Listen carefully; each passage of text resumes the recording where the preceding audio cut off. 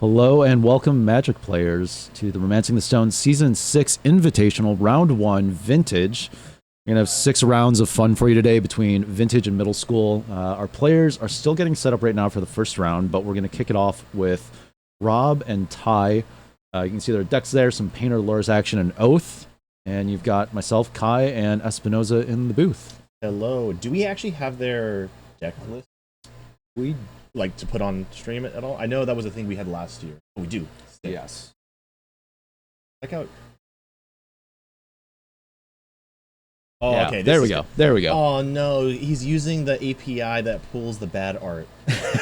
Yeah, can't win them all. There's some good arts in here though. There's some good arts, which is like makes it even more painful. Like there was a chance for nothing but good art, yeah, but instead makes it seem like he went out of his way to just needle people and pick some okay arts. Yeah. Or maybe this is actually the arts he's using. It could be. If he's using the prosperity grindstones, I hope he loses. I think Rob's a better person than that. I want to believe he's a better person than that. I think so.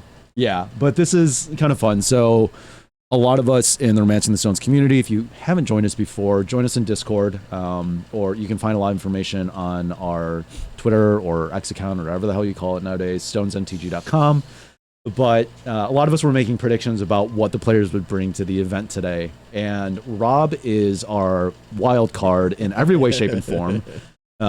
In order to qualify for the event at the end of the year, you have to place very well, usually winning an event, a vintage or middle school event throughout the year.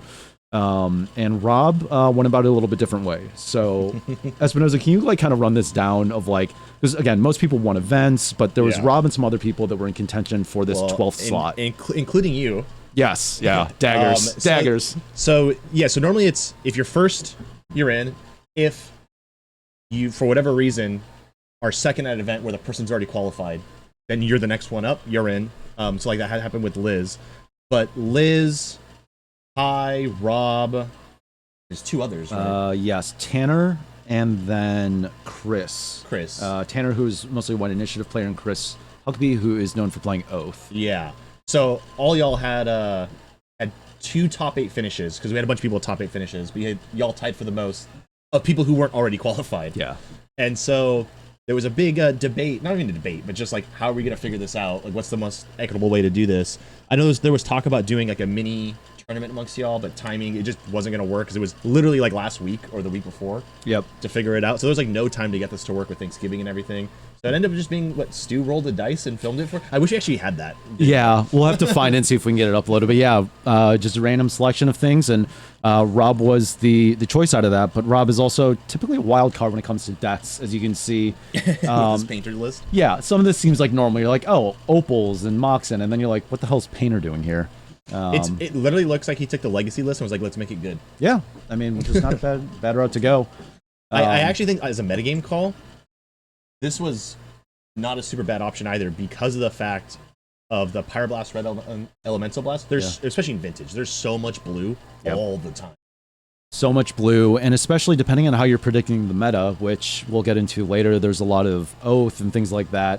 There's a lot of really juicy targets for those blasts. So, which, speaking of which, Ty, his opponent, is playing Oath. Yeah. So, anything about this particular list stand out to you? Because Oath typically is pretty consistent with most of its cards, but there's usually, as with most decks in Vintage, like 3 to 5 card. In the main board, not really. I've seen a lot of people flop on into the Flood Maw. Yep. I like it. I think it's good for the list, especially as like I need to hedge my bets against anything. Yeah. And obviously it turns on Oath, which is nice. But other than that, like nothing here stands out. No Thought Seizes, I don't think. No. I don't see any Thought That's maybe the only standout thing. Yeah. I mean, the Null Rods, I like obviously seeing Null Rod. I think that is something that needs to be seeing more play. Yeah, the main board Null Rod's a little crazy. A little crazy, but I mean, Oath is varied between having usually 1 to 3, somewhere in the 75. So yeah. I definitely think part of it is the fact that, so like the players all submitted their lists at the same time, and then it's an open deck list. So everyone has each other's decks, but there's a lot of metagaming going on of like, is anyone on shops, and which we don't have at all. No, which is wild. Actually, the closest thing, Dan Ursh, who is sorry, I'm just gonna close some of these, see how our players are doing. They've already started without us. Speaking of this Null Rod, the one of against the Painter deck, brutal. Seems not bad. Can't pyroblast that. What does he have in the graveyard? Oh, it's Luris. He has Yeah, Luris. it's just his Luris off to the side. And We're running into the classic problem of player sleeves are too shiny. yeah, you know, that fresh set of sleeves for a new tournament sometimes gets in your way. So, yeah, sorry, we were over here yapping. The players have started, but does he have the Natty Vault key? that would be the most painful thing ever. You know, you're going in all confident, like, Yeah. I'm gonna. Yeah. Yeah, put your big thing in play. I'm just going to take all the turns. But it is. Well, not with the null rod. Yeah, well, yeah, exactly. That's how you're feeling until your opponent goes turn one null rod. But does he have a way to deal portable hole? I guess portable hole would be really his only thing. 'Cause I think he has one in the main. I believe he does. Rob. Oh, there we go. Yeah, he has 2 portable holes, so we should be. He has outs here. Oh well, I mean, he also has the out of just beating him in the face a bunch with Yeah. with some Saga tokens. Let's see here. Well, that's right. We can do.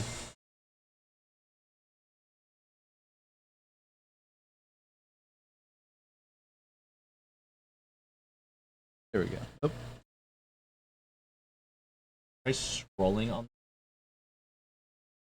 All right. Well, Sort of, kind of. we got a slight. I actually whatever. We have a slight hiccup. I don't want to mess with his settings. But portable hold. The important part you can read. Yeah. You get a way to get rid of a 2 CMC or less permanent. Yeah. Non-land permanent, of course. Probably not too surprising. What are we forcing here? Forcing an Oswald. Yeah, checks out. Because Oswald is, with a manifold key that's otherwise not doing anything, is a really great way to start trying to do something. And if Rob had a Mox, he'd be able to just get his portable hole. Yeah, which is important, notable because the Saga can't get the hole because it's white. Correct. Yeah. So, which is like one of the biggest bait if you're back in the day when Saga was everywhere. Yeah. And you're like, oh, this portable hole is so good. And you think about it, you're like, this doesn't work. Like, oh, man. Yeah. Not surprising that we're fighting over... Show and tell. Okay. Well, might be it. Oh, a welder.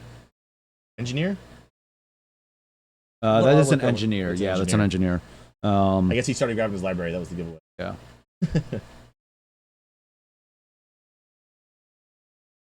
What I think is crazy is with our meta that we have here, it's like really concentrated. Mm-hmm.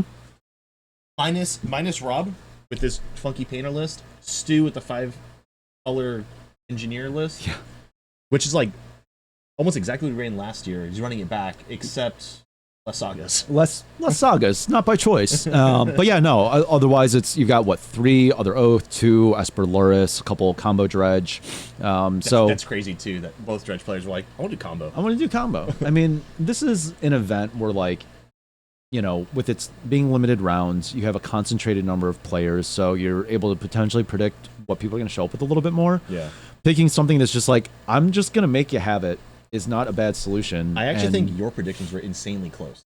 Yeah, I did a great job predicting what people would bring to the event that I'm not playing in, but it really was just one of those things. Like, we have a lot of players here who have done very well, you know, in recent events, or in some cases some larger events. So Chase, who y'all will probably see at some point on stream, placed second in the North America Eternal Weekend recently.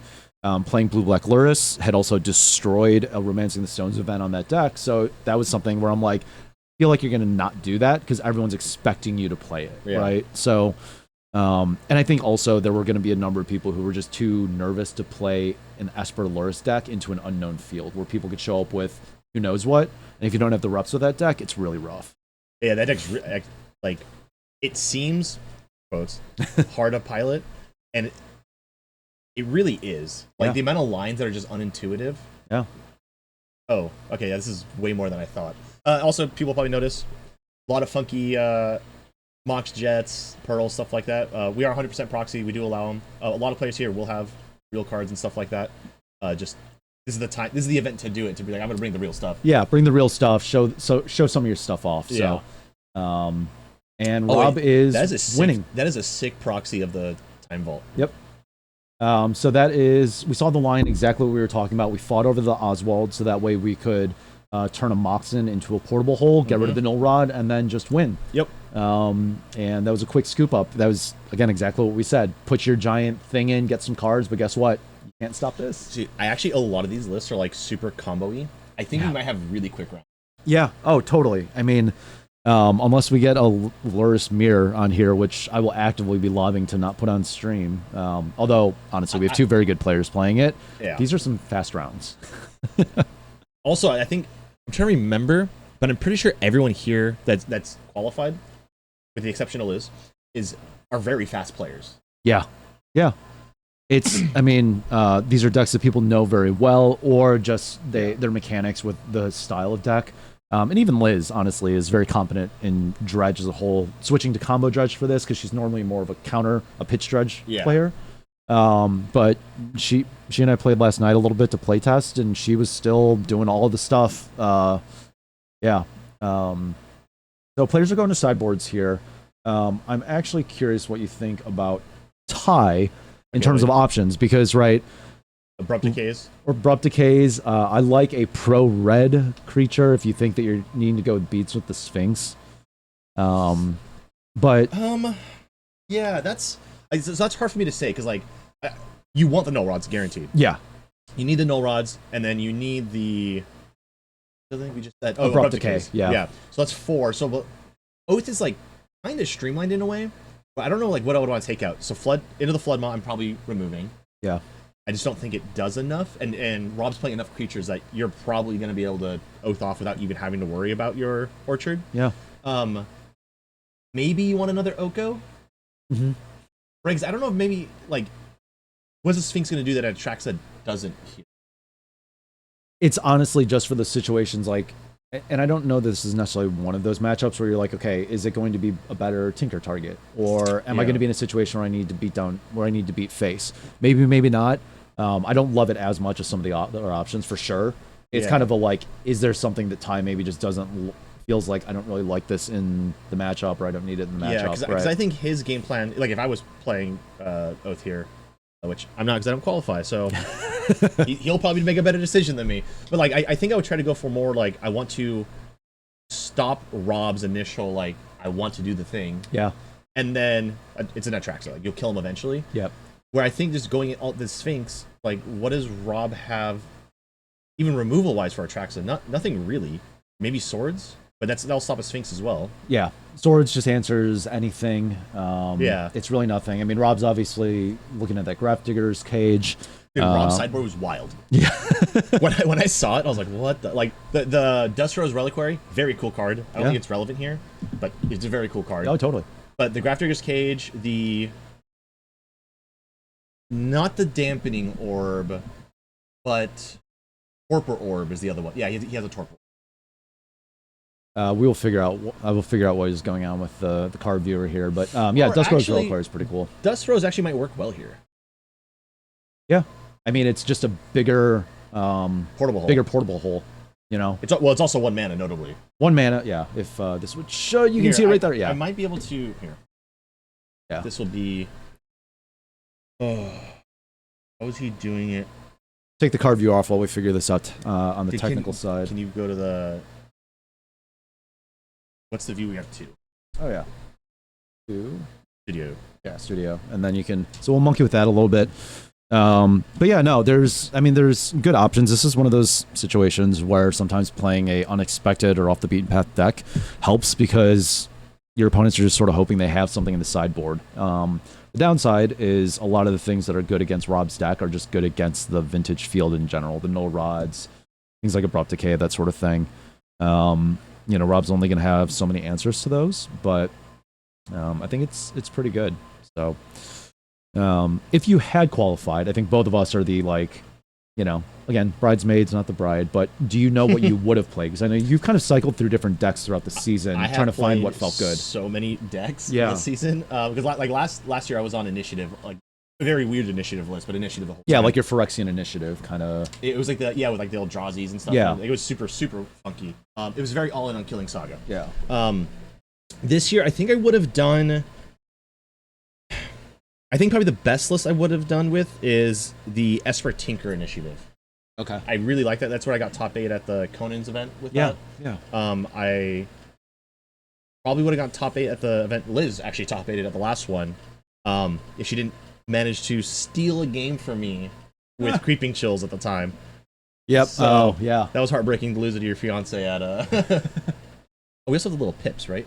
Yeah, I just, you just flipped did it over. Nice. Yeah. So I'm trying to look for where he has here. this. Go ahead and do your thing. But I think Esper Tinker is what I would have gone with. That's a fun list. I think it's good against Luris in particular. Yeah. Because like if they don't stop you doing the thing, the Tinker, it's like pretty close to game, just there. Yeah. And then you have the threats as well, which I really do like with the list. Yeah. What would you have gone on? You've also played a few different funky things. Yeah, I've been cycling through some stuff. So for the last little bit, even pre-Saga restriction, I just wasn't finding decks that like clicked for me. There was a long time. I was the 2019 Esper PO player or Esper Tinker forever. I've won some events with it, placed really well with it. It just kind of like fit. And I think a lot of players who are entrenched in certain formats, like, there's just like a deck where you're like, yep, I love this deck. It works for me, right? Obviously, Initiative was that for you for a long time, right? Yeah. But I just, with Luris and stuff like that, I just stopped finding a deck that really clicked. The pivots to like Jewel didn't feel like the PO decks that I was used to, even though I played Jewel in our last event and did really well, top 8'd with it. But I couldn't quite find a deck that I like both enjoyed playing and could do well with. Grixis Breach was like okay. I played a blue-black Luris deck and like, was undefeated in Swiss for one of our events and then just got absolutely demolished by Tanner in the top 8 in our rematch. But it was like it was kind of what we were talking about before. Every single card mattered so much. I was just tired of playing it by the end of the event. It's actually funny you say that because my top 8 opponent, I had played him in rounds. Yeah. And I crushed him in the rounds. I think it was Alex's name. And then in top 8, I got completely smashed by his Underworld Breach deck. And I was like, man, like I was so confident going in. Yeah. But so yeah, I probably honestly I would have ended up playing Jewel. Because I knew I didn't want to play something like Luris for this. Not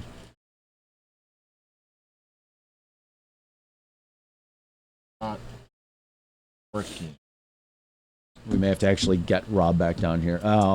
We are seeing an immediate turn 1 null rod again. Yeah. Well, he probably brought in the others. Oh, geez. That's a turn. Yeah.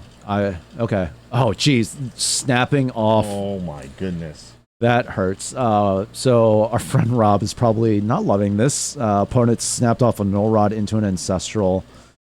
And now can just kind of chill for a little bit. I mean, it's going to be difficult for Rob to really present much that is going to... okay, we have a Fragmentize here. That's not bad. Nope. I didn't see that in this. I don't remember seeing that either, actually, but we may have just overlooked it, or it could have been... I mean, who knows what. All right, I'm not... Oh, what? Did I do it? Did I do the thing?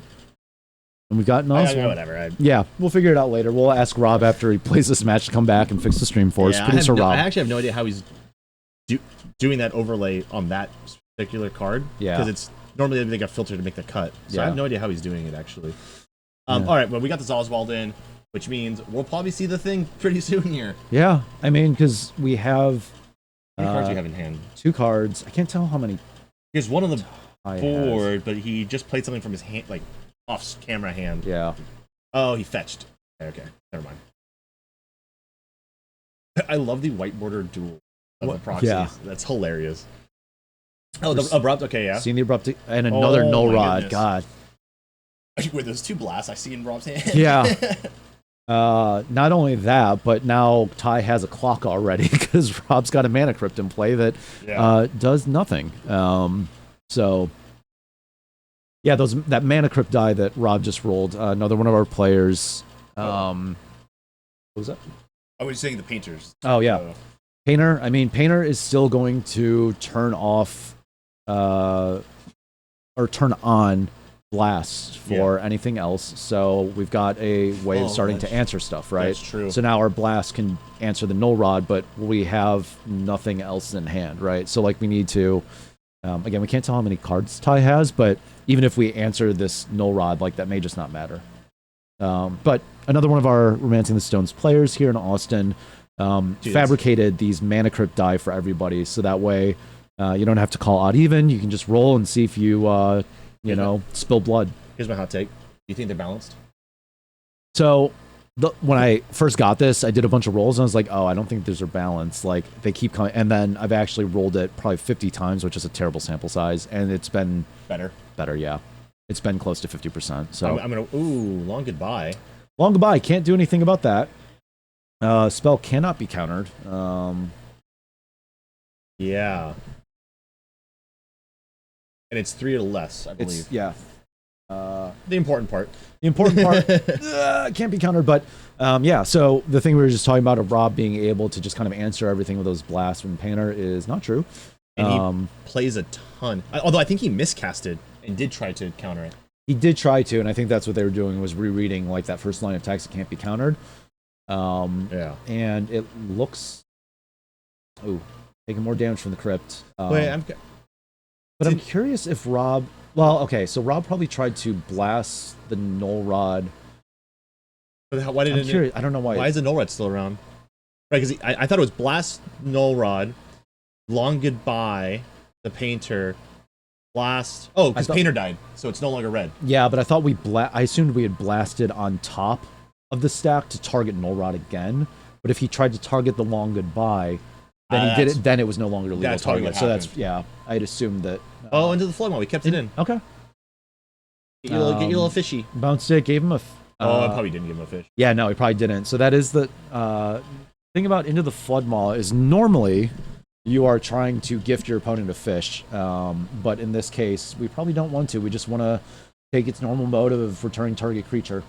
Yeah, I didn't consider that. Yeah, yeah, it has that mode of Oath deciding it doesn't want its opponent to have creatures, but we've got an engineer. Interesting. What does he have in the Painter, which Luris could have brought back? Yeah, I'm wondering if the engineer resolves, if we get the Dusk Rose, and then weld that in. If we have a welder then, or engineer for that matter, to then be able to get rid of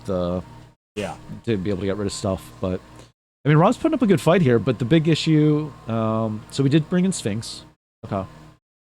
We're getting that. I guess actually now I think about it with the Painter Servant, it doesn't even change.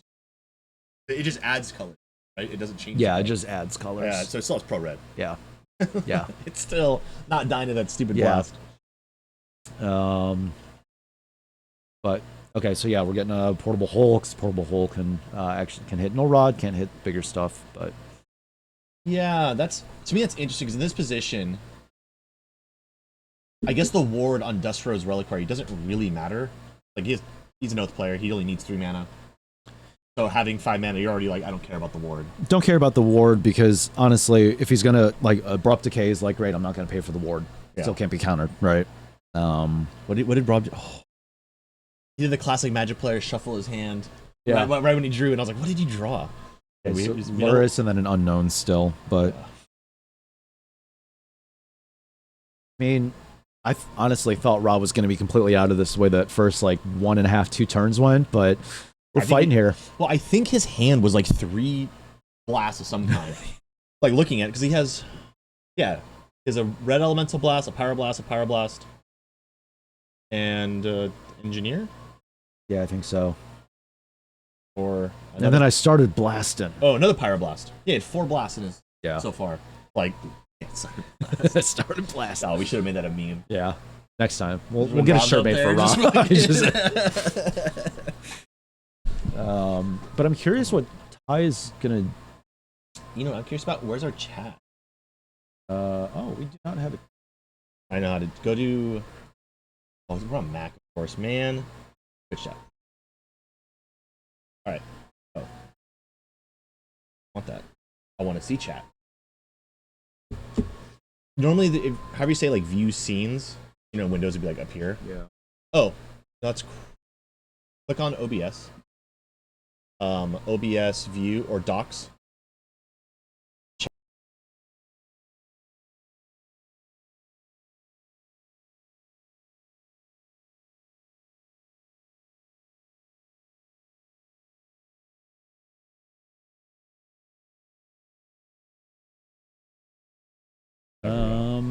Okay.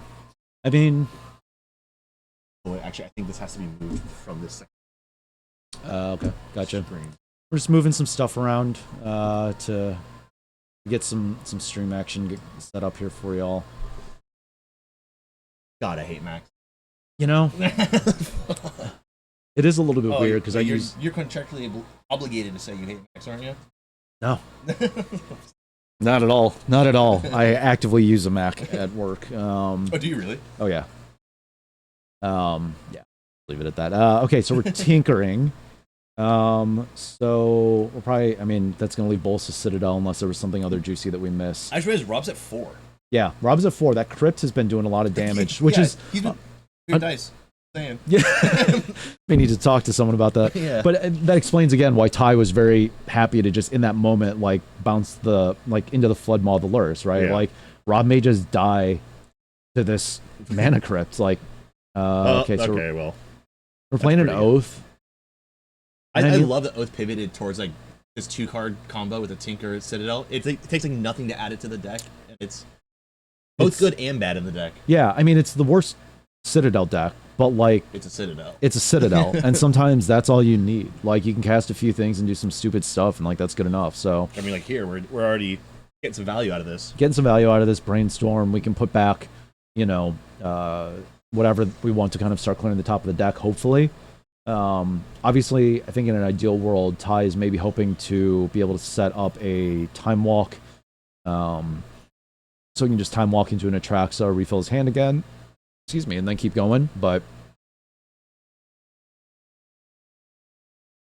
I'm curious because now, like we were sort of talking about, I mean, Rob is. Oh, okay, yeah. We're doing that thing where we just hard cast a 7-drop off the top, or we can't, not hard cast, we cast a 7-drop off the top of our deck, and now Ty is going to be able to filter through 10 cards here, try to find something juicy. Yeah, he's really looking for a time walk here. Looking for a time walk, or I mean, honestly, like I saw multiple Atraxas in there. Why would he pilot like that? You're killing me. When you take the 10 off the top, is. you immediately sort them into card types. Yeah. Just first card he got time walk. Was it? Okay, yeah. I couldn't tell. I saw it was a blue card. I didn't know if it was a time walk, a force, or what have you. But now, considering we're a blast deck, maybe, yeah. I mean, oh, he doesn't have mana really. Oh, yes, he does. He has a fetch up top, hidden under the glare. Oh, yeah. Couldn't tell if that was Fetch or Boseiju, but either way, like we've taken land. I don't believe we've played a land this turn. Wasn't totally paying attention, but we also just have an Abrupt Decay, so that no matter what, if we do or don't have access to Time Walk, blue mana, we can just kill this Lurrus. And now Rob has no source of life gain at this point. Yeah. I just think he's dead here. Yeah. Because if it's a Time Walk, we're just dead. If it's in a... Okay, so we played the Boseiju for our land instead of the fetch land that was in our hand. Because we did... Okay, so that was a fetch land. You want to save the fetch if you can. Yeah, I didn't know... The top. Yeah. I was thinking, do you fetch, see what your new top card is after the fetch, and then play the fetch from your hand or another land from the top of your deck? But either way, I think Ty's going to be in pretty good position here because no matter what he has, he at least has an answer to the source of life gain from Rob, if not a way to just Time Walk kill you. So, yeah, there's the Time Walk. There's no way it's another blast. So we're going to engineer and cast Dusk Rose Reliquary in response to get rid of the Oath. But we're just dead. Unless Rob messed up his life total on the... He may have, but I'm pretty sure that's where we're at. This is the kind of play where your opponent does it. You just sit there for a split second going, what am I missing? Yeah. Yeah. Oh, yeah. Okay. Yeah, okay. We're good. I get it. Rob's hoping you just messed up. Yeah. I mean, hey, your opponent has to remember to turn their creature sideways, so... Except not Atraxa. Yeah, no. She has Vigilant. So we're going to get a third game here. I guess their records are actually 0-0. Not bad. Oh, no. They are 0-0. Hard to be 1-0 in round one, but Just the pips, just the pips. So, Sorry for the yawns. I am dying. I'm like at 4 hours of sleep, if that. oh, buddy, come on, you should be fine. I'm too old. You are younger than I am. Don't say that. Am I? Gotta be. How old are you? 34. I'm 34. Oh, okay, so we're both equally old, young. Yeah. Okay, great. So the point is, April 90. the point is, we're past 30. Yeah. The point is the knees are starting to hurt a bit. Snap, crackle, pop, baby. The hangovers have been getting worse for the past 10 years, progressively. Sounds about right. I'm starting to get milk thistle before I drink, protect the liver. Yeah, you needed all the protection. I love it. Players are going to sideboard. Looks like Rob was making a couple changes here, potentially based on what he saw. Although again, he's pretty limited in terms of what options he has here to bring in. Yeah, like his sideboard's clearly playing to the fact that he's a toolbox deck. How'd it go, Liz? You got it? Nice. Hearing from our totally unbiased our resident dredge player that they have delivered some graveyard shenanigans. Contra quién? Yeah. Oh, nice. Deal first. Yeah. Yeah. Well, congrats. Yeah. Very nicely done.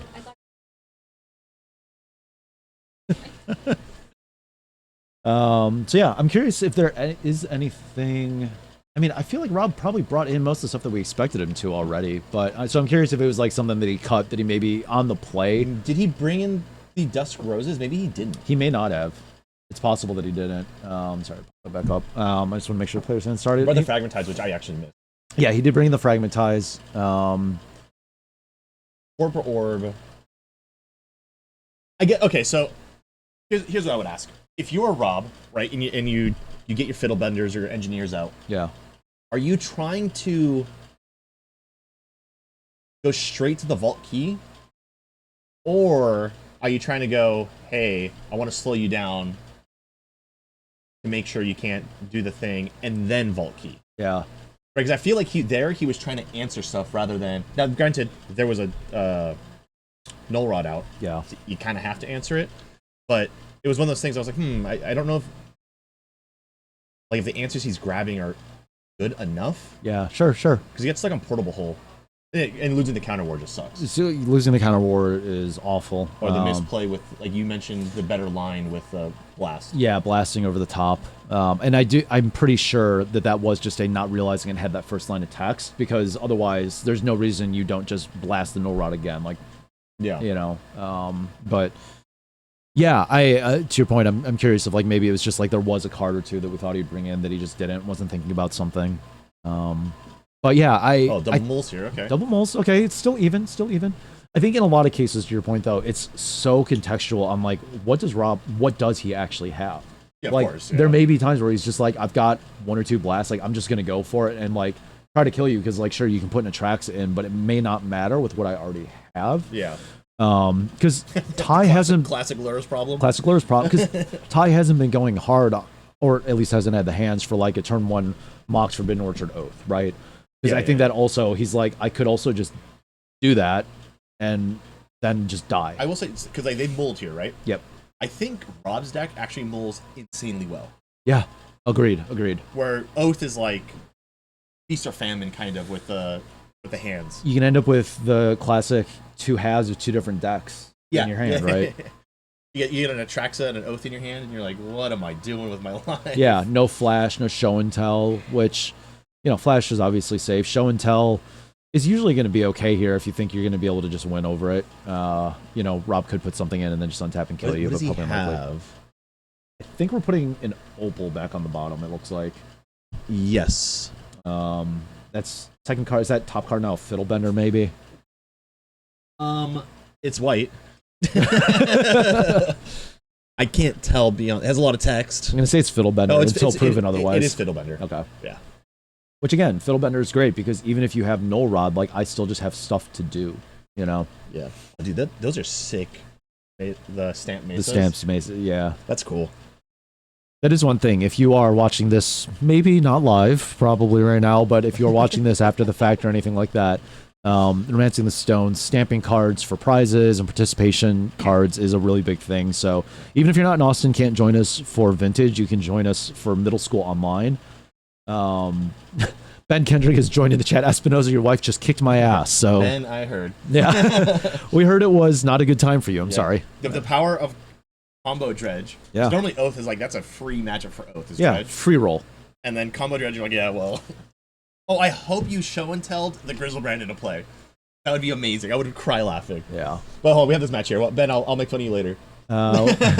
We have Ancestral and Pass, so we didn't draw any Moxen. Ancestral. Okay.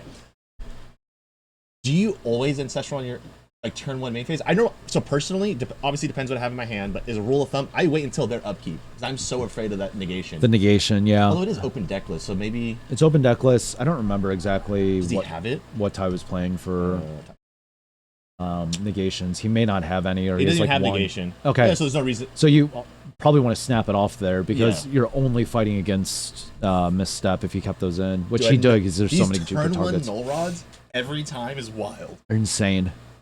This is, it's very good if you draw your sideboard cards, but yeah.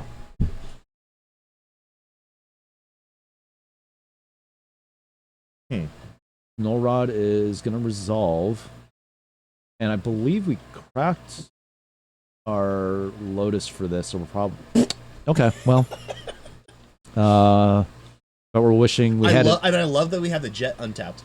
Yeah. Why use that jet? It's already. I mean, this is one of those cases where you're wishing you had an Echoing Truths. Grindstone. Huh? It's Grindstone. Yeah. So he might be using the ugly artworks actually. Rob. Oh, actually, here's what we can tell. Well, you would have no way of knowing what Ty's list was. Right, Ty never, yeah, so I think he's just using the API to pull the... Yeah. Unless he's also using the ugly Okos, then I would... I'll have a stern talking if that's going to happen. But Rob is going to get an earful. Stream is pretty choppy, FYI. Okay, good to know. We will try to figure that out. I can maybe help with that.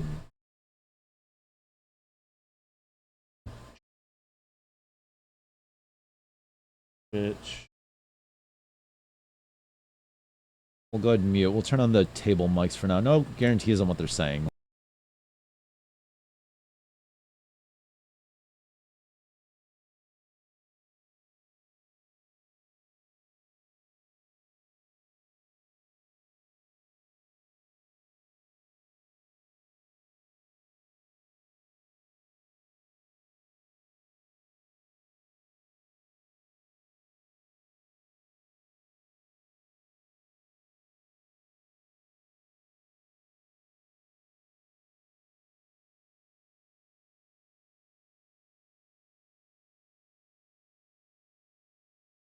All right. Yo, So Ben, let me know if that's better. We changed some settings on our end to hopefully help with that.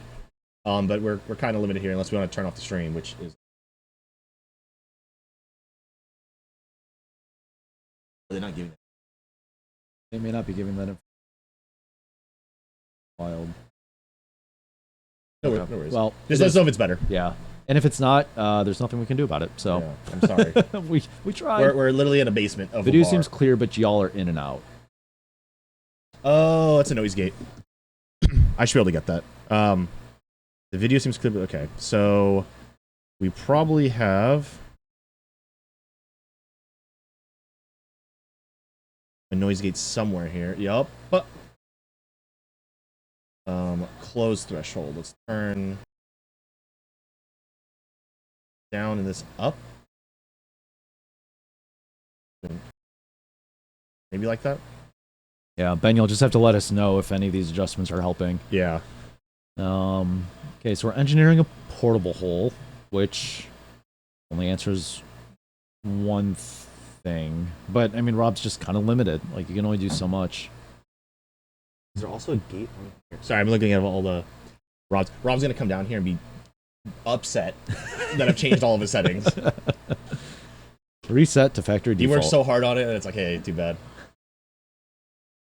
Dude, this double null rod is hilarious. It's hilarious. It's painful. I mean, the only upside for Rob right now, it's less choppy. Hey, Oh, did here. it. Okay, so we're on the right track. I Yeah, think. on the right track. Keep still a little though. Okay. You know, Ben, you're a little choppy, all right? No, you're off The this. one thing for Rob right now is that Ty is not seem to be presenting anything else. Like we're missing land drops. Could be me. I mean, then it's all of us. We're in this together. It's the human experience. Ty's missing on land, so we're not able to present anything else, right? You would go on the subreddit M14 in deep. Yeah. All right, hopefully this is better. Yeah. And there will occasionally be some background refrigerator ice machine music. It is what it is. That's so funny, right? When we're like, is it better? It's like, Just kidding. Tweety, how'd you do? I lost. Who'd you lose to? Tuesday. Okay. Okay. All right, so we got the portable hole switcheroo to get rid of one of these null rods. But we still have another one to deal with. Dude, Tweety, Ty has been on turn 1 null rods every game.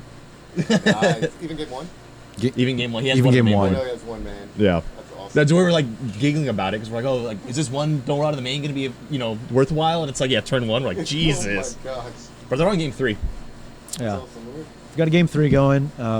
And again, Ty's been stuck on one land. He clearly drew another Mox, so he's not able to present anything. I mean, obviously, if he can just draw another land and play an Oath, like, then Rob's got something to worry about because Ty's going to have a pretty full grip to potentially protect it. But, I mean, he's kind of mana screwed.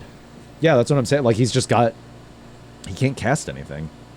Yeah. We were just assuming that turn 1, the double null rod was going to give us enough breathing I will room. say sometimes you have it with the one land and you're like, well, I think this is more powerful for me than my... Yeah, I actually think this is a good position for Rob. Yeah, because now we've got an Oswald to turn. To get rid of that, it's something in play or graveyard? Oswald does plus Oswald, one. yeah, it basically is birthing pod for Stuff. Okay, for- that's it. yeah. Okay, so he can get rid of this useless Mox. Yep. Okay. I wasn't sure if it dealt with the graveyard like Engineer did also. No, but no. I knew it was +1. +1, yeah. Yeah. That's like the nice thing is between Engineer, Welder, and Oswald, you kind of are just like, the thing I need is somewhere in my 60, I'm going to find it. Yeah, this is a super toolbox deck. Like Yeah. the whole thing is just toolbox. Yeah. Stream is a lot better. Let's go. Okay. Hey. It's like we have somebody who deals with this stuff for a living. I actually just found out my boss was like apparently streaming today or yesterday, and I was like, what are you doing? Don't touch the equipment by yourself. So Bad. all right, Rob is going to Painter. Okay. So like now Rob's putting Ty to the test of just like, okay, I've got a Painter. I can tutor stuff up, and either just present Painter Grindstone that you're not going to be able to deal with, or still tutor for something that's going to deal with this other null rod, and then I'm also back online. So this is looking like a pretty good spot for Rob. I don't want to commentate or curse him, but I'm happy if I'm Rob, especially the way this game started out. Oh, I think the fact that Ty's not doing any lands. Yeah. I mean, if Ty had like Because once his null rod's gone, I think it's his game. yeah, but I mean that's the thing though. Like, could this open things up? We deal with this other null rod. Ty takes his turn, show and tells, and Atraxa, but like that's not great. Or because the null rod's gone. yeah, because the null rod will be gone. Or I mean, he's got 15 at 15. He could show and tell like a Citadel and probably cast some stuff. But like, you're not in a great spot if this Painter resolves because Rob's leaving up red, which is usually not good for you. Yeah, so Painter resolved. That is a card draw of fuck me. Yeah. We were unhappy. I'm curious what Rob named. I'm assuming he probably named blue so he can just blast everything. Oh yeah, we want Tweety, we want to get a meme of. Do you know that anyways I started blasting? From Meme Always Danny Sunny? DeVito? Yeah. We want that with Rob with With Red his Blast. dude, because he had like 5 of them last game. Yeah. Still lost, but Hey. Stream looks great. nice. As long as it sounds great too. Yeah. Ben was giving us a play-by-play, letting us know the audio was a little choppy, so thank But you, Ben I Kendrick. think the noise gate was set too high, which Yeah. makes sense. Like I would also set it really high in here, Yeah. but if you can't hear us, then It kind of defeats the purpose. Yeah. We are, for those who don't know, so we are competitors are playing at, and we're streaming from Tweety's Bar in Austin.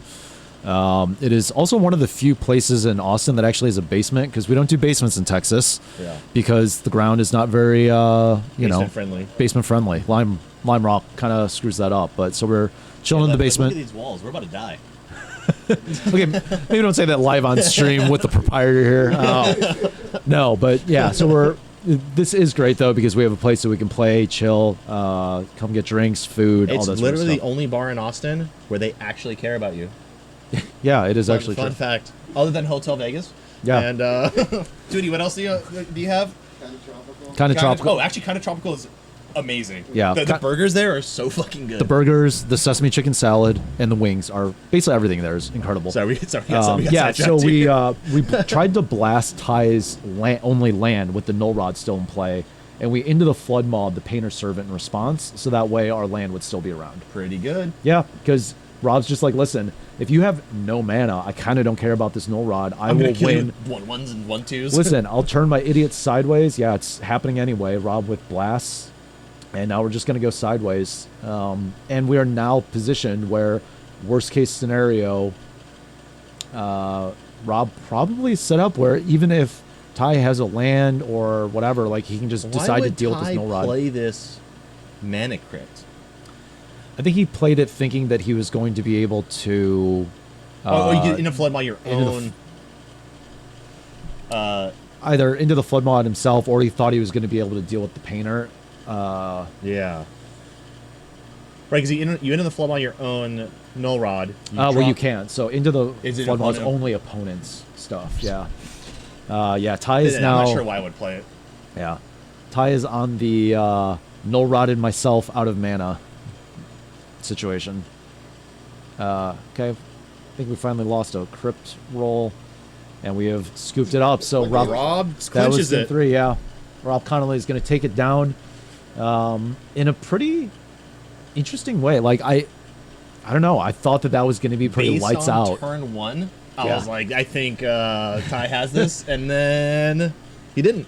And then Rob just said, "Your null rods hurt you more." Yeah. Good game. So Oh, look, see what he got? He got Disruptor Flute. Why would you bring in a Disruptor I don't Flute? even know what that card does. It's like Sorcerer's Spyglass, kind of, mixed with Pithing Needle. You get to see their hand. Yeah, but you can just use a probe if you want to do that. And draw a card. yeah. So Disruptor Flute. It does have flash, which is sometimes kind of nice, but it taxes things by 3 to cast them. So Yeah, I guess on a deck like Oath, where you're kind of lean on the mana anyways. lean on the mana, and potentially is just like, if I can just flute you and deal with like your that sounds a little bit weird, but like just deal with like your thing. Like Oath is not excited to pay 6 to cast Show and Tell, or even 5 to cast an Oath. Like that hurts a lot. Yeah. So I think especially in this matchup, like they're one turn off kind of thing. yeah. Right, so just even that one turn's a huge delay. Oh, the Sick Construct tokens. We also make great tokens. We should sell them. Yeah, we need to monetize some of the stuff that we do, but we have yet to do. So That's true. A lot of our event stuff does go to charity. yeah. Why didn't you guys have... Oh, you can see you now. Yeah, You we guys just- put it in there when the games were happening? Yeah, we didn't want to like But who wants to see like me and All Kyle? that liquor behind nobody you? wants to stare at us when they be looking at Magic Can't let cards. hockey down here. I know, Jesus Christ. I don't think he'll want to, from the sounds of it. Sounds like he's pretty last rough. year, I think he's admitted this to Tweety. He literally took a bottle Yeah. and then gave it to Paul, and Paul asked me, he's like, "What do I do with this?" He was like at his house. He's like, "What the fuck do I do with this bottle?" Because it was still sealed and everything. And Brought it back, I was like, "You should just give it back to Tweety. You didn't do anything wrong." Like, but it was like still sealed and everything and it still had like the. That was the same night that Hockey It's like also, tags, I think they have to get. also took out the sign of the truck. He was so drunk he like leaned on it, or I don't know. I think he ramped into it, but He was hammered and and we're- out of car. That's hilarious. That is great. Why is this monitor turned like? There we go. So now we're both in. A little balanced. Yeah. He's just slowly edging you out of the You frame. need to stop today. Sitting in front of the he's like, dude, you got a great flute. I'm gonna edge you out. Like, what the? Yeah, I got more right now. sitting in front of Boost Swords. I'm Very gonna artistic. have round 2 pairings. in. Okay. So- Sweet. You want to show off your? Yeah, we've got The defending previous champ. Invitational winner Stu You here. have this 3D printed. Yes. This is sick. Yeah, so this is last year's trophy, and I am letting everyone know I am the 2023 champion. Was this Bobby that did this too? No, or did you have a this printer? is my man Etsy did that, but Bobby did the trophy. Yeah, Bobby. Yeah, does all the He does essentially all of the custom card stuff, right? Yeah, Bobby does all our design work, really. Tweety does some of the posters, but yeah, Bobby does all our cards and our playmats that we're playing today. Like, Yeah, Tweety abuses his staff to be like, hey, I need you to stop doing actual work and do I romancing the think stones. can he write that off on his taxes? Who knows? Only one way to find out. The rich get richer, oh no. Call the IRS. Not in this All right, so I'll have round 2 pairings in a sec. I'll tell you guys. Yeah. Cool. Awesome. I'm surprised Stu lost. Yeah. Well, actually, I don't know what he was Well, up who- against. He said he lost to Null Rod. Yeah, so that's like everyone's sideboard but Yeah. the Dredge players. Yeah. Oh, round 2 pairings. Round 2 pairings are going up. The middle school is going to be wild. Because like, you play a lot of middle school at least. Yeah. Yeah. I have played middle school. I am not a fan of the format. So Yeah. Well, you didn't like casting your big Phyrexian Negators? Wasn't fun enough for you? that deck actually did amazing. Yeah, it did. That's what I'm saying. But I went off that deck and I kind of regretted it. I was like, man, I should just go back to this big rock deck with like Spirit Mongers and Negators. It was so cool. Listen, I played against a big rock deck last event and just got absolutely demolished by it because I'm like, I can't deal with something that Was he big. running Ranker in his list? I don't believe So that's the one thing I felt like I missed was like even 2 Rankers would have been amazing because it makes the birds not suck. Yeah. And then it also helps Spirit Monger actually do what you want Spirit Monger to do and hit the opponent. Sure. Yeah. I like it. Well, we'll go to that coverage when we get there, Yeah. unfortunately. Oh, okay. Let's see. Okay. It'll be very boring coverage, I think, 'cause it's going to be like Sly. There's like 6 Sly lists or something? There's 2 or 3 Sly lists for sure. I thought there was way There's more. I think there's 4, but there's like various Variation. flavors Got of it. it. Right? Yeah. All right, who do we have? We have Dan Ursh, I think, Yeah. Dan's on the left for sure. and here. Paul Garrett. Yeah. Recognized tattoo and deck boxes? Yeah. Oh, I'm at anime sleeves. Let's go. Anime sleeves made it up. So I'm assuming both players are 1-0. Fucking Ben sitting in front of the booze storage is very RTS. It is. it Literally, is. that half the reason we do these events is to have an excuse to drink together. Like, let's be real. Flesh rake. It's with no C. Oh, did I? Racker. Oh, Flesh Racker. Yeah. Fleshlight combo shops.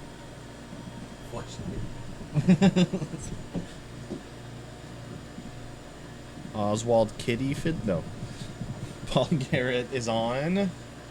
Grixis Breach. Oh, that's right. Yeah, it's on Grixis Breach. I fucking hate the deck too. It's a good deck though. It's really good. And Paul plays it very well. Yes. Although I think Dan's also a big, like this weird flesh rakery combo type stuff. Yeah. Or shops in general. He's also our only shops player, Only shops player, which and asterisk on that. yeah, and he is well versed in playing shops decks though. Yeah. We've got some Let's Go Breach in the chat. Let's go Breach. Yeah. A sentence never said before. Breach is exactly the kind like I pinned Paul was going to play Breach because it's just a deck he loves going back to. He's very good with it. And He it's actually a wasn't great going to deck. play it. Really? He was going to play Doomsday. So, Okay. little insider information. This I knew at least half of the deck list before. Is ready to do any predictions? Yeah. Oh, sorry. You're good to go. My bad. Yeah, like half the people told me. So I knew going into it, like what people were playing, and so Yeah. Paul was on Doomsday, and then he played a ton of matches with me and Liz on Doomsday, and he was like, "Yeah, this deck sucks. Like, I just don't want to play it." That being said, I don't think Doomsday's bad. No. But he just didn't feel it was good for the meta because like he knew a lot of these decks going in. I did not tell anyone who told me the deck list. Yeah, no. anyone else. Keep the information quiet, but just have the information. Yeah. But Liz is the only one who accidentally knew because she didn't know she was going to play until this week. yeah. So And honestly, I think everyone here is like still on the up and up enough. Even if they had a little bit of information, they weren't going to intentionally metagame based on knowledge they gained that they shouldn't necessarily have. yeah, like it's so weird because it's like both hyper competitive and crazy friendly. Yeah. Also, turn 1 ring is disgusting. But that's what shops are for. Yeah. Paul's surprised probably going Paul- to force this. If he, yeah, I'd be surprised if he didn't have an amp. There we go. Yeah, Okay. I did. Yeah, we saw Hull Breacher. force Hull Breacher because which you need that. But yeah, so Dan is starting off doing what shop decks want to do: cheat on their mana and their casting costs. And Paul's going to vamp here. So What do we? Not knowing his hand, I assume it's an ancestral. Yeah, I mean that's like my default choice here. If there isn't like, oh yeah, I just have the win wrapped up. I mean, obviously he could just be like, yeah, I actually am just gonna like get a, I don't know, Mana Crypt and Tinker. Yeah. But we'll see what's up. We've just got a web. What's up? What's up? You made it. Are you guys live? Yeah, we're live. Yep. Round 2 is going. So no gamer words.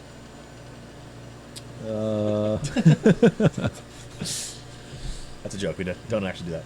Let's see what we got here. Bridge incidents. The fuck am Yep, I, what we am I have- oh, Lotus Petal. Mana Crypt Tinker. So it's, I'm assuming that we vamp for one of those cards. And we're going to just Tinker for Citadel from 17 and have a it's land drop to give. It's a Mana Crypt. Yeah. And we're I just didn't going even to know do we made that art. I assume. I couldn't tell you. Yeah. Paul making sure we know that that's a bold Citadel. Event promo. They They ran it out this morning. That's cool. Yeah. Yeah, So Liz players. got one? Yep. Yes. I'm so mad right now. all of our competitors got a promo, like a RTS promo Mana Crypt, as well as a playmat, which I'm sure at least one of the players will end up using the playmat on stream potentially. But yeah, there's always cool swag for all of our competitors, and Jesus, off the top. drawing an Ancestral is pretty good. No, does he hold? Let's see if he holds prio for it. Yeah, so it looks like we held priority for our Git probe to cast the Ancestral. Oh, there we go. Yeah, And yeah. yeah, he's creating the stack of things that I will eventually do. But Also, a very cool Japanese foil Citadel, courtesy of me. I was gonna say, where do you get? I wonder where I got that from. Okay, so we're just drawing our 3 here, and then we are going to have a new look and then probe. Yeah, I would be shocked if Paul doesn't do the whole prio stuff every single time. Like, You have to. Paul is an extremely technical player. Where, well, I'm gonna be honest. Like, I play a lot of Tinker, Citadel. I don't even always do it. Oh, Sometimes I'm just like, yeah, I'm gonna rip it. Like, I will say I played enough Legacy Storm back in the day, like TES and Ant, Yeah. where I'm so accustomed to casting spells and being like hold priority. yeah. But I'll- Citadel, like there are times where holding priority with your Citadel can win or lose you the game 100%, and match. yeah. Because it is the difference of like, can I clear the top of this deck or set it up? Like, I can just put a Moxen on top, play a land off the top to clear like through more cards. So Paul's doing a good job of that here, setting. He's digging so deep here. Yeah. I don't. So he drew another card. I don't know if that was off the. Okay, so we're finishing our brainstorm here. He still has this probe. The probe is still sitting there, and I'm going to assume that with all the cards that he's drawn and whatever he still had in There's his no way hand, Dan does much. no, because he's just going to set up his deck so he can either play whatever he needs to win off the top of his deck, or he's just going to clear through it. Yeah. I mean, Yeah, I mean, he's definitely going to be looking for with this many cards. You just do the Lotus Breach and Lotus Breach, and yeah, you're, I mean, you're there. yeah, it's your opponent can't stop you from doing anything Especially right now. Dan's deck. Yeah. Oh, Rough. triple Flesh Raker. Oh, Oh, playing. So here's the thing: had I like this is open deck list, I know Paul's on this Breach list. yeah. I'm slamming that Chalice on 0. 100%. After my One Ring doesn't resolve, Yeah. I just slam the Chalice on 0. Yeah, because it really fucks Paul up pretty bad. Yeah. Well, because No. then if that had happened, he wouldn't have been able to play the Mana Crypt, to be Yeah. able to Tinker, to, you know. And we're assuming that Paul probably only had the one Force available, so. Okay. We are. Counting Storm. Yeah. I'd be. Like, Paul has to just hit some, like, rancid bricks here to not be able to do this. Like, hitting a Ponder. He is playing a 4 What is, Ponder. what is he? He has a Force in there. Yeah, I missed what the other 2 cards were. Is he on 4 Ponder? He was, I thought. He's the only deck list I didn't build because we played a bunch against it already. Yeah. I was pretty. Oh, I he's thought on he was 4 on Ponder. 4 Ponder. You're right, 4 Ponder. So yeah, to brick would be tragic. Yeah. Oh, yes, you have to click it. My Yeah, bad. you gotta turn it off. But waterlog teachings, yeah. So this This is yeah. Now we just do our thing. So waterlog teachings is Great new card. yes, it's a great new card. It's like kind of weird though because in like it's so good, but then it's so bad. In some cases, It's it is a expensive. land. It's 4 mana. It's 4 mana. It is a tap land on the other side, but it lets you get an instant or a card with flash. So your Hull Breachers are tutorable with this. Yeah, so you get Mystic into Brain Freeze into Game. Yeah. Which, if you had played the I guess. Well, let me think. Hold on. With the amount of mana Paul has. No, if he had done the chalice, Paul wouldn't be able to kill him this turn. No. Even if he otherwise storms for a bunch, right? Yeah. It's there's not enough. He wouldn't have the mana to do some of the other, like the double brain freezes and stuff like that to get through the deck. Yeah.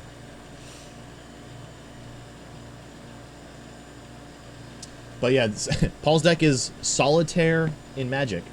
It is. Yeah. To be fair, actually Dan's is too. Yeah. There's a lot of solitaire going on here. I mean, Paul at least has interaction on the stack, but Yeah, if I was Dan, I'd just go get a drink, sit back down, see if Paul's done with his yeah, thing. yeah, Time Twister, that's game. yeah. Like, Well, we're gonna Twister with Hull Breacher out. Now we have. I mean, granted, we're casting spells off the top of our deck instead of casting them with he'll mana, have but so much shit that he may be able to just double Citadel him true. Yeah. after the Hull Breacher gets all the tokens. Yeah. Time walk, okay. Time walk, so that way we don't have to pay the life because we are at 6. But I don't know what else Paul. Storm for 13, so that's 3, 9, 39 cards Yeah. out of Dan's deck. No. So we're going to our time walk turn. We're casting. Oh no, we just pay. Okay, so we we're, use the Citadel. So Yeah. we're at 3. we're at 3 going into a time walk turn. Our opponent can't do anything. Seems like an okay spot to be in. And we have all these treasures. Plus, I mean, we're not casting anything else off the top of our deck probably at this point, but I'm feeling pretty good if I'm Paul. Yeah, I'd be He not has upset. This is turn 2. Turn 2, yeah. Love vintage. Just finished. Seems okay. Yeah, just exactly as Justin said back here. Just vintage things.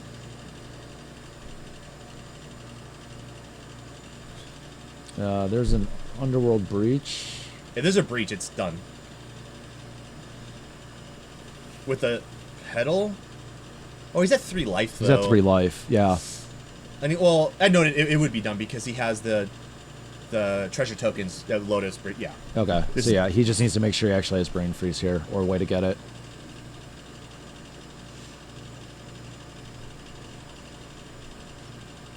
Which Well, you just breach Time Twister again if you have to. he doesn't have enough cards in the graveyard right now for it. So even Oh, if he that's right. sacks Petal and Black Lotus, he Lotus. only has 2 cards yeah. to exile. You can Citadel. Sack a bunch of permanents, put them in. Oh yeah, that gets into the permanent count. Yeah. Yeah, well, You have 6, 7 treasure tokens plus these artifacts: the Lotus, the Petal, and the Jet. And you can basically sack the whole breacher at this point. It's Yeah. done its due. yeah. So The problem is though he's on his extra turn, so he's got his lands on tap. I was gonna say, but does that Okay. allow him to generate enough mana though? But because obviously he's only putting 4 actual or 6. I forgot he had Moxon. Never mind. Yeah, well, as long as he'd he be okay at this doesn't point. sacrifice the whole breacher in that transaction, and he flashes back the Time Twister, Yeah. he'll have 7 or treasure tokens again. Yeah, yeah. So I think he has multiple lines here. That I was more just thinking that he was Yeah, going to okay, be there we pinned go. on. He was going to be pinched on cards in the graveyard because the treasure tokens, even though they allow him to sacrifice enough things Is- to is Dan gonna- Citadel, is Dan it gonna make doesn't him play it add. It could be that Dan just doesn't know the deck very well. He just wants to see what Paul has. Yeah, very possible. Okay, sometimes I'll do that. Like if it's not open deck list, I would do that. It's like Yeah. I have no idea what you have in your deck. I want a better idea. I'm gonna Yeah. let you know your deck. Yeah. and then I'll take a peek. I mean, it's that, and also Dan may just be saying like, I'm going to let you do your thing, like have fun, do the breach thing. Well, that's right? true. We're on camera. We may as well play it out. Content for the viewership. That's true. Because I'd imagine there's a lot of people that aren't super familiar with vintage. Like it is a niche community. Yeah, I mean, Which is hilarious. As a Moto, it's like the cheapest format yeah. compared to Legacy and Modern and stuff. It's so cheap. Okay, so Paul and Dan finished talking through what was going to happen there. Yeah. Paul picking up the win, but this is, yeah, that is a thing. So we mentioned at the top of the stream that this is a split format event between Vintage and Middle School. So we have some players who they have just played more, of one format than the other. They may not be particularly familiar. Probably more so with Middle School is going to be the one that a couple few players here are familiar with. But yeah, so this is Paul's breach deck. are you like? I mean, we've got a braid. I can't tell what are those cards at the top. Fatal push. Not doing. I mean, Pithing Needle stops mana abilities on creatures, correct?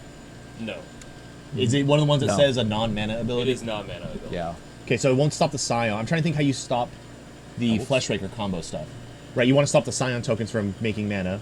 Paul can't. So, I'm going to be honest, like, Fatal Push is okay, but the problem is, like, the Fleshraker's 3 mana. So, Paul doesn't have a lot of great ways to trigger Revolt Yeah. on Fatal Push. A Braid is probably not bad against Dan's deck. It's an artifact-heavy deck. Is that a Mindbreak Trap? Yes, Mindbreak Trap Singleton. Singleton Mindbreak probably- Trap. Yeah, Yeah, that's on the probably, draw. that's maybe not a bad option either. Especially if it's like he's using the Sensei's top combo to like constantly be playing Fleshrakers Yeah. or the Fleshraker triggers. Exiling it would be a big deal. Although I think Dan has 2 tops in his deck because the 2 tops together can also combo. Yeah. Oh, naming. Yeah, there we go. Yeah, someone mentioned that naming Sensei's top can help. Just, yeah, it would slow your combo down to like get rid of it. I think Paul's a pretty good matchup here as is. Maybe bringing the negations just to stop the One Ring. Stop the one ring. I mean, there's a lot of things that it's not just the one ring, but there's a lot of things that like he has that could just like really make it pretty Graph difficult to Diggers, call. very good here. Yeah. Graph Diggers are good. That's it. Yeah. Because Paul plays like no multicolor. The Elemental Blast will stop Waterlogged Teachings, and I think that's it. Destroy target multicolored permanent. No Lavinia's here. Yeah, it's Waterlogged Teachings or nothing. So. Oh, maybe Dismembers for the Hull Breacher. Because Paul's thing does kind of rely pretty heavily on the Hull Breacher Time Twister to get a ton of treasure tokens. Also to hose your opponent, like it completely smashes them. It could. I think it's one of those situations where it's like, how much does Dan have that he doesn't want in the deck for the Dismembers versus... I would think I you would know. cut the Metamorphs. Yeah, I mean, there's really nothing that your opponent's playing that you're like, unless Yeah. they like play Citadel, brick off, and then you metamorph their Citadel, but it's pretty low Well, Metamorph is pretty probability. important to your own combo in this deck. It helps with Fleshraker. Yeah, Copies Fleshraker, copies One Ring and resets it. He does have a Dak Faden too. Oh, Paul does play Dak Faden. yeah. So I mean, Needle for that. Again, it's I think Paul's list is just set up so well for this matchup in particular. yeah, It just does the thing so quickly. yeah. Although I would love to see Dan pop some Fleshraker shenanigans. That card is so stupid. Yeah, it would be cool to see this. It was the first time we saw the deck, obviously based on when printings were released or whatever, was at the land that the Team Sirius crew puts on once a year. It's like a invitational closed event that they do, and there were a number of players that were bringing a version of this. I don't know how much it's changed or refined over time. I haven't really paid attention to it, but it was very cool to see that going off. But looks like our Fleshraker player is going to take a mulligan here. Paul kept his hand, it appears, so we'll have another game here.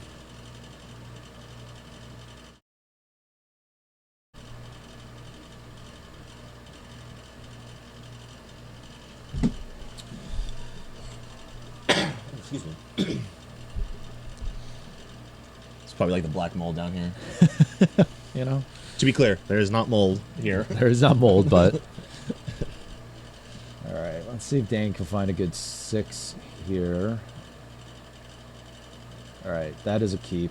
We're moving quick too, so we probably have probably pretty happy with this on 6. It seems like, and what do we got?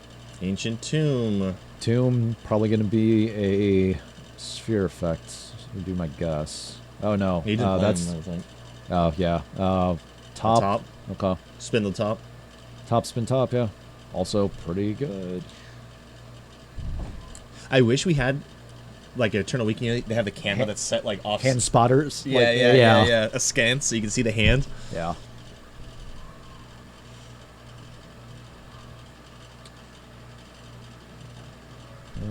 Making sure we're happy with this and gonna pass it back, so. This is okay. It is tough, though, being a shops deck that isn't, like, stopping your opponent from being able to accelerate their game plan turn 1 when Paul is playing a deck that can just Yeah. win. Like, Yeah, I actually that was a kind of a wild choice. Like the deck is good. I like Dan's deck quite a bit. It's very fun to play. Yeah. But I agree that in a format where combo is so prevalent, especially lately, playing a deck that has essentially no interaction is a crazy call. Yeah. Oh, okay. Well, we got a Flesh Raker here. Yeah, Flash Wrecker. It is tough though, because like Dan's done very well with these like combo shops decks throughout the year. Right, well, Okay, yeah, getting forced, not surprised. No resolvers. looks like he drew the mental misstep, or does have enough blue cards in his hand and wanted to keep it for something better. Could be. Could have gotten rid of the top, Yeah, yeah, which is kind of important for this Dan deck to like really go off. yeah. To your point, yeah, if he had no other blue cards, or they were like he's holding Ancestral or something, like Tinker, and he's Yeah. just like, Yeah, I'd that's my rather game do plan. those. Yeah, if I can stop one thing and then just untap kill you. Force of Will and Force of Negation. Graph. Bet I wish he had that fucking mental misstep.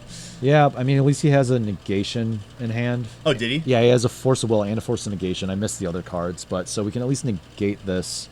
But then I think we were shields. Again, I don't remember what else was in his hand. He's low on cards already, too, with all these pitch cast. Okay, so he probably has another blue card. probably has another blue card for the negation. Although, why wouldn't you just negate this and save the Force of Will? Right? For kind of whatever, right? If Yeah. another Flesh Raker tries to come down or something like Or that. the weird yeah. chance that he's doing something on your turn, which I don't think his deck really does, but No. you save the life, you give yourself more flexibility. What happened? Did a sleeve split? Yeah, I think so. I feel bad. These are my sleeves. Sabotage. Yep. Saboteur.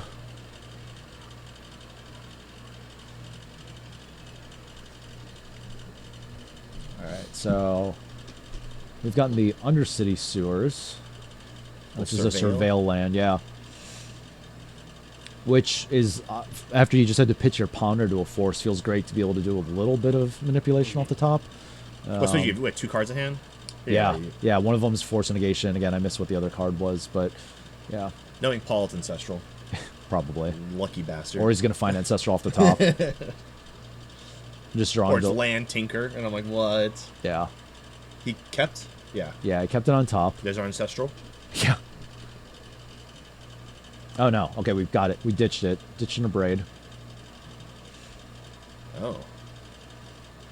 Okay. Pass. Yeah. He's probably figuring, like, he can't afford to be defensive and just sit and wait.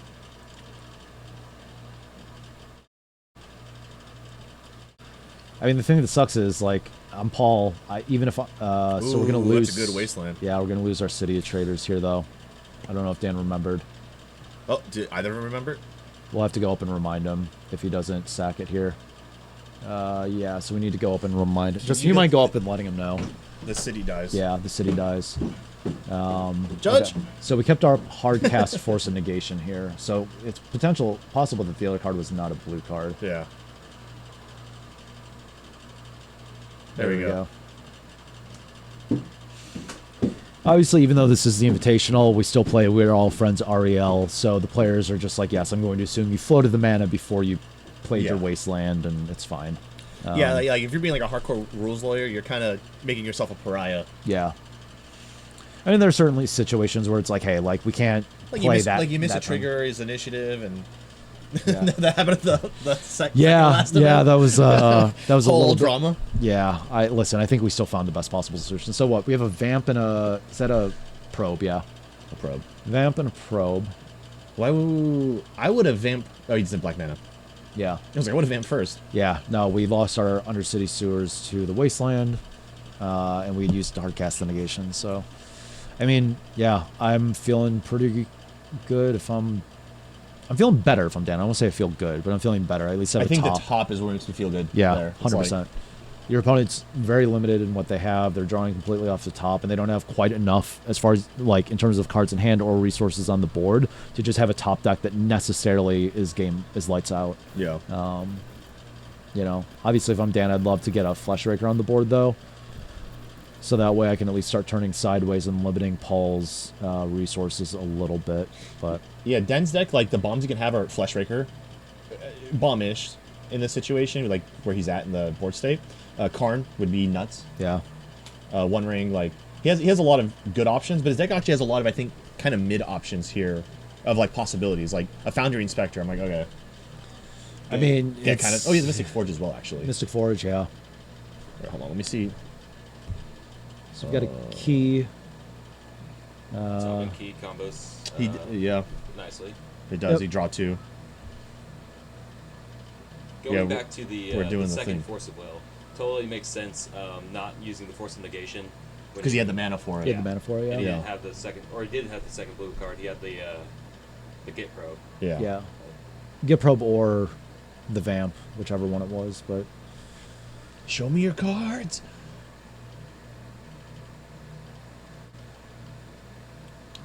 What do we? Oh, treasure yeah, token. treasure token because we hold retreat in response. So, okay. I mean, Yep. Well, now Paul gets to do the thing. yeah. You get a time twister here. Yep. You get a Twister.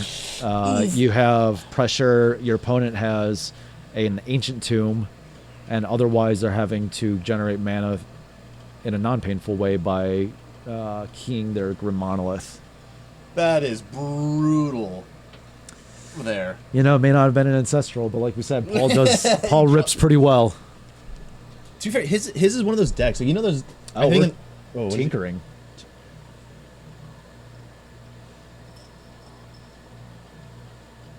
That is surprising. Yeah, I think I would have just gone for the time twister. Yeah, Twister pretty much seals this game away. I mean, it's not that Citadel's bad here, but I think we're like being fancy with our play here. Yeah. Well, he may want his graveyard actually. So you maybe want to try to do it this turn. Sure. In which case, time twister kind of fucks you there. Yeah. Okay, this is a land. I'm gonna giggle. We've played our land. Yeah. And he got Citadel. Attack for 3.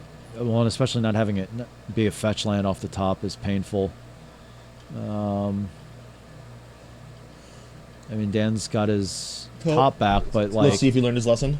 the problem is we're at 9 now, facing pressure. Yeah. Like, and our only real mana source is requiring a lot of work. And this should be. This should wrap it up at this point. I mean,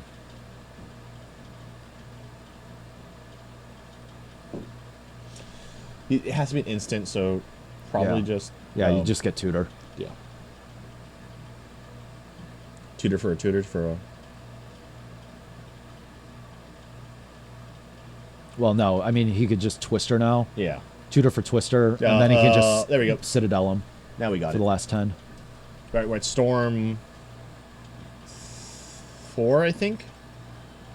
So you tutor for the brain freeze yourself. You probably have it with the breach here. Oh, I wouldn't even bother doing that. I would just Mystical Tutor. I would just cast my Mystical Tutor. I would get a Time Twister, and then just Citadel my opponent. Oh, yeah, actually, yeah. Yeah. You're right. Oh, does he have enough non-land permanents? No. I'm sure he would get some. He but- would, yeah, because he'd have 7, 8.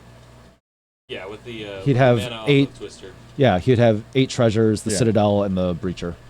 So he'd have exactly 8 10 treasures. Yes, Yeah, yes, he'd have yes. 8 non-land permanents, or 10 non-land permanents, 8 of them being the treasures. So Yeah, but this is way cooler. it is. I'm not going to deny that. And listen, we're here to Honestly, style on him. I think Citadel is the cooler play. You never get to see it.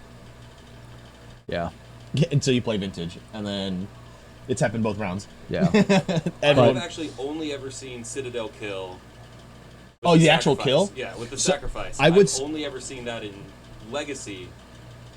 I would say that Paul's deck, I think, is the only one that can viably do the Citadel kill Mm-hmm. because of the treasure token generation with the Time Twister. Otherwise, it's just not possible. If you're at that point, like I almost, when Liz and I were testing last night It's on like way Oath, more. it was just because both of us were drawing terribly, so I just had a bazillion permanents. But yeah, so Paul's just going to go through the motions here, and we tinkered for a Lotus, so we're going to end up now going through getting the brain freeze and doing it this way. But As a true Legacy player, he has a stupid little Storm mana counter. hey, things. I've got them too from RK Post. They're great.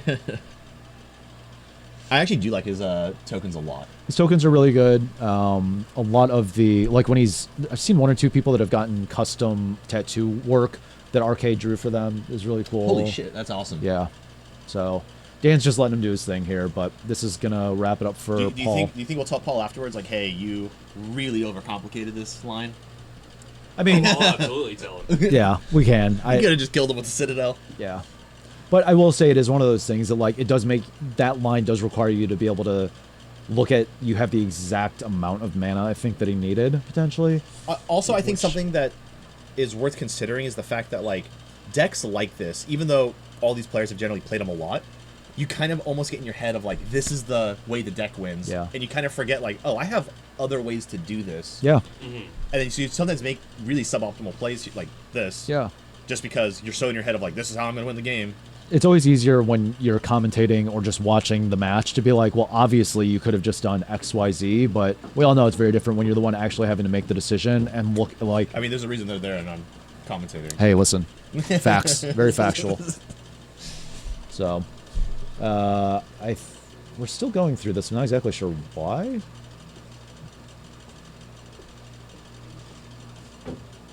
Yeah, I don't know either.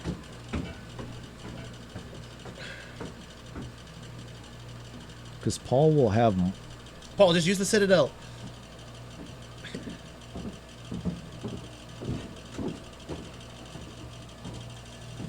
Because I don't think there's some wild thing that Dan had to bring in that he's going to cast and randomly Bobby. stop this. We have a resident artist here currently.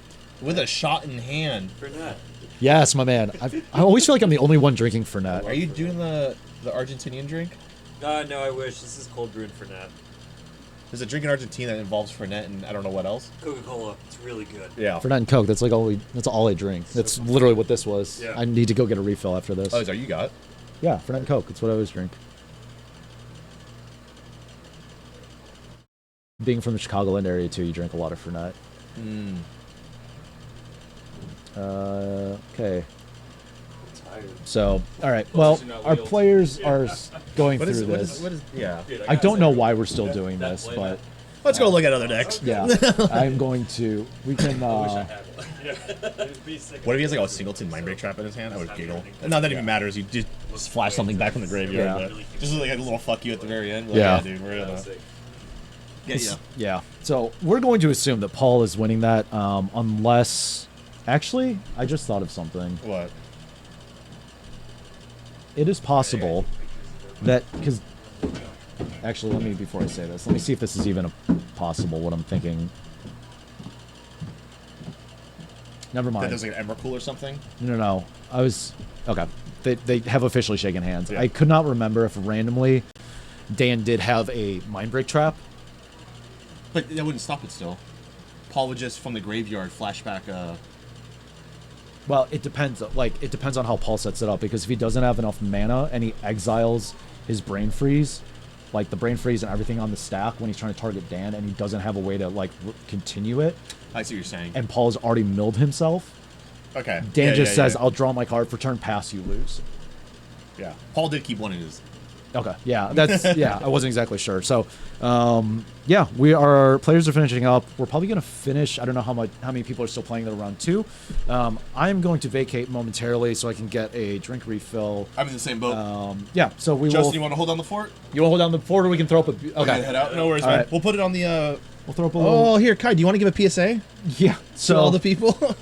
how did round 1 go? So round 1, we had. Rob and Ty. Yeah, we had Painter and Oath Oath. versus Painter, which you definitely want to go back and watch. Painter was able to pull that one out. We thought it was going to look pretty bad for them, and then we just threw a null rod in all 3 games too. It was multiple super null impressive. multiple null rods too. Yeah. Yeah, and then we just finished up Fleshraker combo shops against Grixis Breach. Breach was able to take it down, but we're going to take a little break. We'll come back for round 3. Even though we are not playing Old School is another format that we tend to play a lot in Romancing the Stones, and one card that is very pinnacle, very important to the format is Chaos Orb. If you're not familiar how Chaos Orb works, we have a little PSA for you, so we'll let that roll.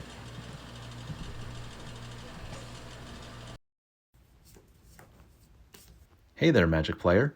Looks like you've got a match going on. Did we keep a good hand? Let's see it. Show us. Oh, we've got strip mine and a mind twist. Our opponent is not going to have a lot of fun in this game, are they?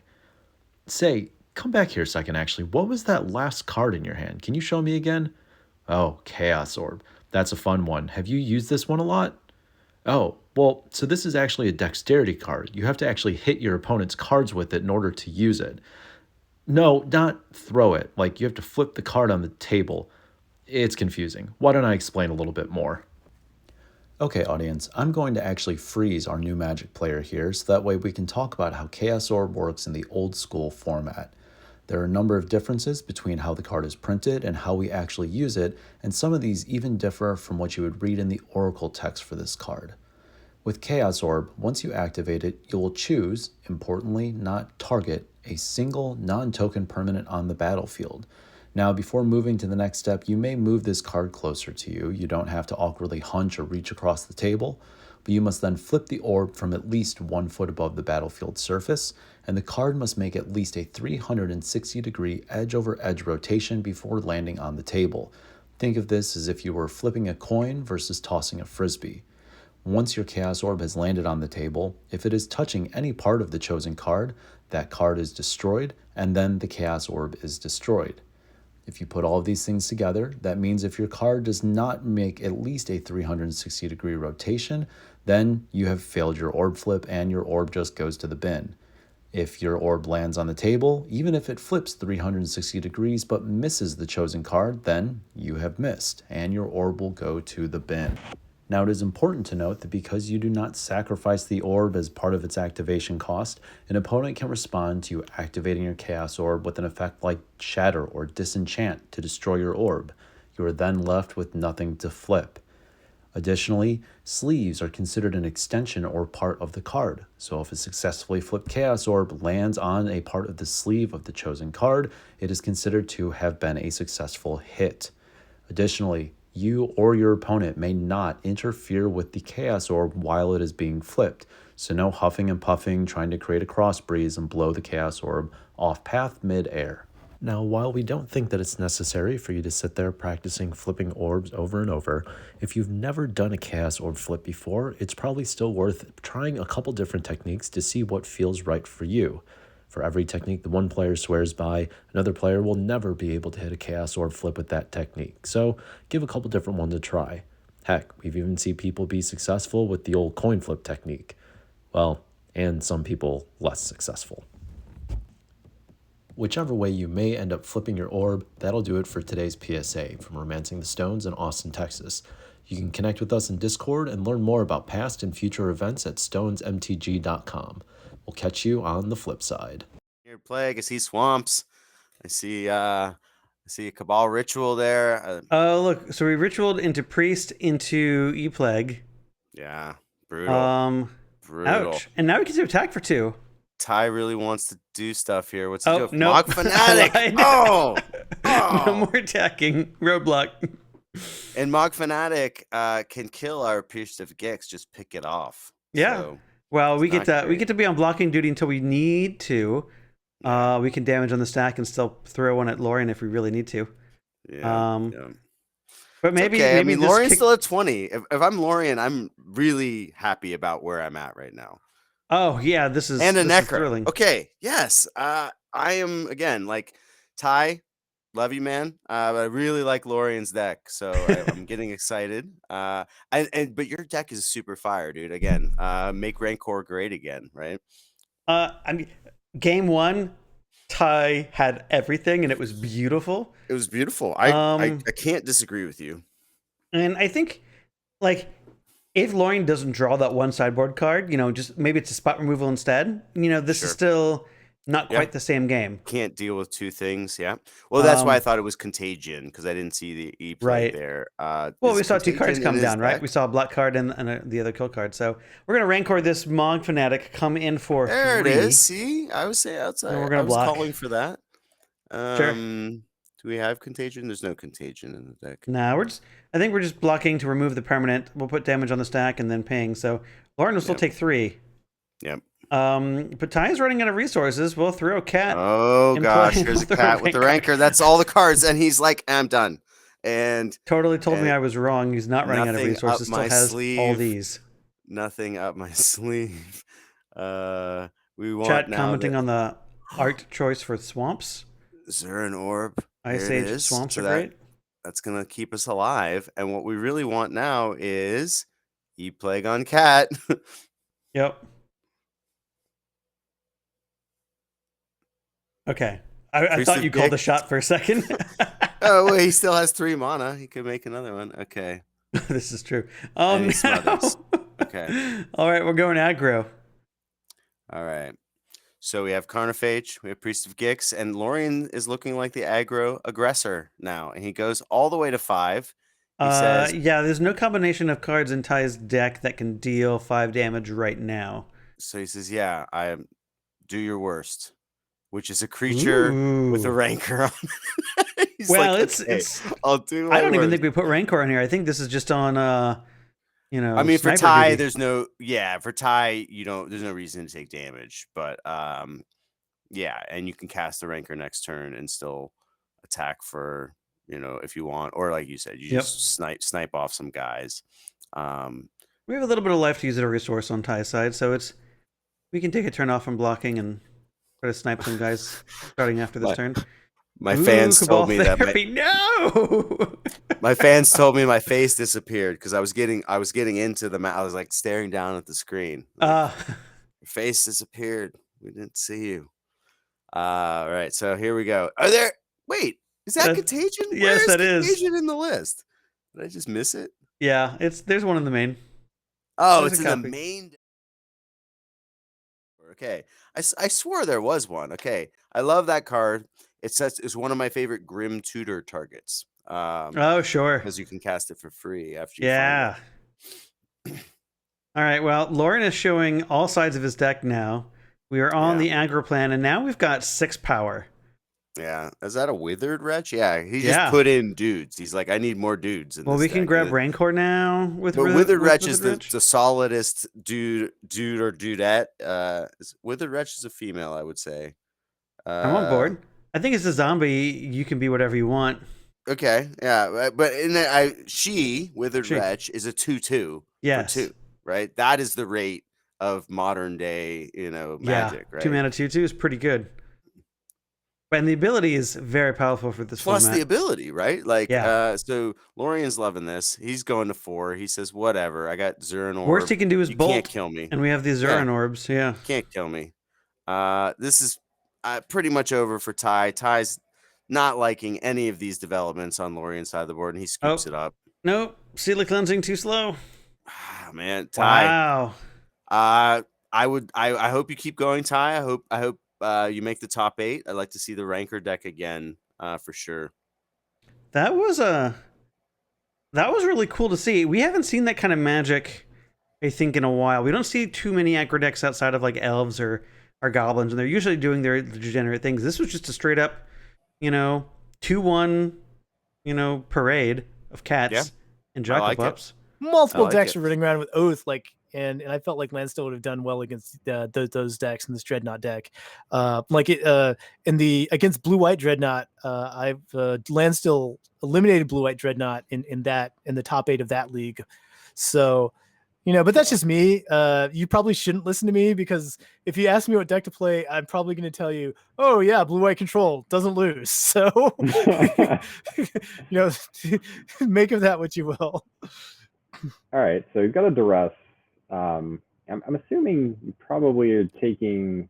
Well, I don't know. This is interesting. What's the green card?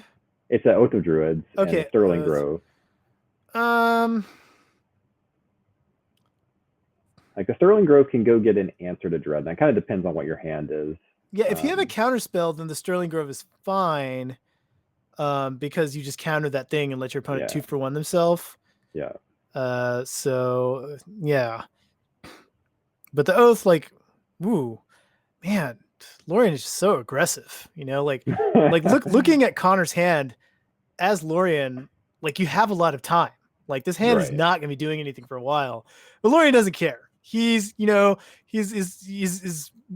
Marjorie is down the street and needs to go pick it up. He's hearing the DoorDash guy tapping, but he doesn't. He just wants the game to be over. Yeah. I mean, to be fair, like he doesn't want to let his opponent draw things that do stop him. I mean, that's but- definitely true. Like it's green light right now. But Connor's hand is so weak. I might have been inclined to take a slower approach to the game. But maybe that's why I'm not, in top 8 and I'm just this washed guy doing commentary. So there's always that. Yeah. I mean, we know that you want to play the blue light control deck, so you're always going to take the slower path. All right, so yeah, we just go. We can't be dazed. Woo, man! Can be forced. Wow. Like I feel like Seems like you force whatever you get off of. Yeah, that, or but, if you think there's a null chamber, you just force the null chamber. So Lorian is just be like, really aggressive here. He's 2 for 1 himself twice to kind of like be on the same level as Connor's mulligan. Yeah. Yeah, I'm not sure I understand why you force the Sterling Grove. Yeah, I'm not really down with that either. Like, other than Lorian's just like horribly gun shy after getting locked out by Sterling Grove in the last game. Right. All right, so now we're gonna cast Enlightened Tutor. Yoop. All right, what do we go get? Do we just play it safe and get Seal Cleansing, which seems fine by me. Like, our opponent is Lorian's just used a Force of Will, so now if it seems like the coast is more likely to be clear for Seal Cleansing. Right. Yeah, that's my assumption as well, is that you just go get Seal Cleansing. But maybe he's going for Null Chamber. Yeah, joke's on you. It's Null Chamber time. No, he's going for No, Oath. it's Oath. Okay. It's a surprising choice to me. All right. Because like Lorian knows what happens with Oath, right? Like a form of the Yeah. dragon comes out. So like he's not gonna play into that line in a way that he loses. Yeah. Like especially it's really unfortunate because the way like Vision Charm interacts with Oath, where you just like wave your guy out and they don't get to trigger the Oath, is Right. spectacularly brutal. And Lorian's just gonna draw some lands here, so yeah, nothing to see here, citizens. Yeah, I don't know. If I were Lorian, I'd really wish I still had this Gush in my hand. But I don't think he exiled a Gush. I think he exiled a Portent. oh, okay. But yeah. Yeah, draw go. Soon we're gonna be hard casting Gush. That's fine. 5 mana, draw 2 cards. How many cards are in do we know how many cards are in the Oath player's hands? Like they're both on pretty low resources. Not many. Like one or Yeah. I think it's like 1 or 2. Yeah. Like Enlightened Tutor plus Mox Diamond plus Mold of 5. Yeah. But no one's really doing anything. Yeah, that's fine. Soon that will just not be relevant.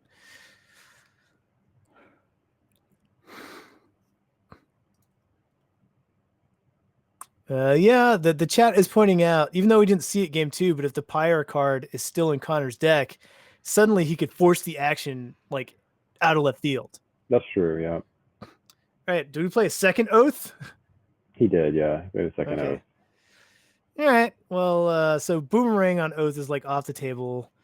You can rushing over them both back by stacking a land. Yeah, that could happen. I mean, obviously the answer is like Hibernation or something like that. Well, Hibernation only bounces creatures, I think. I thought it was all green permanents. I could be wrong. It could be all green permanents. Turn all green permanents to their owner's hand. Oh, okay. There you go. All right, so we're casting this Cabal Therapy. All right, yeah, Lauren. This is what happens. You sometimes play the 2-card Monty. You draw like all cards that don't do anything.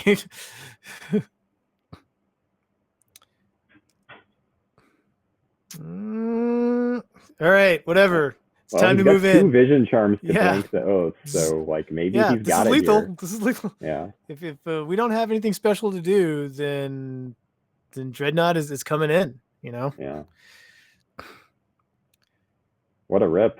Yeah, I mean that was the problem with the Oath line, was that the Vision Charm just kind of blanked Oath. Yeah, I don't understand why it was Oath and not Seal, but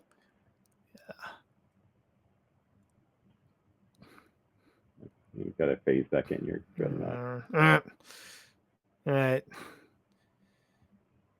Now you Yep. charm it again. Yeah. Fusion charm again. And now, like, Connor has to draw like a Seal of Cleansing or Pernicious Deed or Academy Rector. Academy Rector is perfectly reasonable here, but Connor needs like a big draw. Yeah, and he needs that last card not to be a counter spell. Yeah, it would have to be exactly the card counter spell, like Right. depending.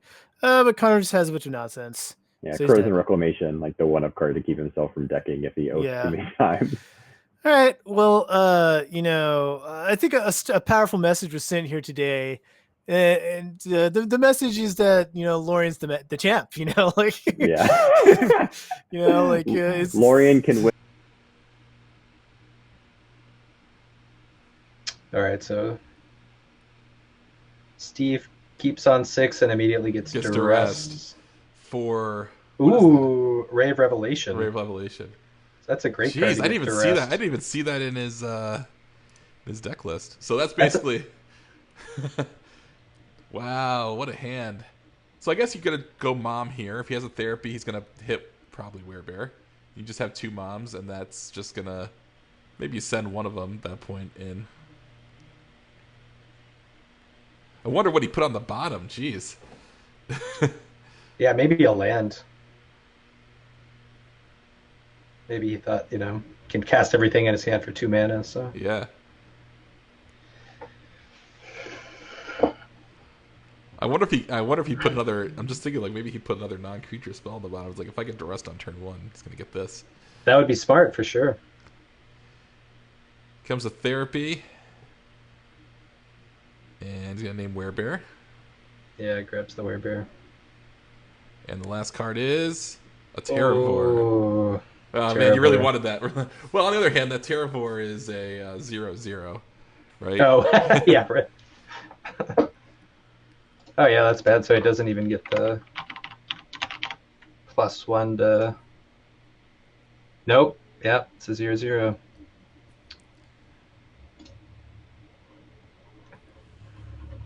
So things looking pretty good for Tweety here, so long as he has anything to reanimate or even a Necro. Steve really doesn't have a clock at this point. Tweety should have 5 cards in hand.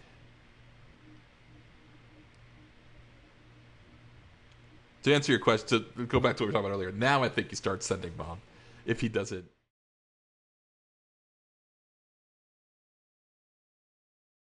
No. Go for it. I grab one too. Huh? I grab one too.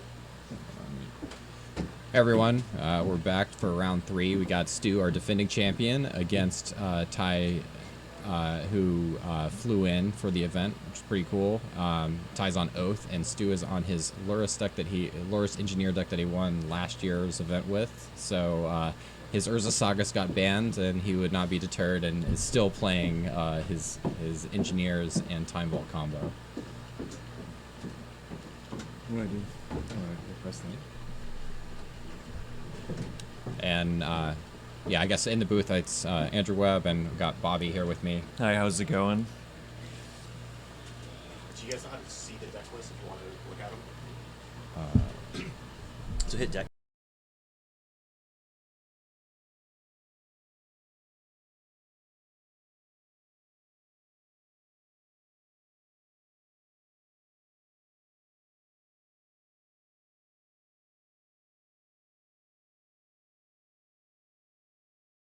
You have to press that button again. Okay. Yeah, so up on the screen we got Stu's deck list. It's a Lurrus deck. And I think, Bobby, weren't you playtesting this exact matchup with Stu yesterday? I just watched Stu and Ty play this matchup for about 3 hours last night. I think this Lurrus deck evolved and is like super fun. I love PO in general, and then also just the little Goblin Engineers are pretty sick. Yeah, and Stu's deck is really just very aggressively trying to set up the Time Vault combo. He's got Engineers to go tutor it up. He's got Demonic Vamp and even an Enlightened Tutor, which I gave him shit about for playing, but he decided to play anyway. So so we'll see if the Enlightened Tutor is good and wins him the match, and he can rub it in my face. And then show real quick the Oath deck. The Oath deck is pretty. The Oath deck is pretty stock, I think. Maybe one thing that's unique about this particular list is he does have a main deck Null Rod, and that is very, very good in this matchup. So that is, if you didn't notice in Stu's deck, 4 of his lands are artifacts. He's got 4 Seated Synods, playing 3 Mox Opals, and so his deck really can cease to function with a Null Rod in play. It's basically Atrax's baseball bat. It's sick. All right.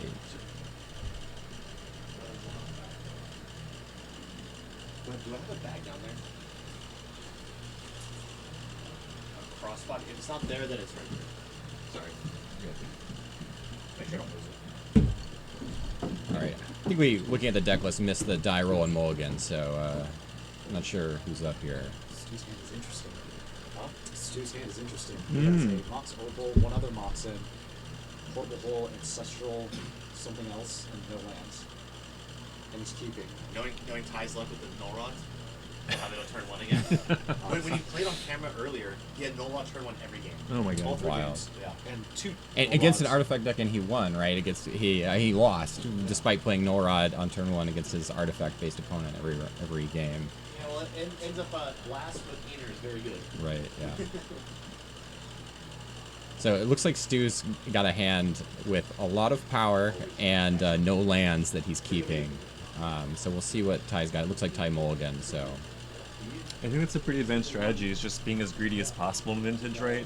I feel like that always nets more positive outcomes than conservative play. yeah, I have played Stu's deck a little bit, and it's interesting. He plays the deck much differently to me and has been more successful with the deck. Mhm.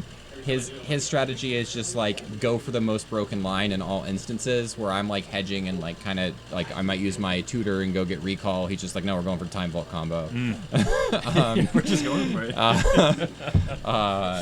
And so yeah, he plays the deck very aggressively. It looks like Ty's on a mold of 5 here. So it sounds like he essentially plays the deck like he's driving a family on a road trip. No, we're not stopping. We're halfway there. There's only 4 momentum here. We're not going back. There's no turning around. Ty gets to see what's up. He gets to see the no land hand with his Gataxian probe. Some sort of trophy Gataxian probe, it seems. All right. He's got to resolve this Vexing Bauble in order to make blue mana. So let's see if Ty has anything to say about that. Ooh. Oh. He does not. All right. Ooh. I think Stu is well in the driver's seat with that Vexing Bauble resolving. So. Yeah. That was great. That was so risky. It's like, you know, Stu's start looks so absurd, but it was like all about that Vexing Bauble resolving, and if it doesn't resolve, then that was so crazy. He's in trouble. Did he cast that second Opal after his He did. Bauble was Ty recognized that Stu tried to cast a 0-drop through his. Null Rod. Oh, Null Rod there on it turn is, 2. Null Rod. Okay. Yeah. He did, yes. It was turn 2. It was turn 2. Turn 2 Null Rod, and Stu had no lands. And Stu still has no lands after the recall. Oh my I god. hope his first land is a Seat of the Synod. It's fucking heartbreaking. Oh, just so you know, you have the table Oh. on too, so you have crossover there. Oh. Is Stu cursing right now? Oh my god, Null Rod. That'd be hilarious when you caught Stu going, mother. Wow, Stu's gonna have to go to his cleanup step because he doesn't have any lands still. Ooh. I watched Stu die in round 1 to Null Rod also, so Stu's just getting destroyed by Null Rod today. We're just really putting him in his place. Oh, but he does have the portable hole, and the question is, like, does he try to resolve it here? If he's got a Vexing Bauble in play, Ty only has 4 mana, so his only way he could counter it would be like a Spell Pierce. I don't remember Ty's list well enough to know like what other counter spells he has. Stu's not going to try to cast it, it seems. That's interesting. I wonder if he just wants to vamp for his own protection or for another land so he can Spell Pierce. But Ty doesn't have very many cards, so like I don't know what he's scared of. Oath of Druids, and he does have the Forbidden Orchard. He puts Stu in a little bit of a tough spot here because he only has one portable hole in his list. So if he wants to answer the Oath, he can't answer the Null Rod. And I think he has to answer the Null Rod. I didn't remember if he had Haywire Might still on his list. That could be a way to answer after answering the Null Rod. The card's crazy. It exiles the enchantment and artifact, which is really wild. Very effective in this Lurrus meta.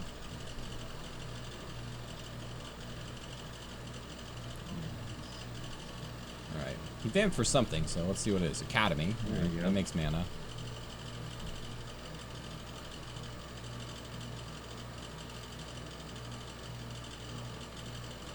Really curious what he tries to portable hole here.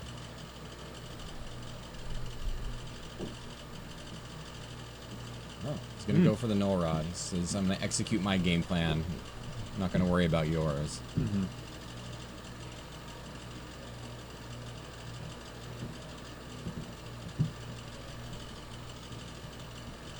Now the only known card we have from Stu is the Spell Pierce. He has access to 5 mana.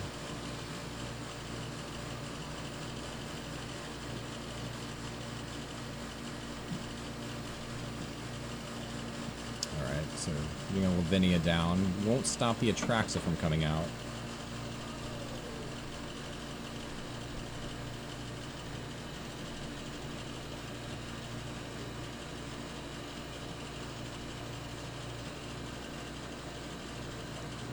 I guess the good news for Stu is even when Atraxa comes out, if he can do something like PO next turn or set up Vault Key next turn, there's nothing Ty can really do about it with Lavinia and the Vexing Bauble keeping him off of like free casting Force of Will.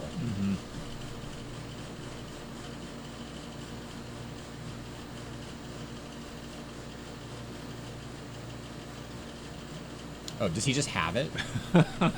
That would be very. That would be a very Stu thing to do, is just have it already.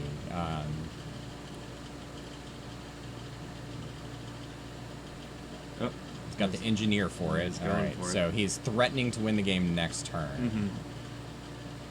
That's incredible. The good news for Ty though is like usually they play a couple copies of Boseiju, and the Atraxa is pretty good at finding cards. So let's see.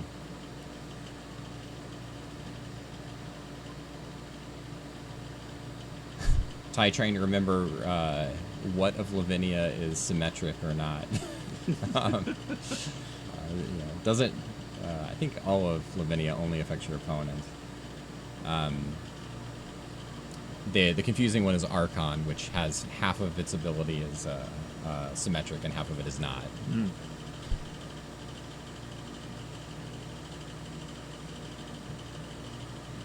Alright, so we will see an Atraxa. We'll see. I think it's Boseiju or bust, I think. Boseiju or bust. There we go.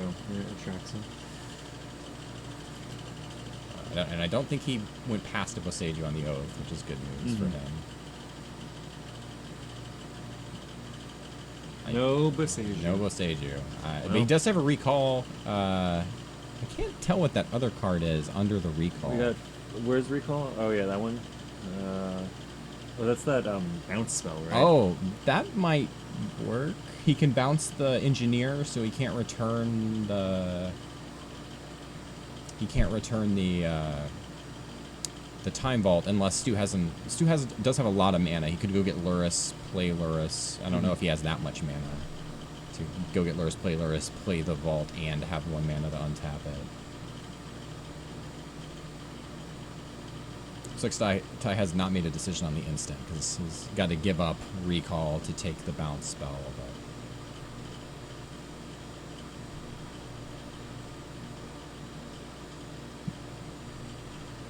This is a tough spot. This game has actually turned into be quite an interesting game, despite it looking really lopsided in Stu's favor, then really lopsided in Ty's favor. Now we have both players doing their thing, and kind kind of a complicated spot here with the bounce spell. It's got very two ships in a passing night kind of energy right now.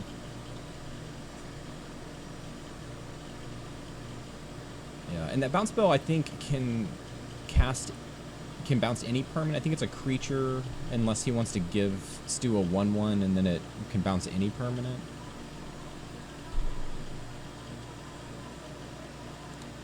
Oh, it's pretty weak Atraxa. Only got 3 cards. Did not see Planeswalker or Sorcery or Artifact. It's pretty unusual.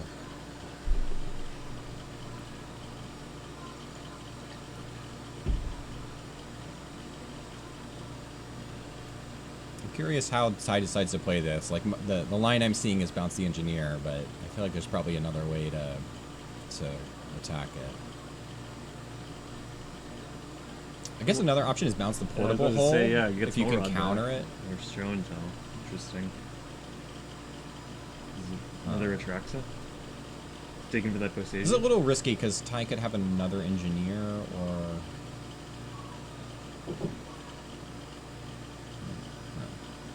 So Stu just has a land, getting another Atraxa.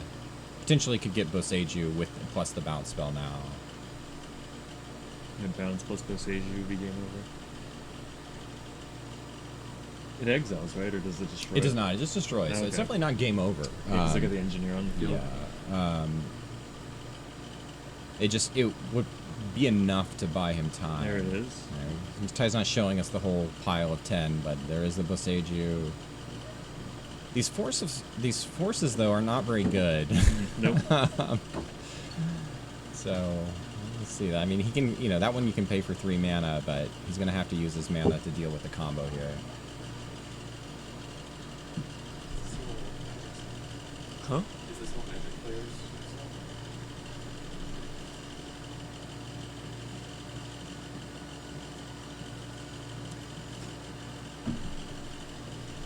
We have that after that last pile. This Atraxa pile is a little camera shy.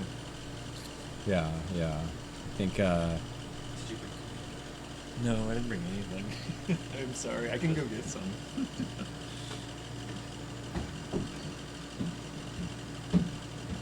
It's like this one's better than the last one. It's got significantly. Getting 5 cards. No Atraxa. That is all 4 Atraxas. Is that right? Or is it? It's just 3. No, it's just 3. Yeah. Okay. Yeah, I just want to touch base with you. I already told Brian this, but it's not getting to whoever set it up. I didn't notice. Hey, how's it going? Howdy. I think Ty is on one. Guy's blessing. Oh, it's all good. I just want to touch base with whoever sets it up. It's gonna be these guys. They're live streaming right now, and that's their ticket. What's up?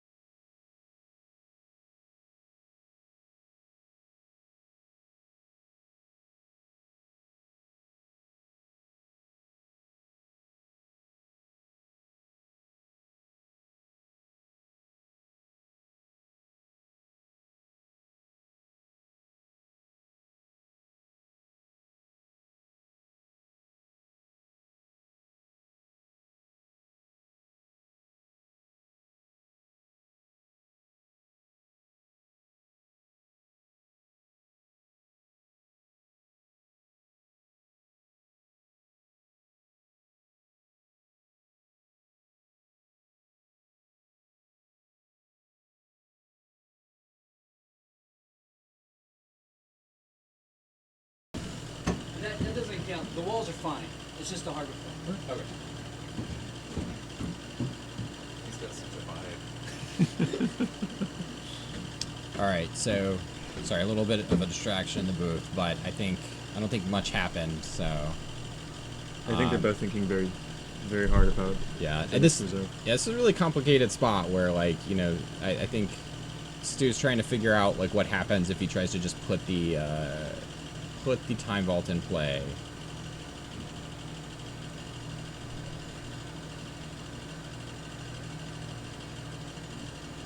Alright, so he's going to go for Luris first, which makes sense to me.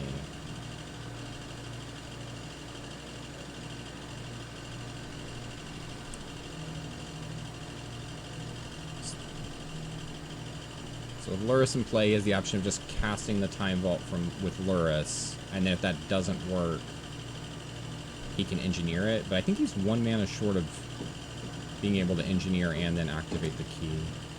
Mm-hmm.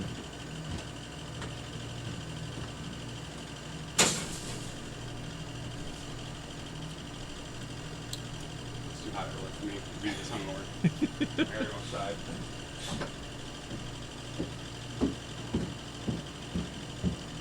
Crack the Vexing Bauble? So he's sacking the Vexing Bauble to engineer. He's got a blue floating, and Ty is responding.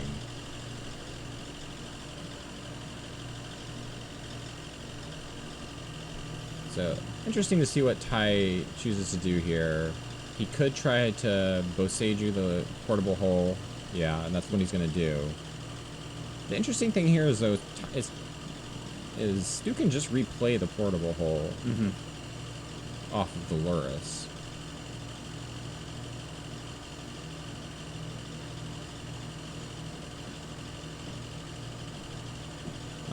So I'm assuming that he will do that, and then Ty will have to respond by bouncing something.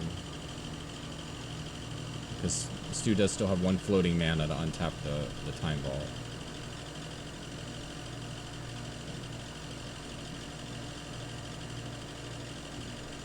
Did he keep the Force of Negation?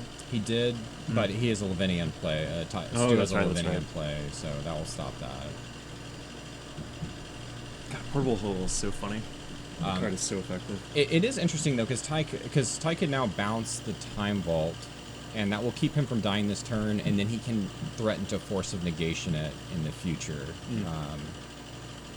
which will exile it and kind of shut off Stu's Stu's win con.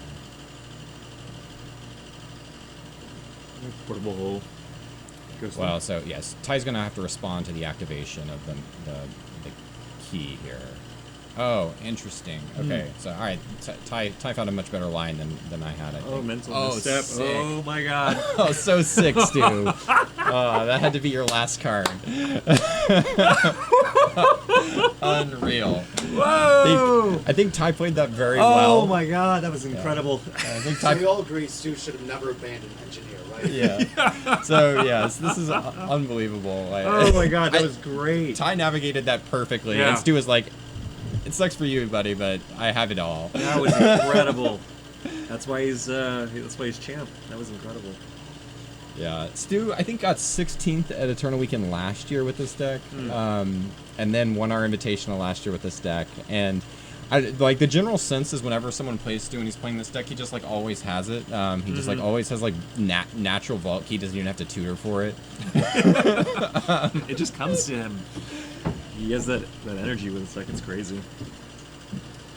But I did talk to him recently, and I was like, it has been funny watching you play Paradoxical Outcome. My memory of Stu is he was like our main Eldrazi player for the first few years, and I got thought-not seared by him quite a bit. And he always ran me over with Reality Smasher, so seeing PO, the engineer list is pretty fun. I think the first event of 2022, Stu showed up in a custom t-shirt that he made, and it said Tier 2 Stu. Yeah, that's incredible. And he was playing like a Hate Bears deck.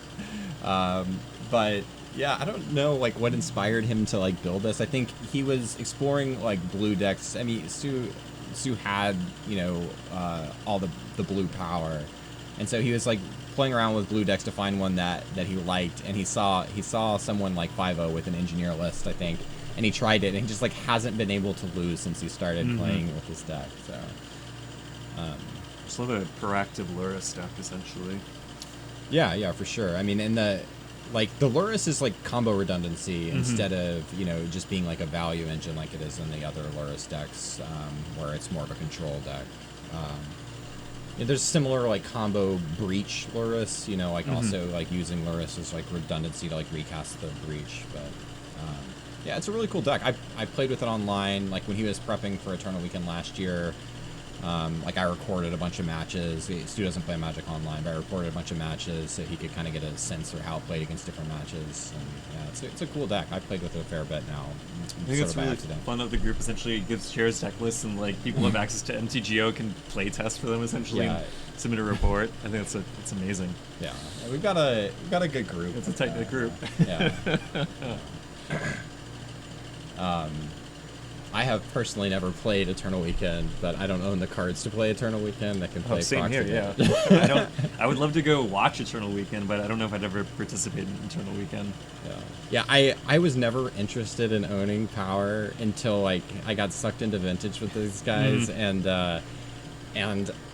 just because of Eternal Weekend, I've like started considering like, do I want to acquire Power?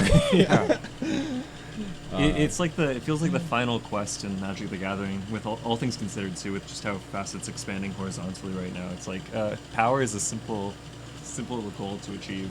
Yeah, a lengthy big one though. Yeah, we have we play full proxy with our group in Austin, and we generally play at bars, and but for the Invitational, like most of the players have brought out all real cards. Stu's deck is all Power. Ty's deck is real cards. I'm pretty sure Tweety brought out his beta Power today. So yeah, we got a bunch of cool. Yeah, people are bringing out their stuff. Like, so we have a lot of like. Like we have a all proxy community, but I feel like most of the players don't even need that. So it's fun, yeah. Everyone's wearing their best today. I can't get over that mental misstep last game. That was an incredible way to. Yeah, I think that was the last unknown card to tie. It was, yeah. He had one card in hand. That was so nuts. Ty came back from a mold of 5 that game too, but that obviously the Null Rod is huge. But notably, Ty has 3 Null Rods post board, so this is going to be a lot harder for Stu in the post board games. Stu has the main deck portable hole, and I know he has a Seal of Cleansing. Oh my God, Null Rod. And a Nature's Claim as well.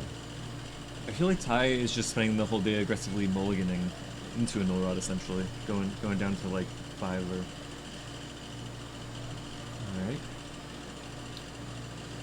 All right, so this is good because Engineer can activate and he can go get Portable Hole and put it in the graveyard.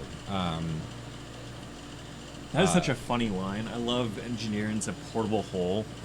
Yeah, and like you do this play a lot more than you think. It's like one of the main. It's the main reason that you have one Portable Hole in the deck. Is because you can do this and you can engineer it, and it doesn't require activating an artifact to do it. It answers Null Rod and Oof, which is the 2 biggest problems for the deck.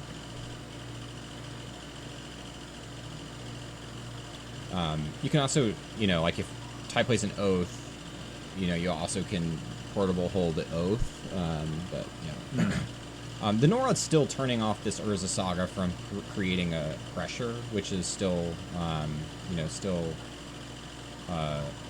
even if Stu takes his path to answer it, he still effectively dealt with this Saga.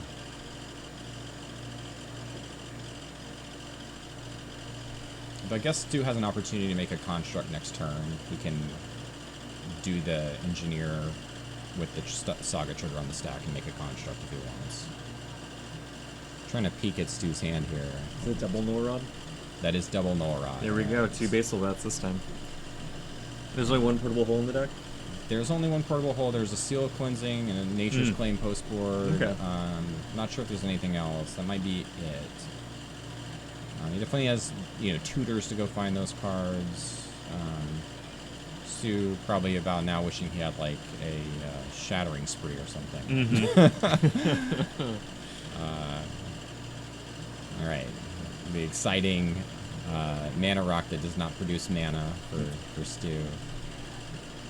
Yeah, I guess there's not much else he can get that does something when it comes in. Double Null Rod.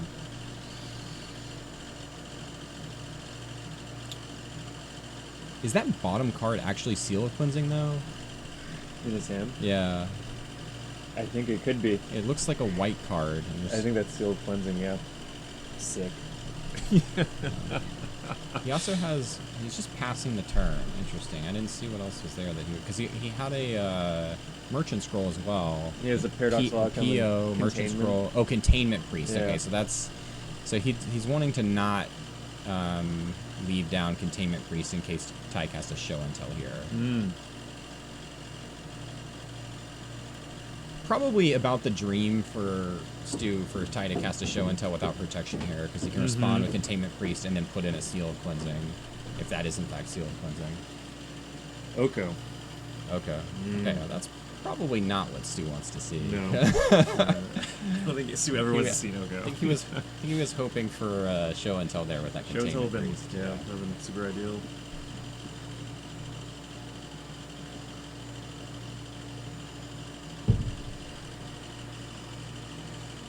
Ty, mostly an old school player these days, but Ty is a very competent Magic player. He's played a lot of competitive Magic in his time, so.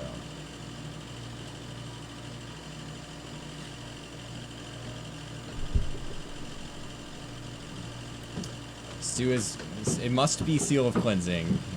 I'm sure Ty is scratching his head at that line, thinking what on earth is going on that you're taking out one of two null rods. So he must know it must be Nature's Claim or Seal of Cleansing coming.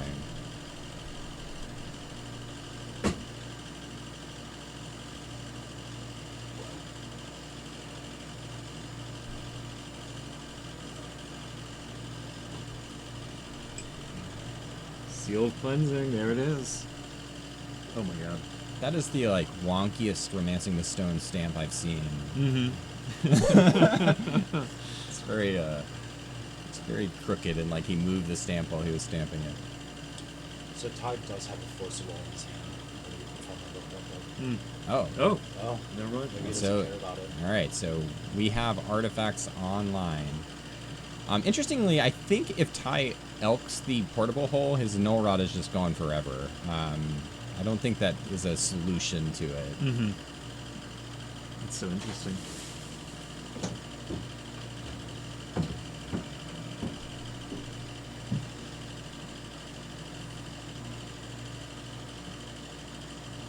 Attacking Oko for one, that always feels good.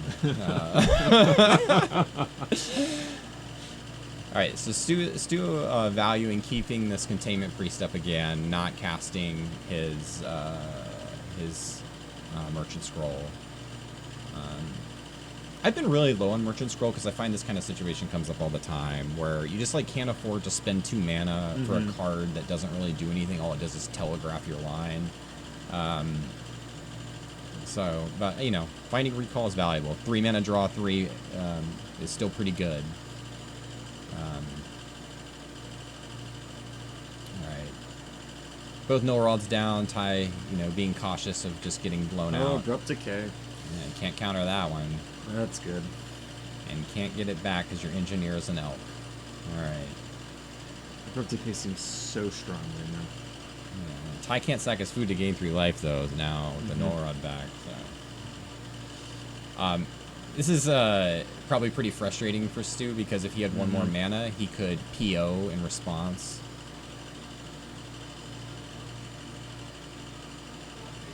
And he cannot PO in response. Flashes in containment.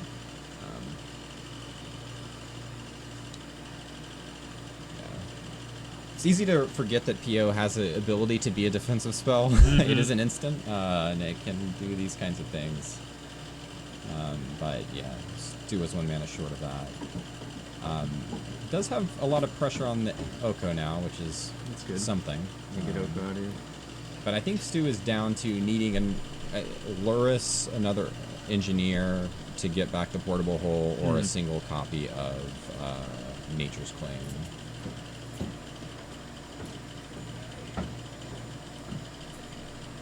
Looks like Ty's down to 1 card in hand, so this is like pretty safe recall. Although he can't cast it at the moment.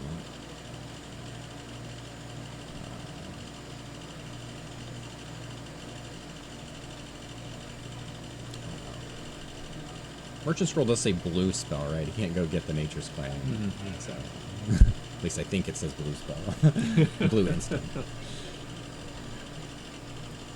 Haven't ever considered needing to get a Nature's Claim before, but...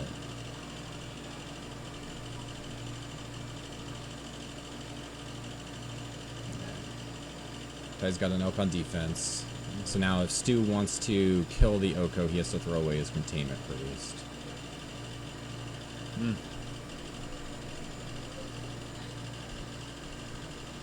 Which he might be willing to do.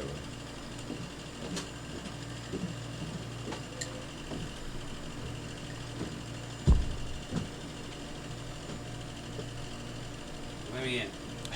I want to tag in. Why is it so small? Why is the screen so small? This is my first day on the job, man. Have you tried clicking the thing that makes it bigger? You got a button for that?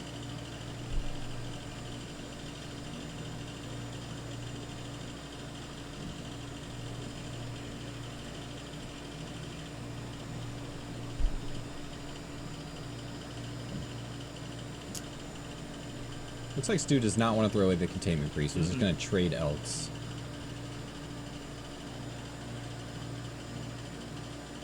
Did cast Recall and apparently found no lands. I don't want to tag in. I can't do it. I can't do it yet. I'm half human.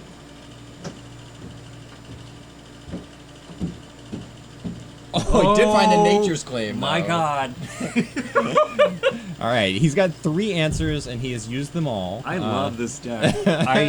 Every it's got like all these little like screwdrivers that come in and just like tear stuff up. It's so insane. Well, it's especially great when you have 3 1-ofs and you draw them all. Yeah, so. Yeah. All the 1-ofs. Oh my God, Nature's Claim. That is incredible. I keep forgetting this is like not just an Esper deck. It's like basically 5 colors. But, how many cards are left in Stu's hand? I know he has a PO. I think he's got 2.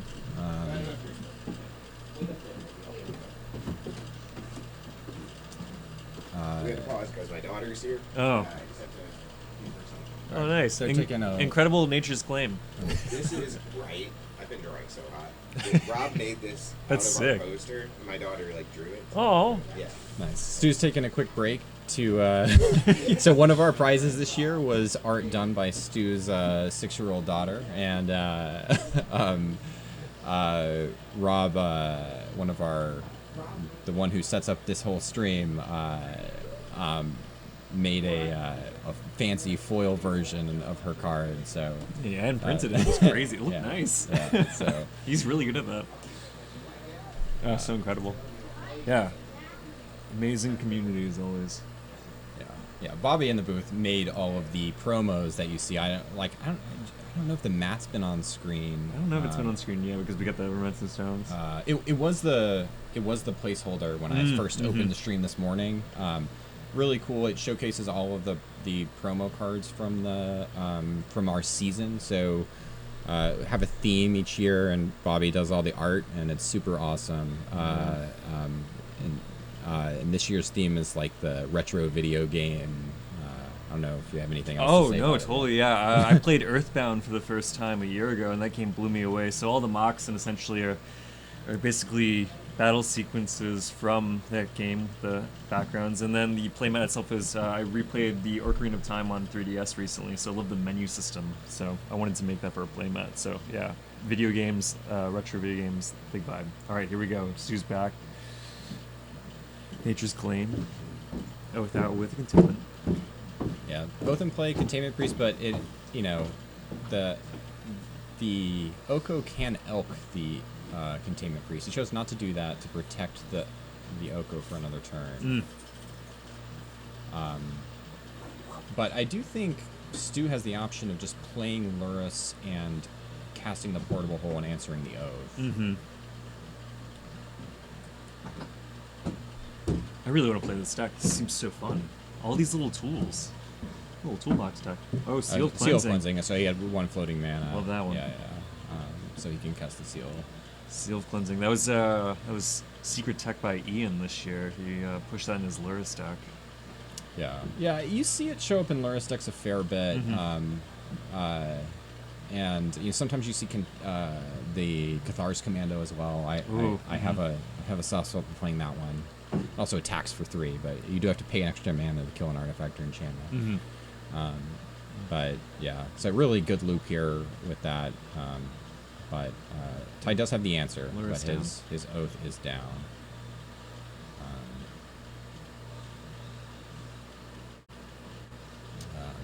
Ty just protecting this Oko. Oh my god. The last Null Rod. Oh my god. Unreal. All right. This is like a fight in the mud right now. So swingy, this game. So swingy. You can hear everyone upstairs laughing right now. I don't like Stu's remaining option here. I think is going to be to get another engineer to get the last Null Rod off the board.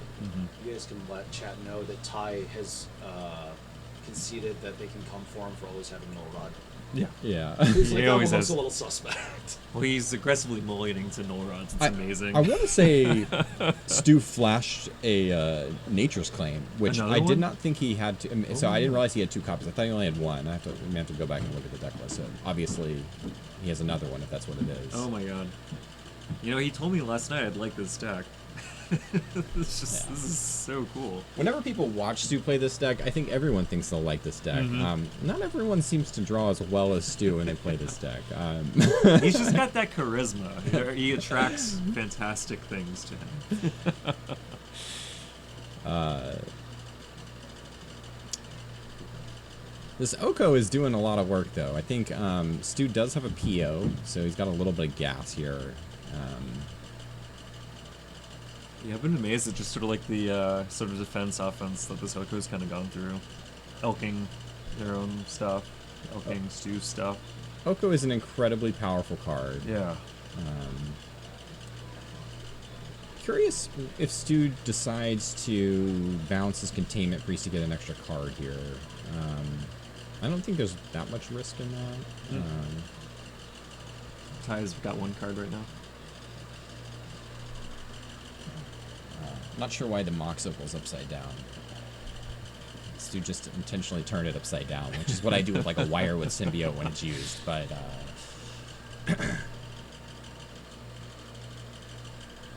Maybe it's to signify that he can't use it. It's offline. Yeah. Okay, yeah. I was like, huh. Yeah, Stu started to use it, I think, assuming he had 3 artifacts in play, given how long this game has gone on, but he does not. Which means he can't actually... He can still cast PO, but it will use all of his mana. I don't know what just happened. Looks like...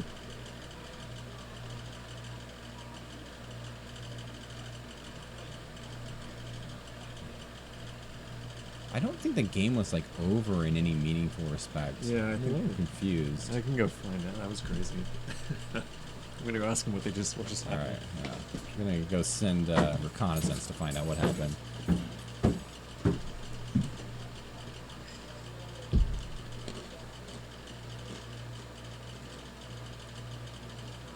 I mean, I feel like Stu is in trouble, but not that much trouble.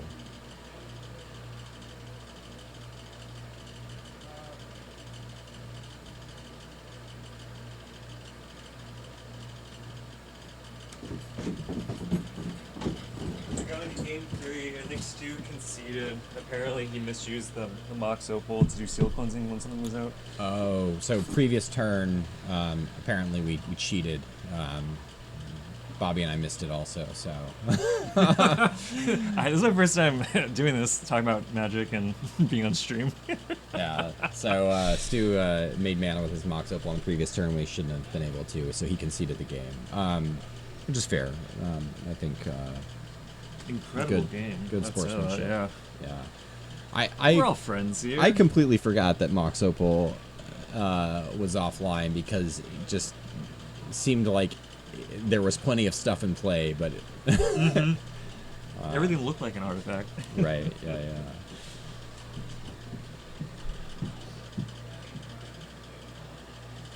All right. Let's see if Ty has. Being on the play is really meaningful for Stu, I think. Mhm. Oath deck doesn't have a ton of counter magic, but these null rods are a huge problem. So just being able to utilize your artifact mana before the null rod comes down matters quite a bit. Looks like Stu has a mana vault. Mana crypt, mana vault. No, but I don't think any colored mana source. So I'm just gonna send it back.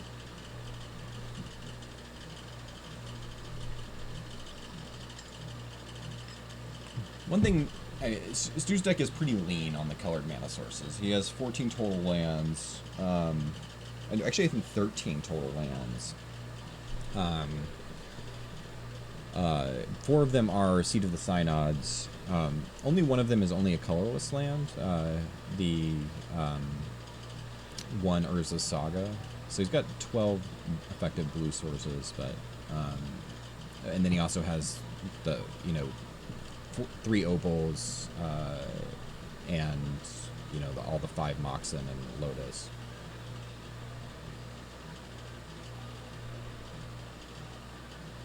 There's a Tolarian Academy this time.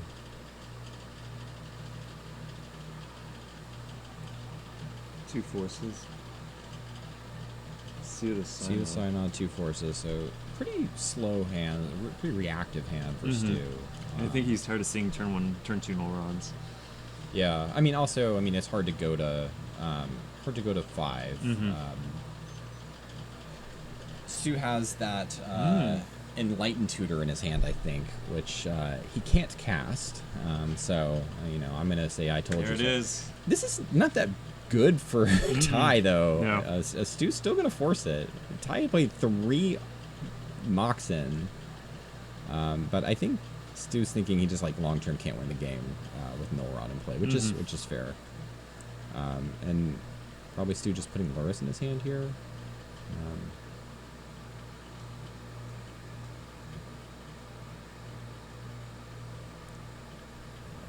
But Stu notably does not have white mana to cast this Enlightened Tutor. Enlightened Tutor would be good. I think he could go get a Black Lotus and then get this Luris going. I'm not sure he really wants to get Black Lotus, but there it is. Not sure what he should get, honestly. This is not an easy one. He could go get Sensei's Top and just try to filter this into more meaningful board state. This is one of the things that I really dislike about these top of deck tutors, though. He's already behind on cards. He's going down a card to do this. Saga's a great choice. You can't get counterspelled here. Can get both Sejude, but that's there's only 2 of those in Ty's deck. So I like that as an option here, so you don't get blown out by a counterspell after you go down a card. All right, Ty threatening hard cast Atraxa now. Looks like that is actually what is going to happen.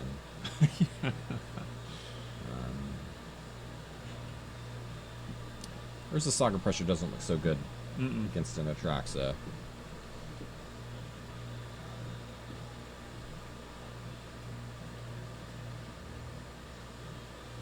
This happens way more than you would think it would, that you just hardcast this. There's so much fast mana and vintage that it just really happens sometimes.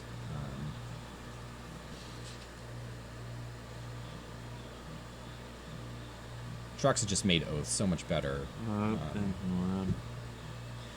Trax is just insane. Yeah. It does everything. It just doesn't have haste.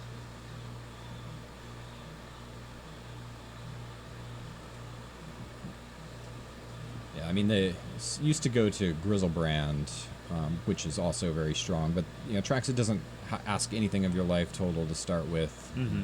Stabilizes the board with lifelink. Draws you a bunch of cards. I think one of my favorite Oath metas was back in 2018, 2019, but people would put out Nimizit Perun and Grizzlebrand. Right, yeah. It was real cute.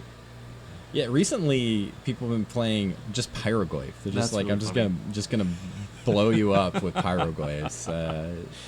Apparently, people used to do this with Inferno Titan. I don't think I was playing Vintage when that was happening. People would just like oath into Inferno Titan and just like get them dead. That feels good, yeah. 3 to the face. It's really hard to convince me that that's better than putting a Trax in play, either of those lines, but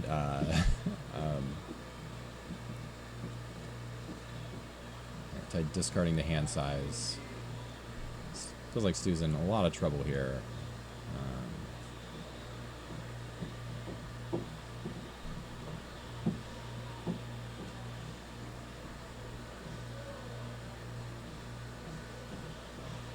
Put the Lurrus in play. I mean, Stu's hope here is that, so he's eating up a Force of Will with this. His hope here, I think, is that he can just get a key with the Saga and be able to just set up the Vault Key, despite there being any tracks in play.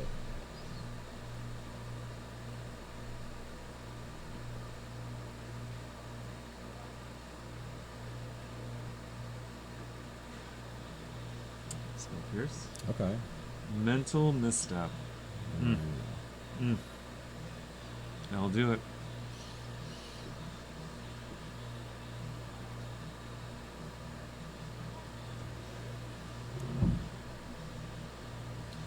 So when Stu makes a contract, it's going to be a 4/4, I think. That's not good for Stu. I'm not even sure what he wants, but probably just more counter spells. Just make sure Stu can't do his thing. It looks like Stu is holding a Flusterstorm.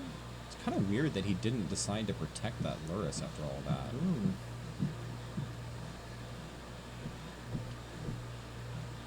I guess, like, sure, maybe his thought process is he can only win if he resolves Time Vault.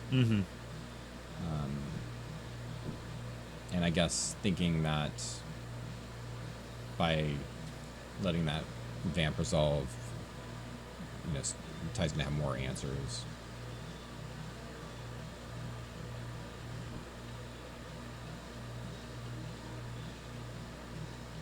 No run.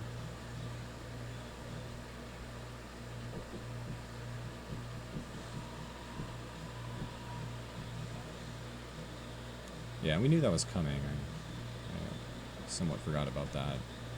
Ty's only option, I mean, Stu's only option here to make a construct is to use his Academy.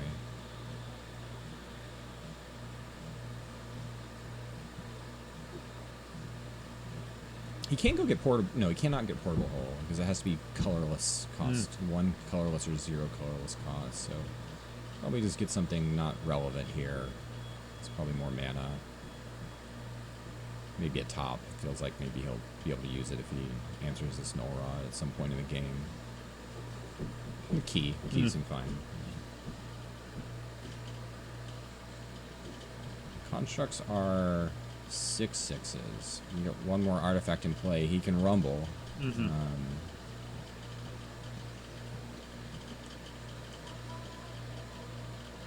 Do we miss an attack on our life totals? I think the players didn't update the life totals. Right, because Atraxa would have attacked last turn, right? That makes sense, yeah. I don't know why. So let's do it 1.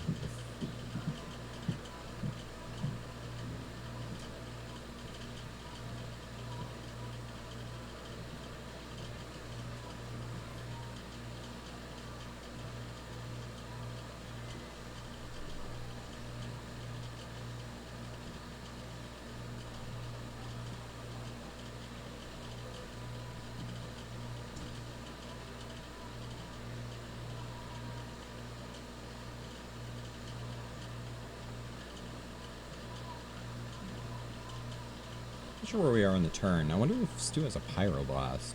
It seems like he would have just snapped it off if he did. Not sure what there would be to think about there.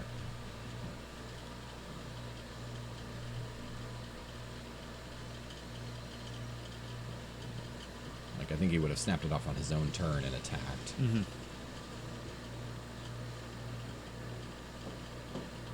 Here we go. Oh, he's gonna gain some life. I have no idea what life totals are. Oh, he boosts. Oh my god. Boosts you to counter the. Oh. Wow. All right, Null Rod did its work. Hardcasting Atraxa, I think, really is what did the work, but yeah, Hardcast Atraxans and Null Rod. Yeah. Oath gets there, Oh despite Stu fighting hard through a lot of Null Rods. Could not quite get there.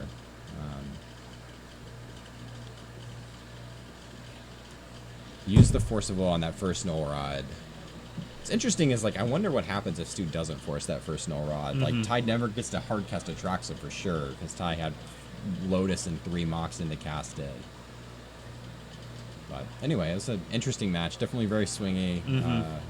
Some incredible plays. Both decks doing powerful things. All right, I think we're going to take a little break before round 4. Next round will be Middle School. So we do 3 rounds of, for the Invitation, we do 3 rounds of Vintage, then 3 rounds of Middle School, and then we cut to top 4. There's only 12 players. It gets a little weird. 6 rounds of Swiss with 12 players. We do it like this every year, and you get some weird pairings because you can't play the same player twice. But yeah, it's definitely gonna switch over to Middle School. We have kind of a weird Middle School meta that's really concentrated. Half the decks are red, right? Yeah, we have, I think, 3 traditional slide decks and 1 Hansa slide deck, and 3 Dreadnought decks. And then we have 3 decks playing the card Standstill, but all different archetypes. So we have traditional Landstill, like blue-white Landstill, mono blue Tide Control with Standstills in it, and blue-white Rebels with Standstill in it. And then I think rounding off our field is like 1 Goblins deck. I think we have 5 red decks. I feel like I'm missing somebody's deck in there. It just sounds like essentially it's like they kind of view the Invitational, or you have the Vintage and you have the Middle, which is Middle School, then you come back to Vintage. So 75% of the decks sound like you just want to get through that middle part as fast as possible. So there's room for, wherever you end up. Yeah, and our player base, it's a little interesting. So like half of our players qualify from, or a little more than half of our players qualify from Vintage events, and we have 3 or 4 players qualifying. I think 4 players qualifying from Middle School. Some of the Vintage players, like they don't typically play Middle School, and so I think they tend to gravitate towards something a little more linear, like Dreadnought, or although Dreadnought's not super linear, but like Dreadnought or Sly, and it ended up with just a really concentrated meta this year. I'd say pretty unusual. We do 4 Middle School webcam leagues a year, and those fields are just all over the place. I would say they never look like this. They're mostly Sly and Dreadnought. I will say this is our sort of try-hard event too, so I think people are trying to predict the meta and kind of next level it, although I think a lot of people landed on the same decisions here, so it'd be interesting to see how it plays out. So anyway, we'll take a break and come back for some Middle School.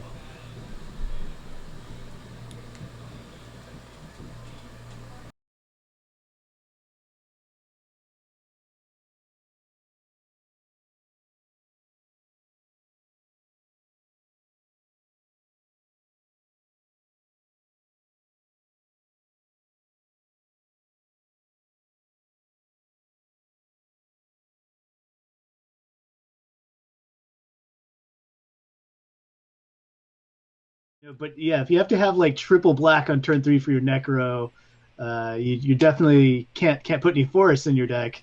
So got to use these weird Odyssey lands, which is something I had to do in my deck. I'd use like Skycloud Expanse because the dual lands in this format.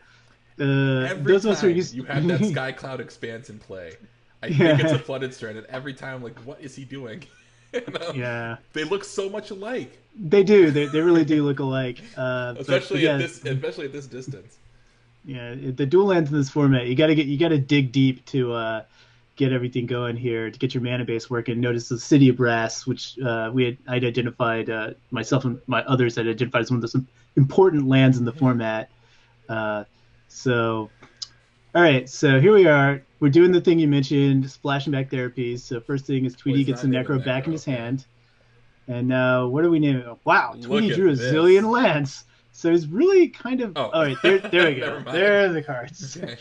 Now, whatever gets That's- discarded is going to get removed from the game, so we're going to hope that he Correct. remembers that. I got to hop into Zoom for a second, but Yeah. So I mean, I would assume the name would be Pernicious Deed because it's really hard to beat that card.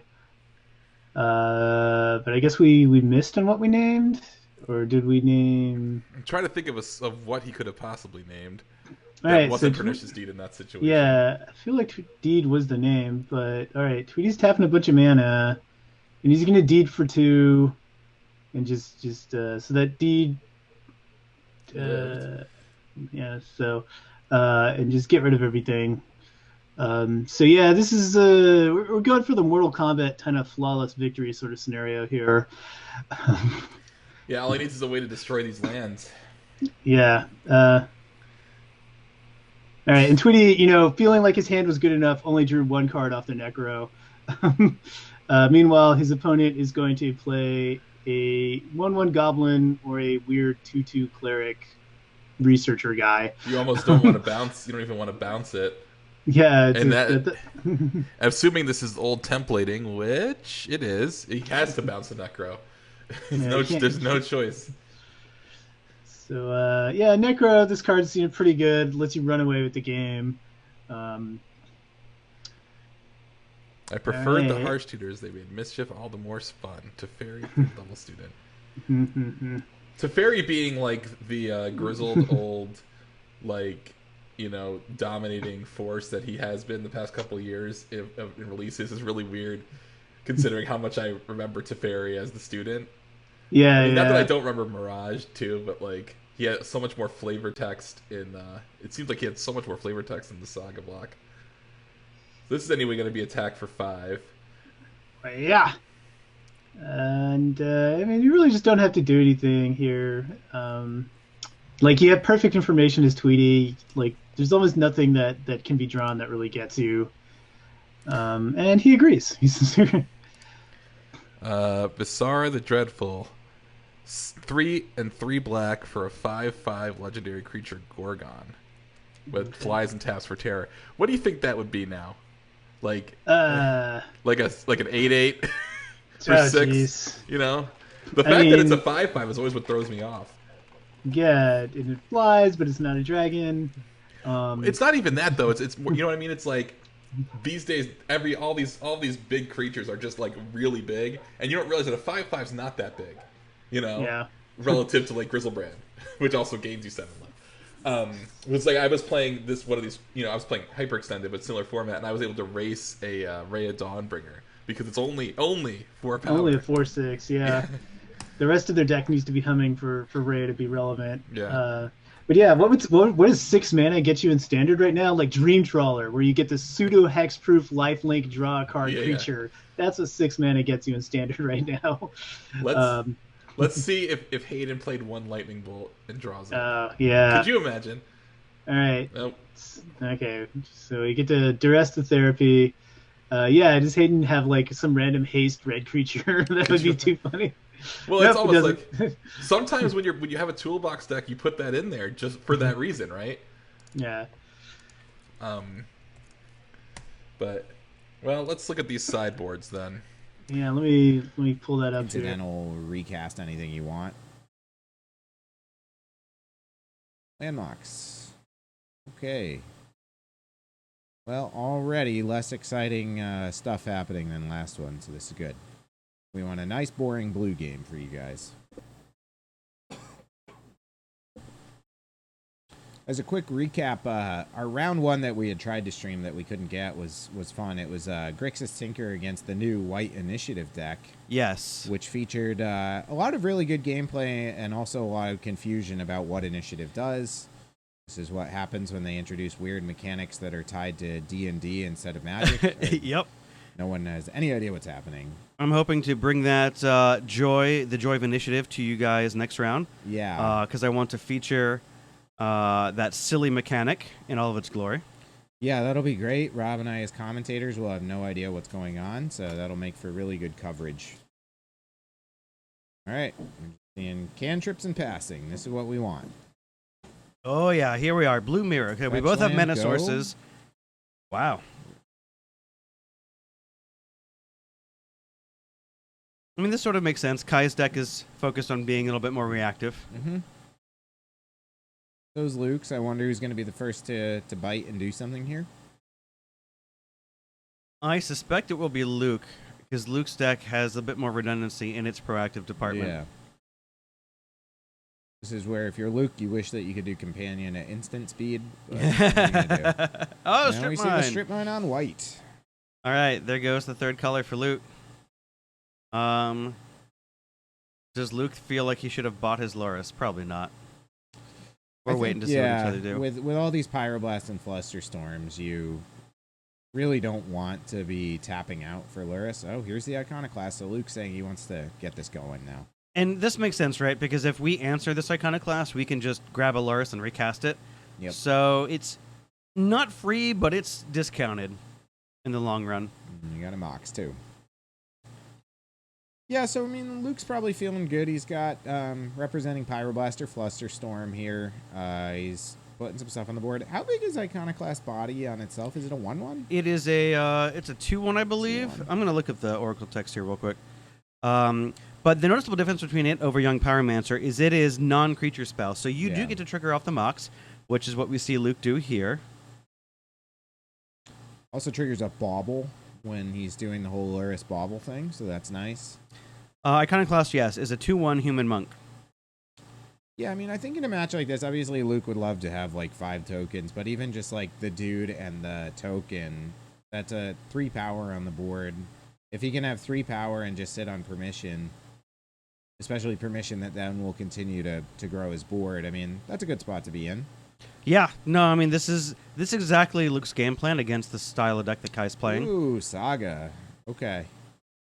Yeah, curious. I didn't see any Alpine Moons or anything like that from Luke. I wonder how much he cares about Saga.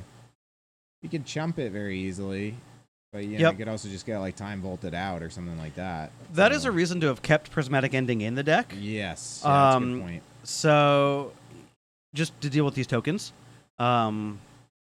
So we'll see if that's something that Luke did. Alternatively, something like Shattering Spree is good. Shattering Spree is great, especially in a board state like this. Scroll, he's probably getting the thing that we expect him to get. I mean, he's either getting an Ancestral or like a Flusterstorm here, right? Yeah. Ooh, Op Agent. All right, the one of in Kai's deck. All right, so we're gonna see either a counter battle or a.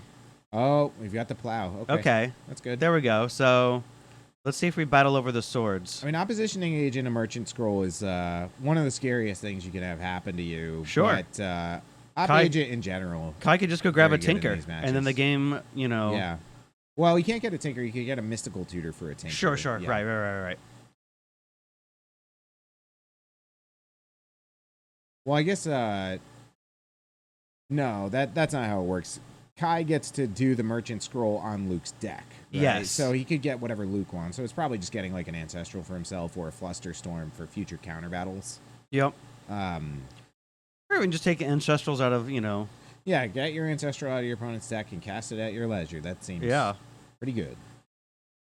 All right, so if Luke had counter spells that could counter this opposition agent. Well, no, we had the Fluster, so this is fine. I'm thinking maybe we counter the opposition agent, and then if that fight doesn't go well, then we still have the swords afterwards. But fighting on the swords is precarious. When you've got the Fluster Storms, it's what you got to do. Yep. This is why we put the blue mirror on, so that we can get silly situations like this. Sure.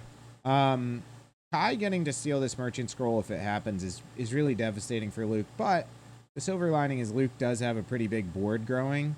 Each of these 3 spells he's cast this turn has made him a token. So he's putting a lot of power on the board. And if Kai ends up getting the Merchant Scroll for something like an Ancestral, that might be impactful, or it might not be enough to keep up. But Kai's at 15. I mean, he's got a blocker here, so. All right, we're letting these resolve one by one, which I boy. think is interesting. I assume he was just putting them on different copies. So he has countered the plow, and it looks like Merchant Scroll. Yeah, he was able to pay for enough copies. Oh, no. Yeah, it looks like Kai's getting his Merchant Scroll here. Players are going to look up something here. And this is so bad for Luke because Kai's going to get to do the Merchant Scroll with Luke's deck. He also, Opposition Agent means you control your opponent while you do it. So I think he can like look at Luke's hand, which, you know, as we know, probe effects are really good in blue mirrors here. So Luke's going to be playing at a fairly significant disadvantage now because Kai's going to know what's sitting in his hand. Yes, you do control the opponent, which is important. Because you will get to look at their hand, because you control the opponent. And then you get to search the library. So it's like there was maybe a judge call or something up there. Which makes sense. Opposition Agent is a weird card. Not very intuitive. yes, no, instant speed, I get to control you, is not a normal thing we do in the game. Yeah, and I think like a lot of people, if they were in this situation, would maybe interpret it as being like, oh, now I get a Merchant Scroll. I'm going to go look at my deck. Not what it is. Right. Exactly. No, you control your opponent. So you search your opponent's deck. You resolve the search as normal. It just gets exiled, and while you control the opposition agent, you get to cast it yourself. It's a really powerful card. I mean, Opposition Agent, it's got a very high ceiling. Right now in Vintage, it kills 2 decks on the spot. If you Opposition Agent in response to a Doomsday, or if you Opposition Agent in response to a Goblin Recruiter, your opponent's just dead. Yeah, Rob's going to go check in on them, see what's going on. But even the, you know, this kind of mid-level effect here, where if you Op Agent your opponent and they've got a fetch land, or they have something like a tutor, that's really good. And the floor of the thing is it's a flash blocker. I mean, it's a 3/2 with flash, so even if you're not getting any value and you're playing against something like Shops, although Shops has some text against because of Urza Saga, but even if you're just flashing it in, it's still a guy that could either flash in and start attacking or flash in and block. Like, maybe if Kai was worried about his life total, he could put in the Op Agent and block the Iconoclast and end this. So we see it's resolving. He controls him, so Luke is showing him, I've got this Force of Negation and Force of Will in my hand that you can see because you're controlling me. Kai's looking through. He immediately stops at this Ancestral and says, that's probably the thing I want, but let's see what else he's looking at. Yeah, so checking with the players, that's exactly what they were doing. They were checking just to make sure that by controlling the opponent, you do get to see their hand. And yes, as the opponent, you get to access to all the information your opponent does. When Mindslaver came out, you could do that and actually look at their sideboard once upon a time. You can't do that anymore. The rules have changed. When you control the opponent, you can't actually look at their sideboard. But these are open deck lists, so that's not a big deal. Yeah, less relevant, but just a little bit of info. Yeah. So Kai is taking the Ancestral. I imagine he was digging through to see, like, oh, is there a mystical tutor I forgot about that maybe I want instead so I can get my Tinker? Yep. Or do I maybe just want a Flusterstorm? But I mean, Ancestral is almost always the thing. If you're casting your own Merchant Scroll, that's probably what you're getting. Like, drawing 3 cards, pretty good. So I'm going to take a note here, or take a moment to note that our events are proxy friendly. So you're going to see the power on Luke's side. They are very clearly not real power. They look nice, they look great. Good job with them. This is 100% okay. Our events are proxy friendly, whether it's Vintage or Middle School. And we encourage that because we want people to play the game. And so that's what Luke has chosen to do. He's proxied his power. It makes sense. So if you see that, that's what that is. It's expected. I think Kai's playing with some real power here. He's got some nice CE power that he's been collecting over the past few years. Sure. So Kai, he's looking to shift over into the beatdown here. Playing another Saga is good. I mean, what Kai can do on this turn is make a dude with his first Saga. Next turn, he, I think, has enough mana that he could make several more, and at that point, he's going to be looking at like 6 6s and 7 7s. Sure. Luke's got chumpers for days, so you know that's fine. But Luke's definitely not attacking anymore. Okay, so we buy Luke Loris, we play the Lotus, get a token, and then we rebuy the Lotus, make another token. It's good. So while Luke did have a disastrous lose his own Ancestral, he still has, 2 + 5 power that can attack this turn. We're just going to jam, 5 tokens. All right, so we see Kai making a guy.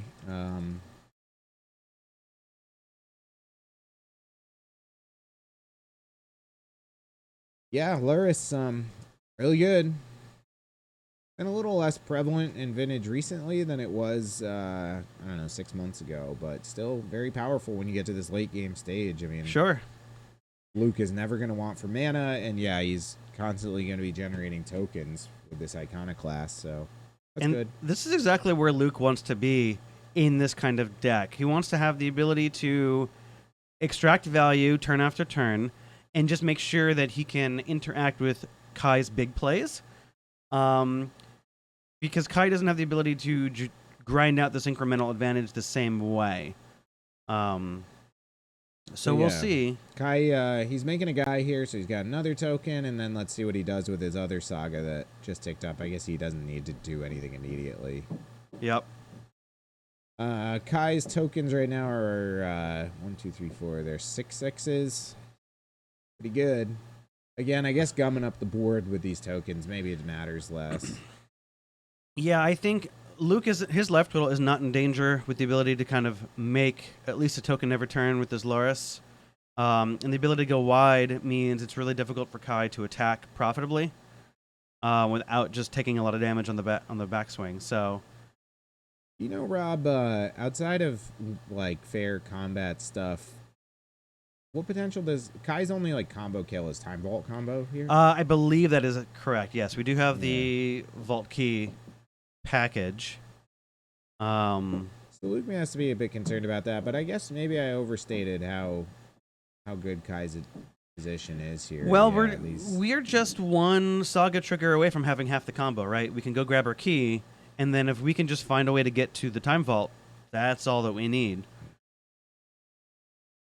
Now, it'll be interesting because if Kai has to use Tinker to get that Time Vault, then he'll have to find a way to hardcast his Sphinx to win because we have infinite blockers for this opposition agent.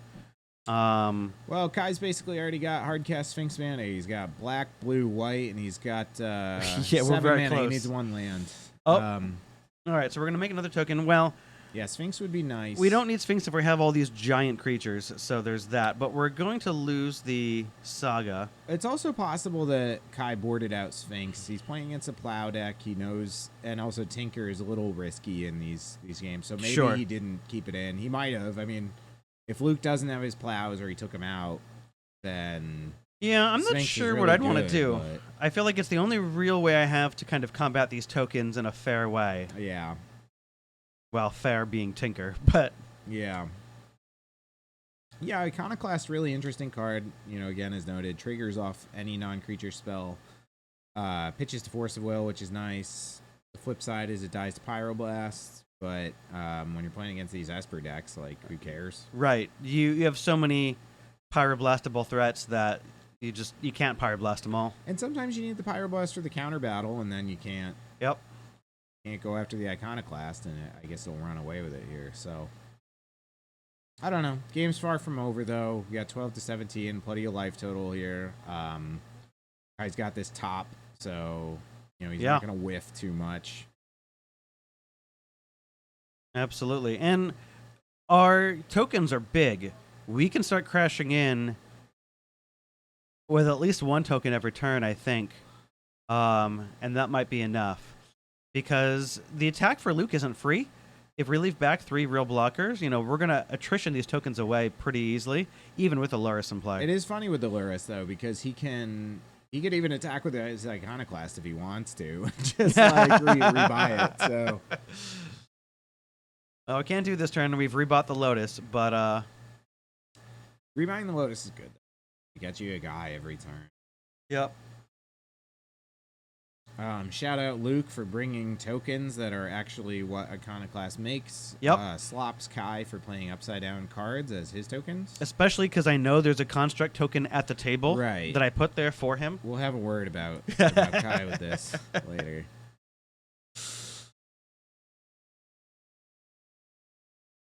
So it looks like we just passed. We made a token and passed, which Well, is fine. Kai flipped top, which is generally always a sign that something's up. It's not automatically true. Maybe he flipped top just to get some cards out of the. Oh, he needed some we're just counter gonna magic.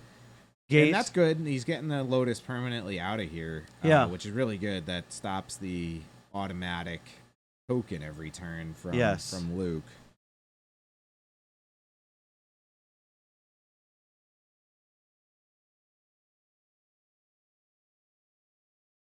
So it looks like we have just enough tokens to trade with one of these constructs, which is not a good spot for Luke necessarily. We can trump for a little bit, but...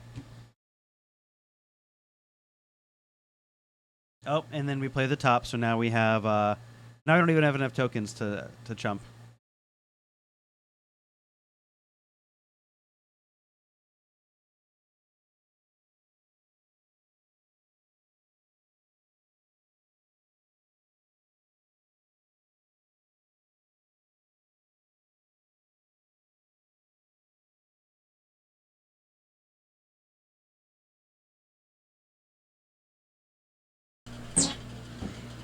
Hey everyone, welcome back.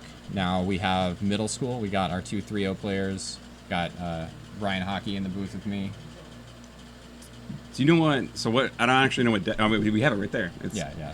Counter Rebels versus Dreadnought is going to be pretty interesting. Like he's got a lot of removal for the Dreadnought. Yeah, he does. I think he has like 3 or I didn't look at the deck list beforehand, but I want to say he has 3 or 4 disenchant effects in his main deck, and he also has counter magic. All of it costs mana though. It doesn't have Force of Wills. One thing that the Dreadnought deck is good at doing is kind of protecting with free interaction. Paul is on the blue-white build. It looks like we're going to see the reason to play the blue-white build. Meddling Mage getting cast right here. They do have open deck lists, so Paul should have a good idea what he wants to name here. Yeah, wish we had the deck list in front of us. We can pull it up on the stream. I don't want to. Yeah, I'm trying to do it right now, but looks like Paul's going to write it down for us. I would guess it's Counterspell or Disenchant. I mean, does he just name Plow? He could name Swords to Plowshares, yeah. Plow's going to be, you know, it costs half as much. I'm glad he wrote that as large as he possibly could. Yeah, it's extremely readable. We want to... Oh, God. This is easier. So. Is it this one? No. I'm big in. Still can't read it. Yeah. It looks like Disenchant. It does look like Disenchant. So I don't really know what like the Rebels' plan is in this matchup. Like, are they the beatdown? I don't think so. I think like they they're probably the control can deck? the control deck. Because I think if they try to be the beatdown and tap out, then I think that they just get dreadnoughted. It definitely wasn't Plow. Yeah, so you definitely name Plow so that your Meddling Mage doesn't get Plow. Yeah. But I guess he's got his own Plows, so... I don't know. A lot of times Blue-Eye Dreadnought only plays, like, Plows in the sideboard. So Rob with a Manland... Oh, and a Standstill. That's not a bad play, but it's getting countered by Daze. Paul has 2 Plows main and 4 Gush. 3 Days. Yeah. Ooh. So 4 Gush is, like, pretty standard, I think, in all the Dreadnought decks. That seems crazy to me. But... I don't respect Dreadnought as an archetype or strategy. It feels like such like a thing you'd figure out when you're in like 5th grade. Like, we can put these 2 cards together. I can make one very vulnerable creature. Yeah, it wins a lot though. How does he beat a Whipquarter? So Whipquarter is definitely one of the best cards in this against the deck.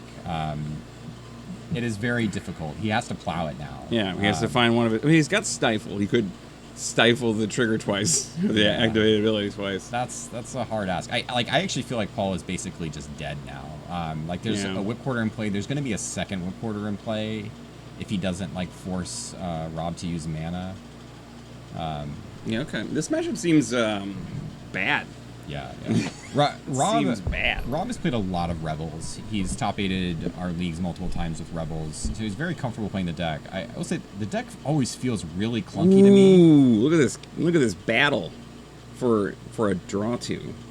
Like neither one of them hesitated in that either. Like they I was surprised that Rob cared about that. This Meddling Mage doesn't do anything. No, Meddling Mage seems terrible. Yeah, this game is over. Like I'm looking. You know. Post-board, he's got Curse Totem. He's got the other 2 Plows. That seems quite real, but here it seems like this game is over. I didn't really understand the absorb, but yeah, I would have. But maybe Rob thinks like this game is about card advantage, but like I would have thought this game is about keeping whipcord on the maybe table. he's got a duplicate one, so it's like he's got this opportunity to just use it now and might never get to use it later. Yeah, but instead he could have got another whipcorder on the board. I don't know. Yeah, well, we can sort of see his hand. I see a counterspell. Counterspell and absorb, and then a Lincivy, I think. Yeah. Yeah, guys, play a as real this game deck. goes on, the more this seems terrible for for Paul. I mean, I don't see what his line is. Like, does he? He's got to make like 2 dreadnoughts. Yeah, I Never think cast another gush. he can make a dreadnought and plow. I think is, but then he's got the guys to go get more whipquarters. So I'm not sure how he's going to get out of this. Does Paul have in his sideboard just more plows, and Curse Totem is going to be his best card? 2 Curse Totems, though. I'm surprised to see 2 Curse Totems. He must have like PTSD from losing to elves. Yeah, I mean, he named Plow. He cut off his only out. Oh my God, Paul, is the beginning of falling apart here? You do not want to go 3-3 after starting 3-0. Like, that is a very bad feeling. And if you're playing like that, I love the old board it might happen. foil basics. They just look so good.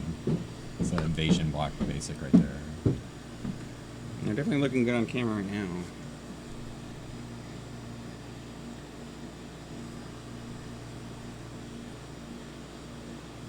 So, like, there's not a lot of talk about in this stupid game we're watching.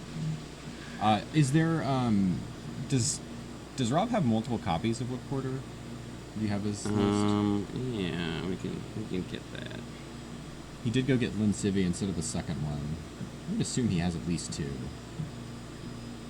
I don't. That's Paul. It's Apple. I don't know how to open a tab. How do you open a tab, you guys?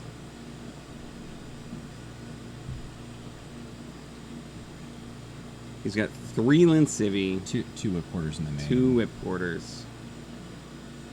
3 disenchant on top of his plows. Yeah, that seems very bad for the Dreadnought decks. All right, Rob just went and got the big boy, like 4/6 or whatever.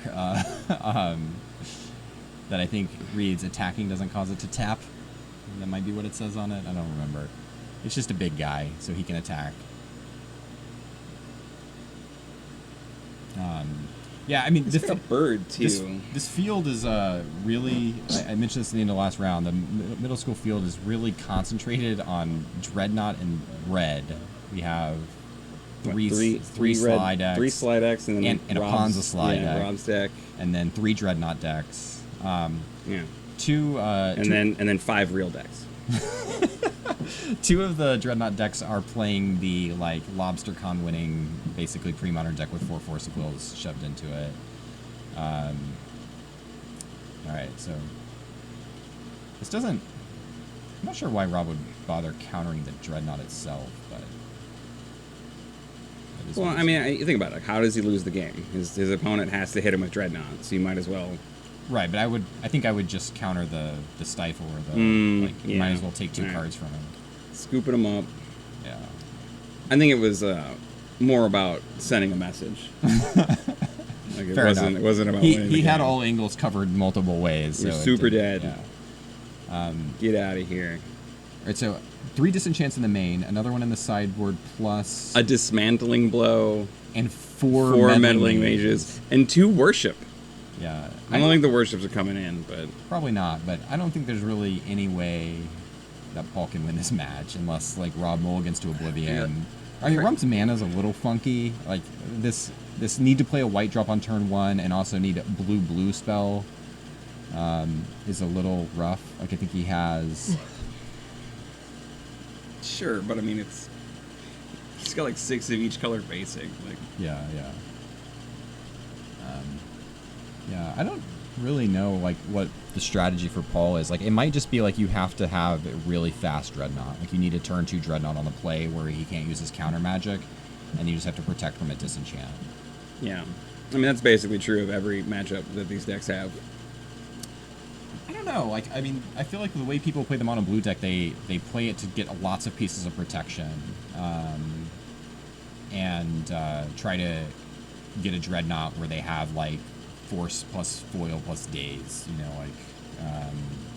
Well, I mean, if you're waiting, how good is the daze? You've applied 0 pressure. How good is daze? Yeah, I mean, it's actually I don't even know if I don't know how many copies of daze I think he has 3. But like I think these meddling mages are probably coming out for Paul, and he's going to bring in more plows. I don't think the meddling mages are very good. I think he has to bring in more plows, given that Rob has Whip Quarter plus meddling mage.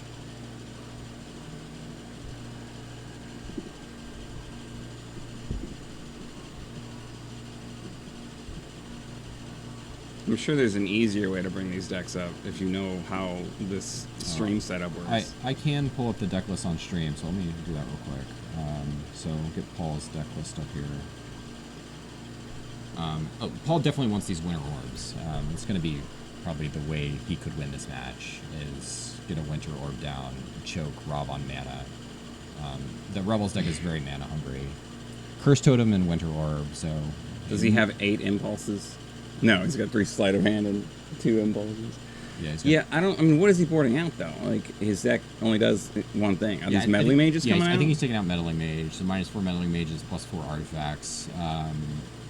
And he's got to bring in 2 plows, too, so he's probably got to cut. I guess you shave on, like, Gush. Yeah, you could shave a Gush, you could shave a... Maybe you could shave a counter spell or a stifle or something. You probably can't shave a stifle. I think you're just shaving like one of the cantrips or something.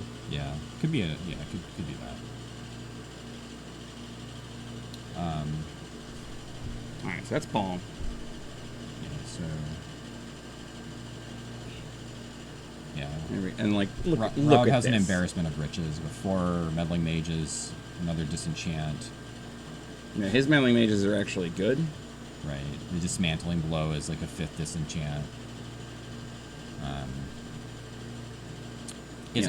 That's really all he has to bring in, though, is like those 2 cards. He could bring in the meddling mages. Does he really want to? I guess they're better than like he's not going to keep 4 mobs. Yeah, I mean, I think you probably just shave on a bunch of your rebels. Like, Yeah. I mean, all you really care about is Whip Quarter. Whip Quarter and Ramosian, honestly, yeah. Like, you're probably cutting... Like, I probably just cut the big boy or cut the flyer, like the 3/3 flyer. Those expensive ones. Like, shave maybe a Lincivi. Maybe you shave on standstills on the draw. I don't know. I don't think so. Like, especially if Paul's trying to, assemble a bunch of counter magic, then standstill's actually good.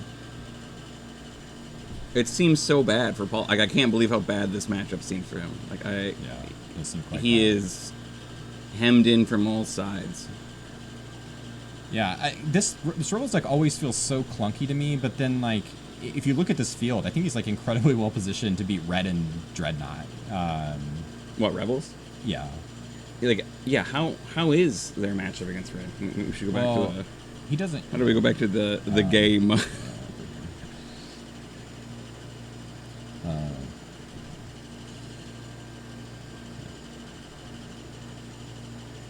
right, that Great. didn't work. We broke it. Maybe, hold on, it might be we tapped the deck list again. There we go. There you go. Oh, we missed the start of the game. Right. All right. Right. But I mean, there it is. Right. So he kept his mom. He's got a mom already. Yeah. Yeah. Paul looks He's dead got- already. Like, this is a nightmare. So now, if Rob has a 3rd land, he can get a Whip Quarter, and I think it's just really problematic for Paul. Like, the mom is sick, so he can, he basically needs, like, plow here. He does not want to be in a situation where he needs to, like, stifle a mom trigger. Yeah, for sure. But he does have the Cursed Totem, so if you can find that. Yeah, Cursed Totem would be the best thing he can do. No land drop. He's cast 2 Sleight of Hands and an Opt and still didn't get his third land. Yeah, he missed his land drop on turn 2 because he played the island last turn. All right, well, thanks for stopping by to watch this match. In some phase, we're opting. I think it's an end step, yeah. He kept the card. Yeah. A sombreroed island. He seems very dead.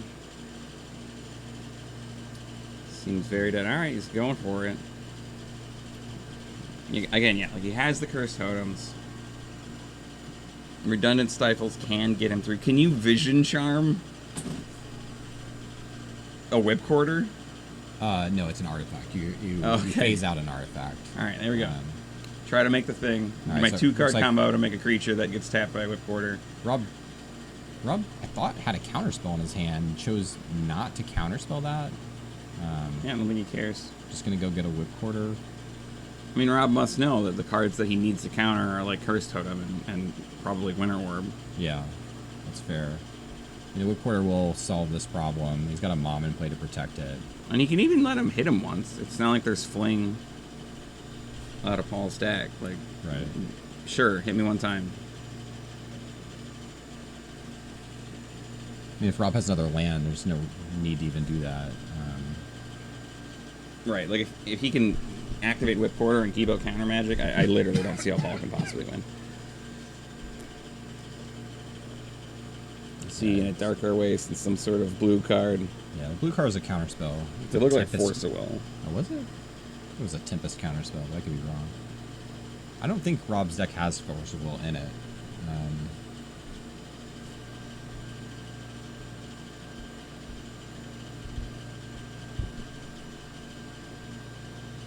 Interesting. Yeah, I guess they don't have enough blue cards. Don't have enough blue cards, yeah. It's really weird to me that he opts for the 4 counter spells and absorbs instead of playing any copies of Mana Leak.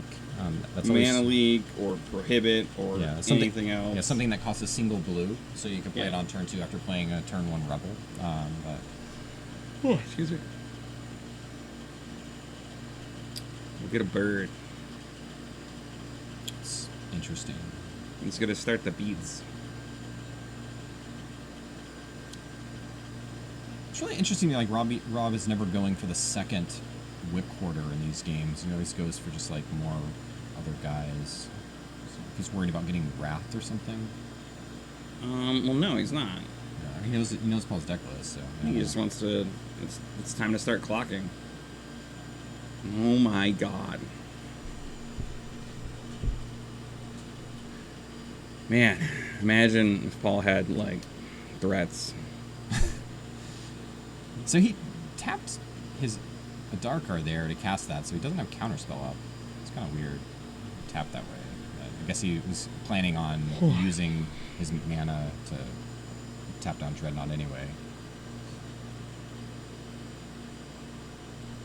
Might have like Disenchant. Yeah, that's true. Okay.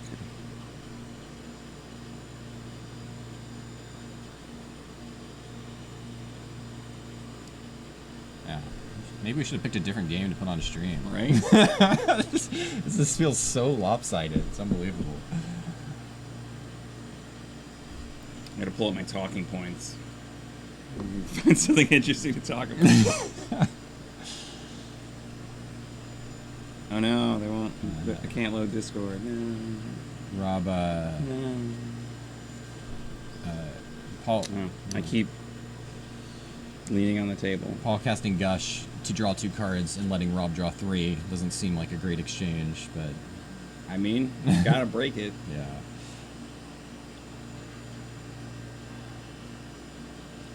Paul's got all event islands, it seems like.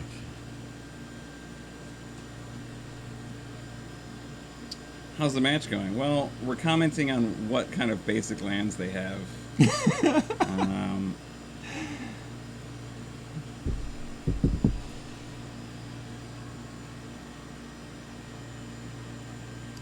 We gotta get someone else in here next time. What do we want? What do we want? You guys want like 2 burn decks? It's a good chance we're Playing gonna have a each burn other. deck. Yeah. Yeah, we'll see what those standings look like. I mean, we're going into round 5 after this, so probably these next 2 rounds will kind of be settling in for a top 4. So We got an unintentional draw in round 3 of Vintage. Okay. I think. I don't. They were in a game state where neither one of them could have possibly won. Okay. But someone might have just scooped, which would be silly.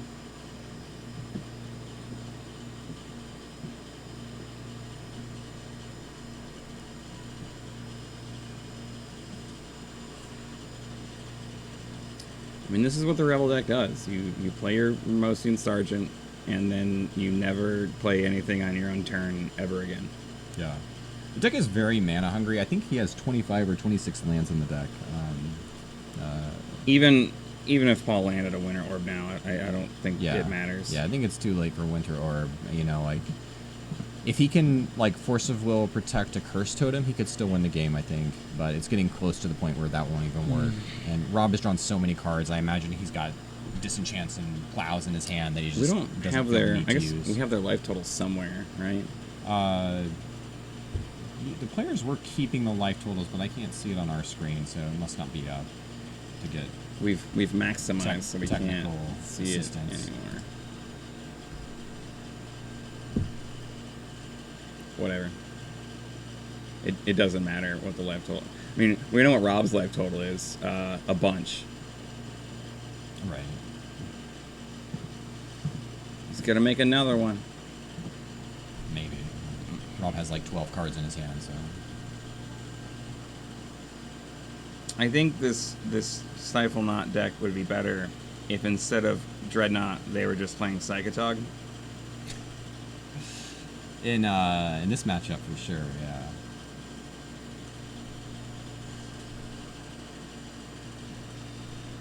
Although Psychotog's still pretty bad against a Whip Quarter. Yeah, but then he'd have another card in his hand. He wouldn't be stifling. Yeah.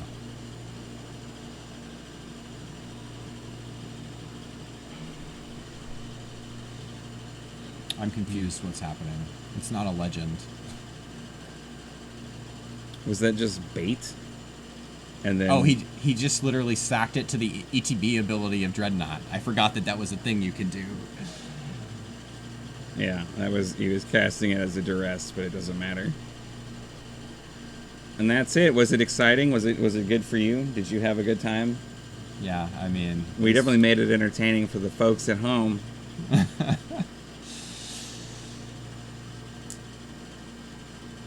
All right, yeah, well, that was brutal. I'm falling asleep. Rob goes to 4-0. I think Rob is locked for top. Yeah, I think if you start 4. 4-0, you can't.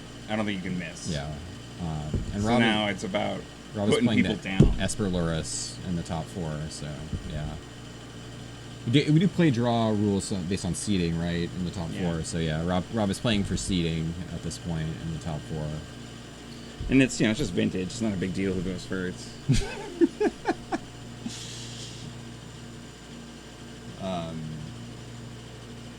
Yeah, our vintage field is a little bit different than you might expect. There's a lot less Luris than I thought there would be. I thought there would be like 7 Luris decks. And I think there's like 4, and like one of them was a combo deck. A lot of Oath. Yeah, 3 Oath decks. Wait, is Rob playing Luris in his artifact like shenanigans deck? He is playing Luris in his painter right. deck. So I guess we have maybe Luris decks, but not the just blue-black control Luris decks. Yeah, like Stu's deck is a Luris deck, but it's not, blue-black or Esper. Yeah, Rob is playing Esper Luris, and he did 3-0. The menace of the format at the moment, Luris control decks. All right.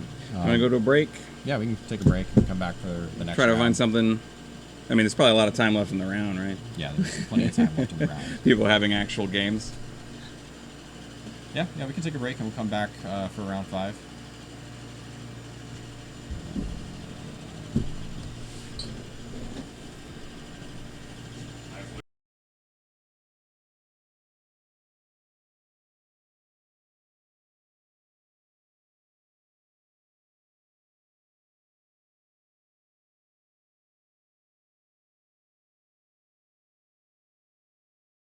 when the frantic search happened that we were going to see a worm.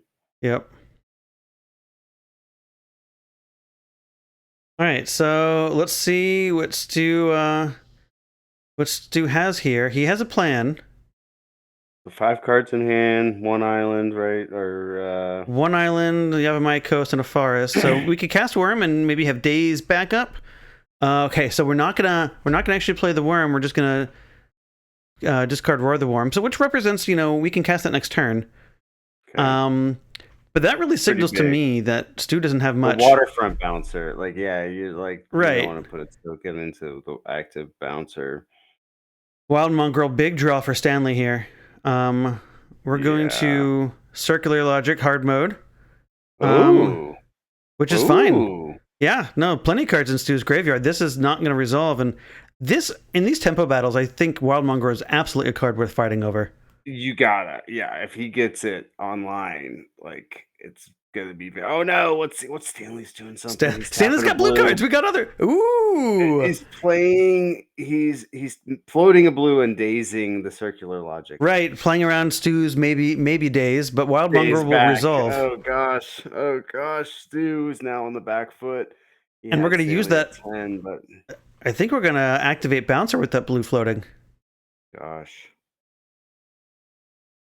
Yeah, or just discard the island we bounced. Sure. And the tables have turned completely. It was a pretty good maneuvering by Stanley here. He has 2 cards in hand after that. Yep. The shenanigans. But with the bouncer online and the Wild Mongrel, it's going to be very difficult for Stu to come back. I think Stu needs his own Wild Mongrel and then another creature that can block. Yeah, I think he needed one of this draw to be a gush here. Wild Mongrel step 1. There's a Wild Mongrel. That must have been his draw, but I would have liked to maybe the next draw can be a gush. Sure. Stu's gushed once. So why not try gushing again? Sure. If I'm Stu, I'm trying to think of what I want to be on top here. Sure. In this situation. Yeah,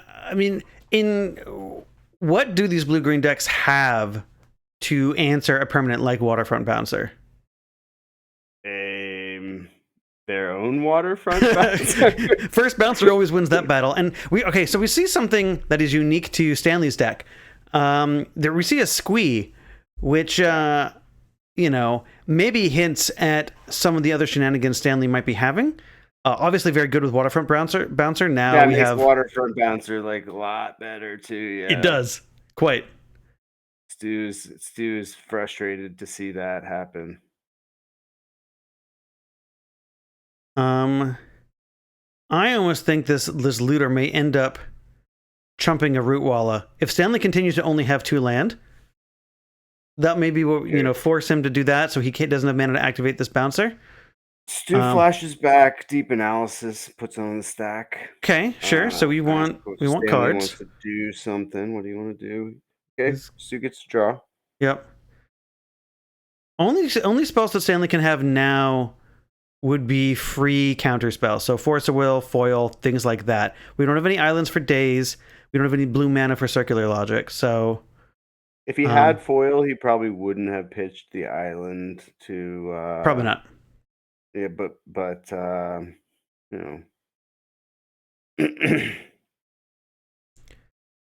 right, we're just gonna play the card that we all know about, and force Stanley to keep playing musical chairs with his Waterfront Bouncer and Squee. Yeah, which is not free. He does take a point of damage if he wants to continue playing that game. Mm-hmm.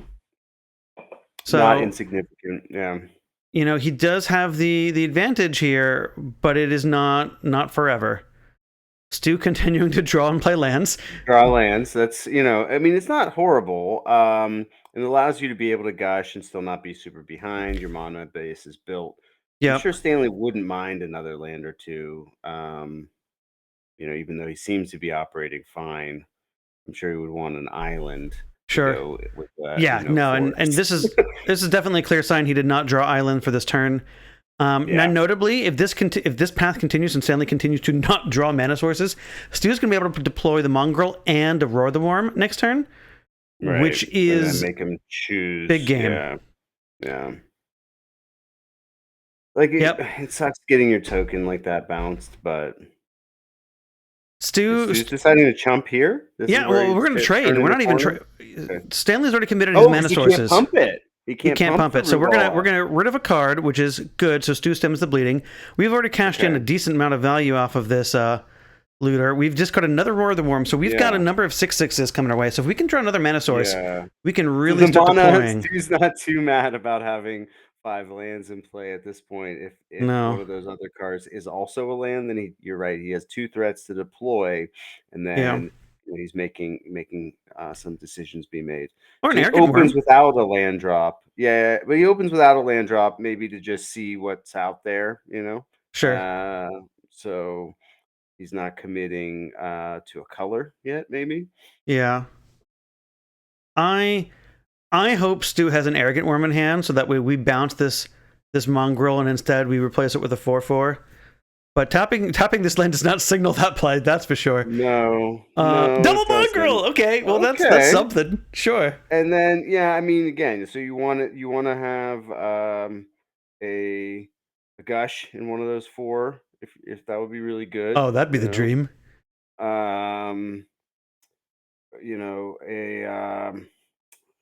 We can make root wall. How many cards does Stanley had? 3 cards, I think.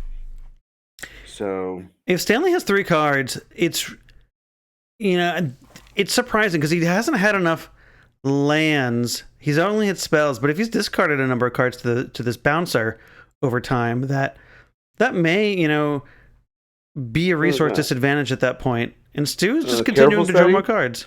Is that careful study? Yeah, it is careful study. So we're going to draw 2, discard 2. Stu will go down a card, but have drawn 2 fresh ones. Yeah, he does not worried about days because there's no island on the other side. I was wondering, like, Right. he did that last, but I guess it doesn't matter. It goes down Aquamoeba. And I cannot tell. It is clearly a blue card, which has been the theme of this battle. Blue cards matter. And Stu's got 3 cards in hand. Stanley's going to have, I think, 4 cards, but he's going to go down to 3 after the bouncer. And I don't know if he's willing to trade his hand versus Stu's hand, knowing that Stu has these Roar of the Worms in the graveyard. And he'd be left with the mongrel still too, right? So. Well, I mean, if we both end up having 3 cards in hand, we can bounce the mongrels. But I think Stanley's going to just say, I can keep 4 cards in my hand and, force you to block. And if you want to pump 1, I'll just bounce it. Right. That's fair. Which I think Stu's tanking a little bit here, but again, like, it's not like Stanley's representing the Arrogant Worm, right? He's not he doesn't have mana to make a bigger dude. So maybe he's just one of those 3 as a root wall or something. So Stu's thinking, okay, I can absorb, if he pitches all, right? And he's not gushing because there's not 2 islands in play. So there's no islands for wonder either. Calculations, right? Yeah. I think we take this. I mean, I don't think Stanley's incentivized to nuke his hand to deal more damage yet, and we can swing back now. Yeah, that's what Stu does. Stu just doesn't block. Because actually, Stanley's in the position now where Stu can go for lethal, if depending on what his there's a land. There's a land. Okay, so now he's on that grind plan, right? I'm gonna chip in. Stanley's got 5 cards. Okay, so that makes more sense. Stanley hasn't drawn any mana sources, so he's been stuck with cards in hand. I think the plan here is attack with both mongrels, represent something scary. See if Stanley blinks, and then we can make a. Ooh, you know what though? I think Stu might be dead to this, because unless we've got 3 blockers, we need to make 3 blockers this turn. I think Stu can only make 2, because we can take this.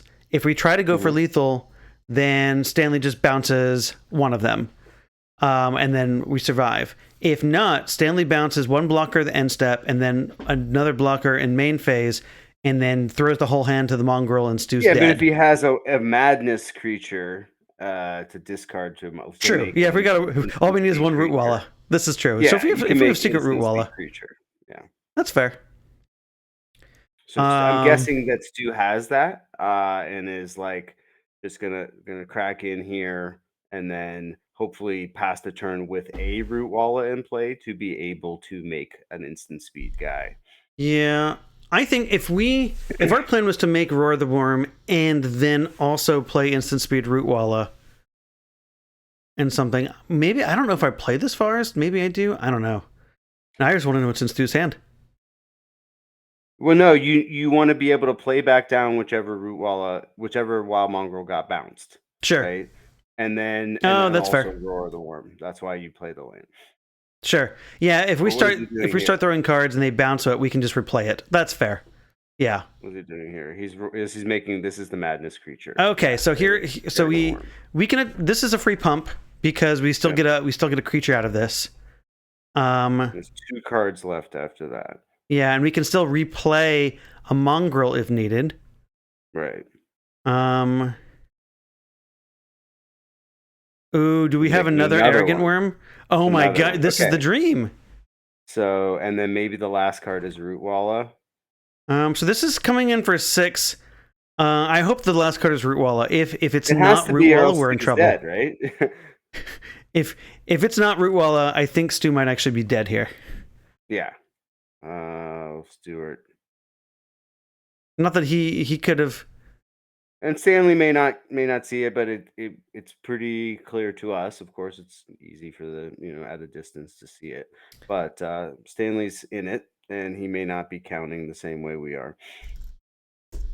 All right, so we're gonna tap 2 mana. What are we tapping 2 mana for? We're gonna daze one of them. What? Oh, interesting. Interesting. Oh well, because we can't tap blue cards to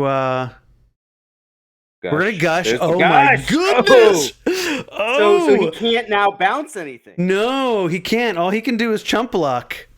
This is a blunder. I mean, so maybe Stanley's thinking that he has to cast Daze to get rid of one, because if we bounce one, we take 1 and go to 7, and then there's 7 cards in 7 damage between the hand and Stu. So that's it. Stanley just reads like, wow.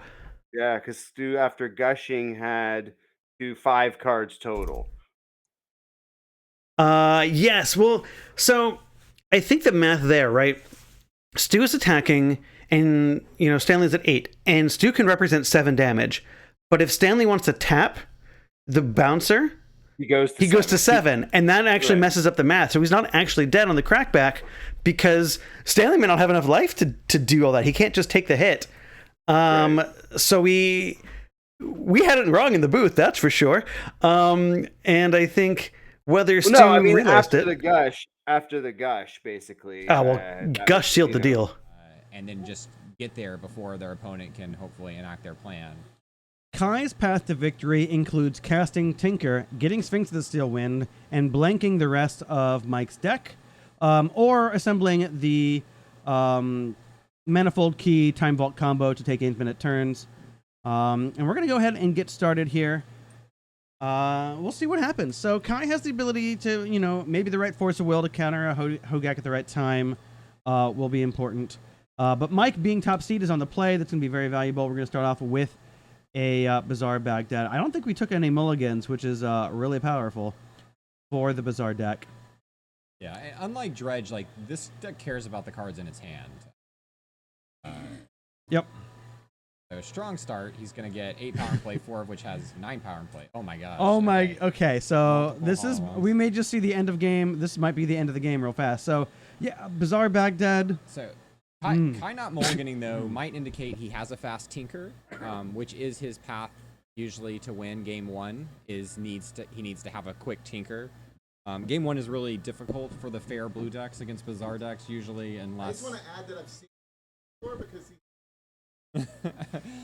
Tweety coming in with his own color commentary that complaining about how hollow ones always enter the battlefield in multiple numbers on turn 1. Yup.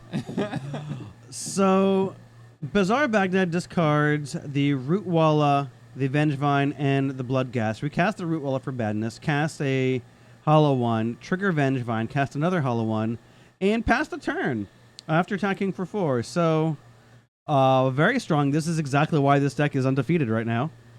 So we're going to get to see Kai doing what the blue deck can do. It's notable that a card like Wasteland, which is good against Bazaar, is bad in this particular moment. Sword to Plowshares, which Kai does have a single copy of, I believe. Yeah, he's playing a single sword, so... That isn't really good enough in this position unless we can follow it up with something good. Black Lotus is exactly how we get out of the spot, though.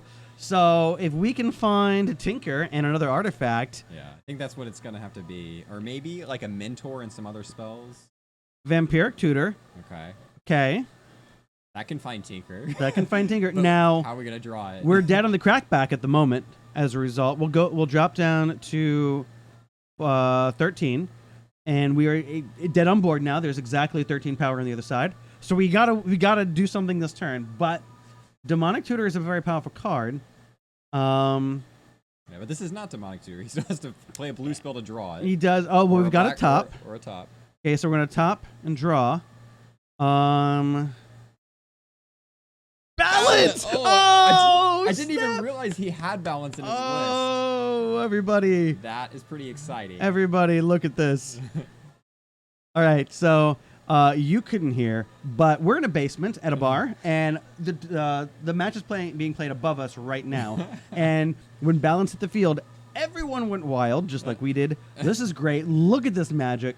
That's one for the highlight reel. Yeah, I mean, that's pretty great, but I'm not sure if that's enough for Kai, because Michael Malley is going to be able to reload real quickly. We get to activate Bazaar again. Yeah. I mean, now what? We lost, what was 1, 2, 3, 4, 5 of our cards. So we lost 5 of our starting 7. We played one of them. So we had like 1 extra card. We drew a card this turn. We do not have a lot of resources anymore.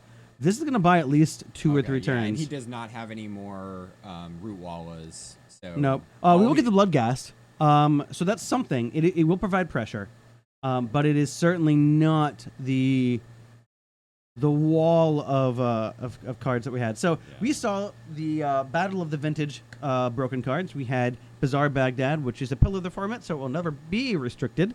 And then you have Black Lotus, which is a pillar of the format and is restricted. Battle together, and we saw Mana Advantage got there. With the top. So Mike is down to 1 card, so it might take him a little bit to be able to trigger that Vengevine again.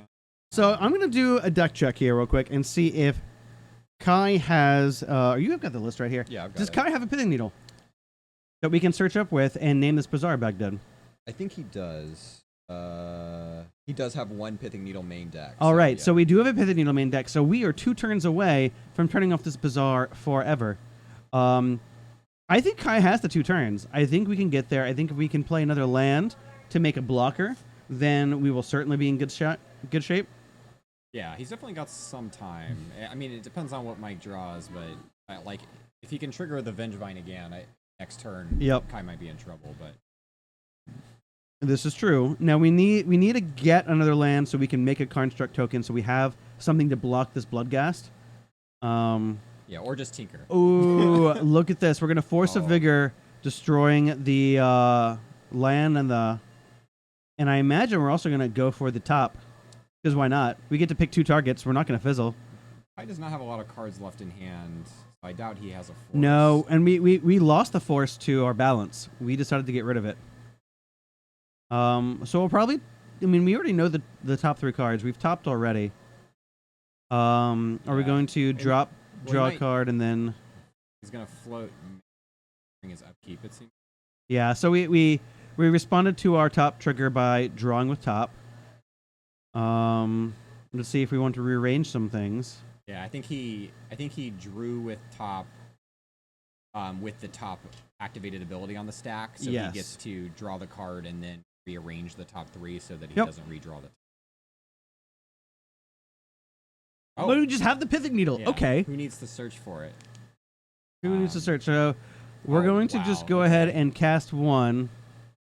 We're going to fetch. All right, so Kai has no cards in hand. He has 1 card in hand. Interesting choice to fetch.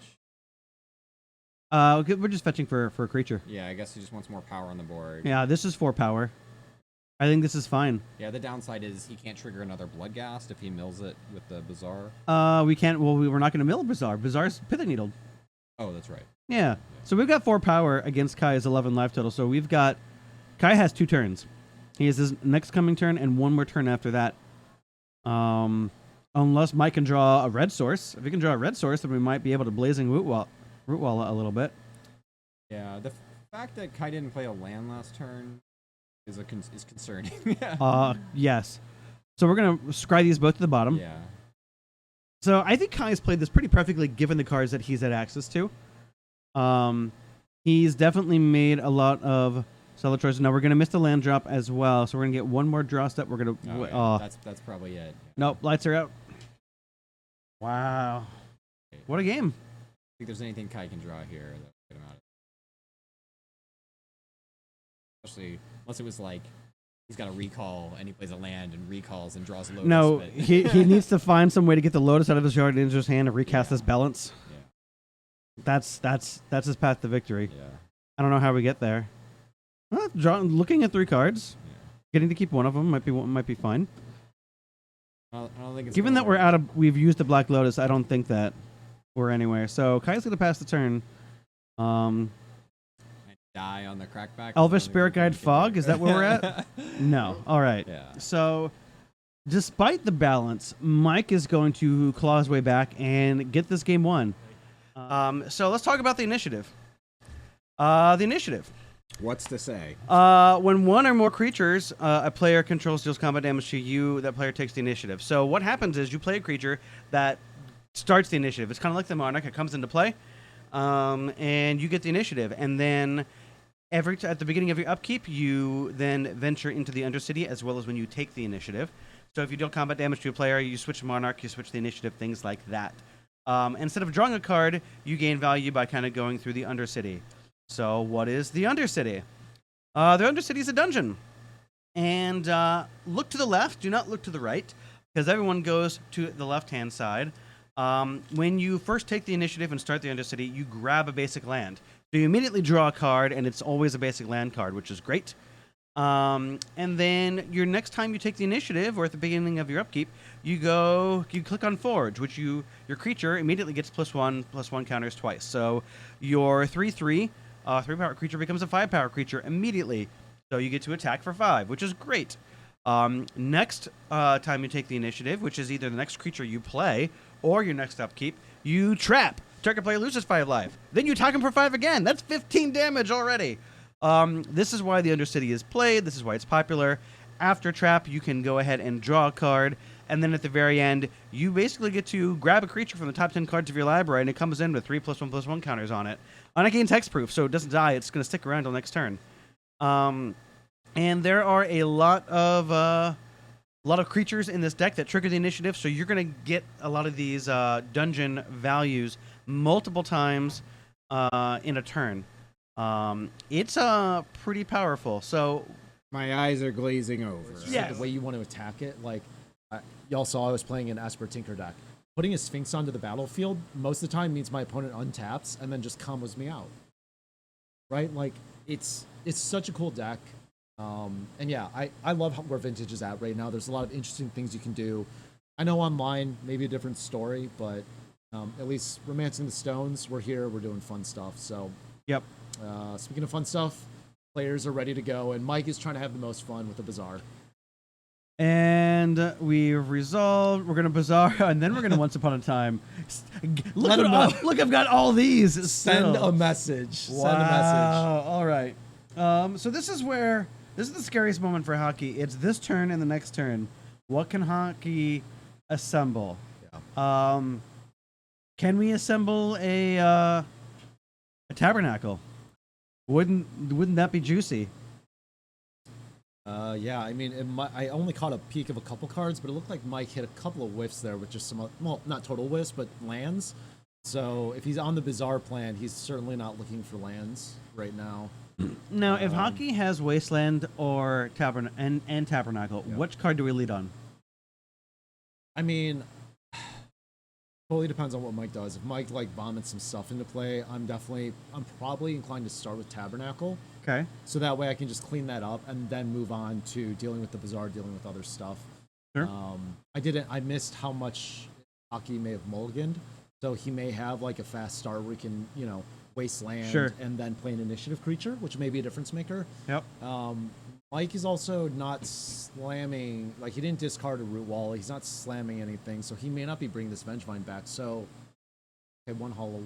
One. Okay, that's okay. A 4/4 does not beat the 5/5 that we will eventually get. So not just eventually, but very, very quickly. all right. So right now, I'm definitely, if I've got the Wasteland, I'll play the Wasteland. No, basic plans. So, as a player who's been playing basic lands in Vintage for a while, I've been the worst feeling when playing I usually play like Blood Moon decks, so with Goblin Rabble Masters, but I have to register basic mountain and a lot of them, and when your opponent's on the play and and does like 5 things and you respond with basic land pass, that isn't an island. It feels real bad. Well, for you. For me. So I sympathize with Brian here. Basic planes pass into Bazaar activation.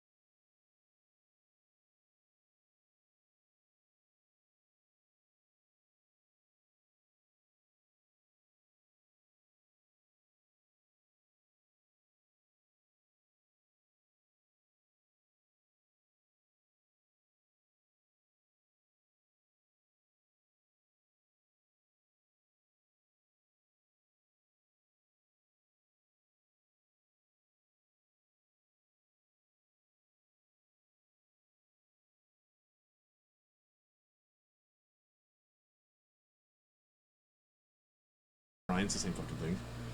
All right, looks like the players got started already. So, and Chase just started with a turn 2 Dreadnought, which looks pretty good against Sly. It's exactly what you want to do against Sly. So, I think it's hilarious because otherwise, I think Ben's opening is pretty good in most situations. yeah, it's decent. I mean, It's not a turn Mog two Fanatic. Dreadnought. Yeah, Mog Fanatic is like better against other decks that are playing creatures. I think. Yeah. Like, it's not your most aggressive card, but yeah, he has action. It looks like he has multiple copies of Ball Lightning in his hand. Oh, that actually might.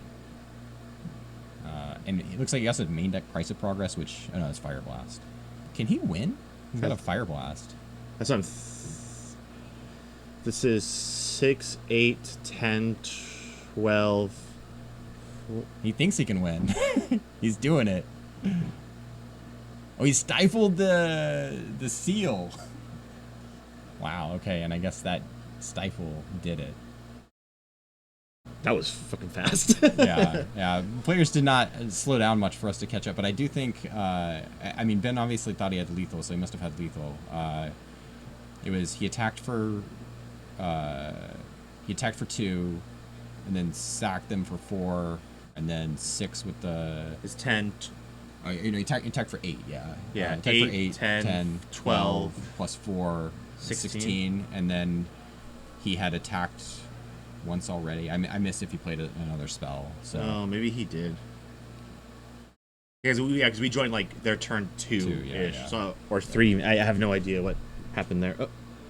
Oh. That happened earlier when Hockey leaned on the table. When Hockey leaned on this table, like it made some connection. I don't know. That shouldn't. Whatever. It shouldn't. That's not how that works. So I have no idea. One thing that can happen is if you take this hoodie off, the static discharge will turn the monitor off. Wild. Okay. Yeah, happens to me every day at home at work. Interesting. Let's look at the deck list though. Like, what is?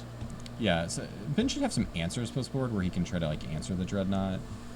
I love the beauty of Slide, like how just efficient and straightforward it is. Like you're doing the thing and you're killing them. Yeah. The Price of Progress, I think I'd probably definitely coming out. Yeah. Opponent's mono islands. So you have 3 Pyroblast, only 1 Overload, and 1 Crash. So not a lot of ways to kill the Dreadnought. The Pyroblast can try to keep it from getting on the battlefield.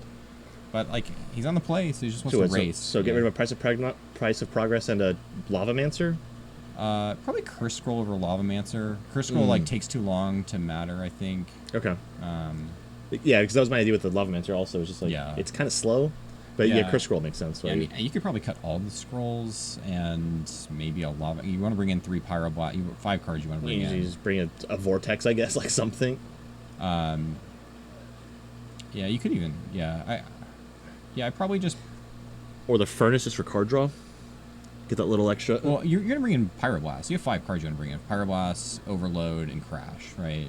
Oh yeah.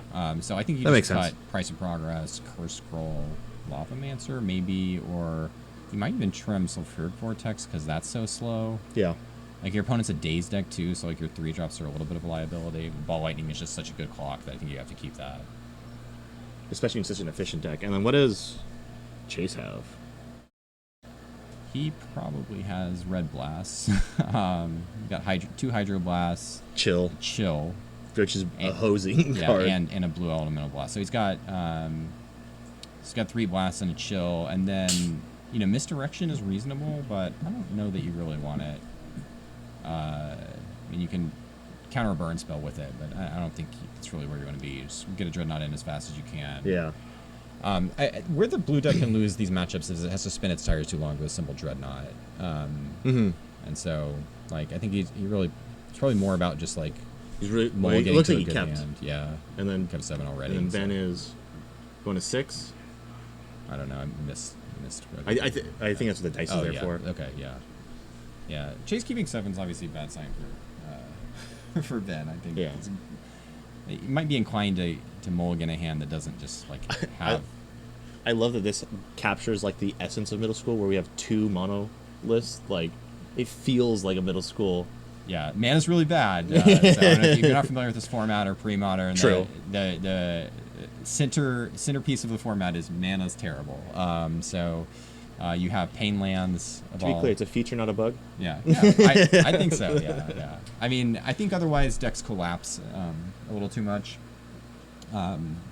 into like you just play all the good cards because I mean this format, you know, like it has some really good cards, but I mean you sometimes have to go pretty deep in the card pool. So I think I mean obviously Sly is a really efficient deck, but I do see Chase does not have a Dreadnought in his hand, so he's gonna spend some time trying to find it, which is good news for Ben. Do you want to take over, Kai? Okay. I know I like middle school is not my jam, right? So I'm just like, yeah, I'm here to look pretty. I'm not even on camera, so that ruined the whole point. I have no role. Yeah. What am I here for? A Jackal Puff's not bad though. Was that turn 1? Yeah, turn 1 Jackal Puff is I think against any deck Solid, without creatures. That's what you want to do. Solid 1997 play. I like it. Yeah, it was in my vintage cube up until like maybe a couple months ago, because I can't let go. Yeah, have fire. Won me the event last night. Yeah, have Fire Drinker Satyr still. I like keeping the aggro plan in the 1-drops. So nothing wrong with that. Alright, so this is how Ben wants it to go, where Chase has to like cast a bunch of cantrips to win the game. So yeah, I mean the turn 2 Dreadnought like in game 1 is the nightmare for Ben. So. Yeah, I mean what's he gonna do? Block with a Jackal Pup? Right. Yeah. He does have 2 answers post board to resolve Dreadnought. Found the Dreadnought off the impulse, so we're gonna see a Dreadnought next turn. Yeah. He has already taken 7, so he's at 13. So definitely a situation where Ben can take 12 and kill him on the backswing.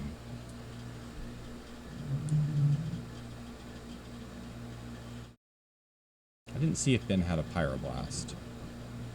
Looks like he does. Oh, he's gonna stifle the fetch land. Oh no, he's not. He's stifling the Dreadnought. Okay. Makes sense. All right. Efficient counter spells back and forth. I know Ben does have a Fire Blast in hand, but I don't remember seeing any other cards in his hand. Yeah. Fire Blast is that a Curse Scroll, I think. Yeah. Probably would have cut the Curse Scrolls, but I would have as well. So we got a 12-12. Can't see their life totals. I believe Chase has taken 7, so I think he's at 13. Oh, that is a good question. What happened to our life totals? So Chase won our first game, right? He did, yeah.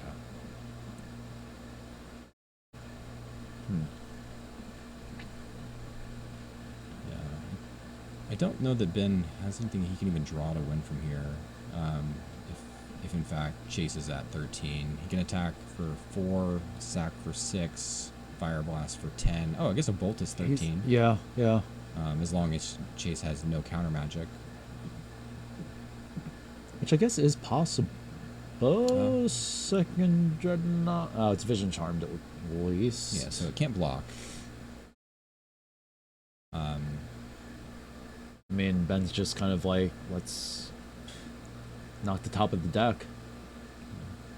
There's 13. That's a bolt. Let's see if Chase has any way to interact.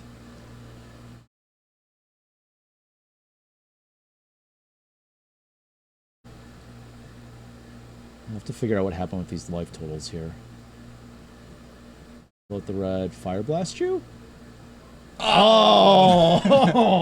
I mean, it seems he cast a gush and he had like 4 cards in his hand, so it seemed likely that he had any sort of interaction. He had 2 mana, so yeah, I think this is generally a good matchup for Dreadnought, but like if you spin your tires like 1 turn too long, you die, right? Exactly. Yeah. Well, I mean, case in point, right? Like if there had been another turn where he needed to spend all of his time and mana just digging for stuff, he shields down and just dies to Ben casting 2 spells. You know? Right. Yeah. Yeah. So that was very, very quick match. I think we've had not the most interesting middle school games. We had Rebels just completely crush. Blue-white Dreadnought. Yeah, the blue-white Dreadnought deck. Yeah, and just like watching that match. I mean, even against Mono Blue, you just play turn 1 Rebel. It feels like you win the game. Yeah. You go get a whip quarter, and there's nothing they can really do about it. No, what they're going to spend all their time stifling your whip quarters? Yeah, like I mean, it twice. just sounds... They have to stifle whip quarter twice. Yeah. Or they have to find their like one of Chain of Vapor to bounce it. I don't know. It feels bad. And there's 2 whip quarters. Exactly. Yeah. It seems pretty miserable. So yeah, that matchup seems like a great call for the field because I think it has a good sideboard plan against Burn, and it's just a great matchup against Dreadnought. So absolutely, yeah. Rob crushing it so far, and I feel like he's a lock for top 8. So we'll see. Yeah, top 4, right? Yeah, that's top 4. Top 4. Yeah, 12 but players. Yeah. If we had a top 8 and 12 player field, that'd be wild. Waste of time. Yeah, no, I mean, Rob has played the blue-white counter Rebels deck a ton, so very familiar with it, and like you said, just a good choice. So he's got kind of that both the familiarity with the deck as well as just it's a good choice against the field, which is like a match made in heaven, so. Yeah, and I think like its bad matchups just aren't here. There's one Goblins player, which is probably a pretty bad matchup for him. And then, but like Elves isn't here, and that's probably a really awful matchup for him. Yep. But yeah, so I mean, it ended up being just a really good meta call. A deck that I think generally not considered a top tier deck in middle school or pre-modern. Definitely not. And I think his list is like 100% pre-modern legal too. I think he just plays like counterspells and absorbs and rebels. But ends up being it is a good Dreadnought killer. I think looking at his deck list, I actually can't think of another deck that I feel like is better positioned against Dreadnought. Yeah, I mean, you've just got between the whip quarters, like we were saying, and all that sort of stuff. You've got a bazillion disenchant effects, like. Yeah. Your opponent only has so many Dreadnoughts, right? And they don't have any recursion, any of that sort of thing. Yeah, and then being able to play a 1-drop that goes and gets whip quarter, that's in a way that you can't counter, just so strong. Yeah, it's pretty bonkers. But like at the same time, there's nothing about the Rebels deck that feels unreasonable. Yeah, it's just efficient, does its thing, But so you may have talked about this already on stream, but if you had been playing today, what do you think your deck choices would have been coming into this? Because obviously a lot of us did like predictions of like the meta or what specific people were going to bring. So I did think there would be at least 2 players on Sly, because I assumed Stu would be on Sly. I think last year he regretted not bringing, like Stu tried to juke people last year and brought Enchantress, and he was like, I don't know how to play Enchantress. I should have brought Sly. That was a choice. That was a choice. So honestly, I don't know. Like my go-to decks when I'm trying hard are Elves and Tax Rack. Okay. And the Tax Rack deck that I like is like kind of a tempo-y version with Sea Drakes and Meddling Mages. Yeah. I think the Oath Parfait build might be better. But I think Oath Parfait actually would have been a pretty decent choice. Yeah. I think the deck lines up. The Enlightened Tutor package just makes it really good against red, because you can just like have a main deck like hate for it. Yeah, exactly. Exactly. But I don't know how good its Dreadnought matchup is. I guess it depends on like how many seal cleansings you play and seals, auras, all that sort of thing. Yeah. I'm trying to remember if I ever played against Dreadnought. It depends on like what you oath when into. I played that. Also, like I think the standard package is you play the gain life. Ancestors Chosen, yeah, which is pretty good. Yeah, it can gain you life and then just absorb 4 and gain you life again. Yeah. The Shard Phoenix kind of gets in the way. Like you don't want that typically. I would have probably played Tax Rack or Elves. I mean, and because I expected Sly to be at least 2 players, I probably would have played Tax Rack. So yeah, because Elves struggles with Sly. You have to like. There are cards you can bring in. There's like Steely Resolve, I think, which like gives all Elf Shroud, but it turns off all your shenanigans. So then your deck is just kind of like, I'm gonna play a bunch of 1/1s. And then there's like, or you can splash white and play like, give your team Pro Red. Sure. Forgot the name of the card now. There's a white enchantment for 2. It gives your team Pro Red. Right. Nice. But all right, very quick matches. So very quick matches, yeah. How did you feel the vintage went, or what did you think of the vintage field? Because it's pretty concentrated. It's kind of wild though. Honestly, like, I mean, I think you look at the MTGO meta, it's like 60% Lurrus control, and not that. I mean, I think we have some wild decks. I mean, we've got like Stu's Engineer Lurrus deck, which like he has a proven track record with, but it's not considered a mainstream deck. Right. We have like Painter Stone with Time Vault combo, which is like it's got like I think like 4 engineers, some number of Oswalds, and some number of welders. Like he's going for it. Yeah. He's just gonna jam at you constantly with a bunch of Pyroblast to protect it. So like that's a pretty wild deck. That the Shops deck is like kind of off beaten path Shops deck with Flush Rakers. Sure.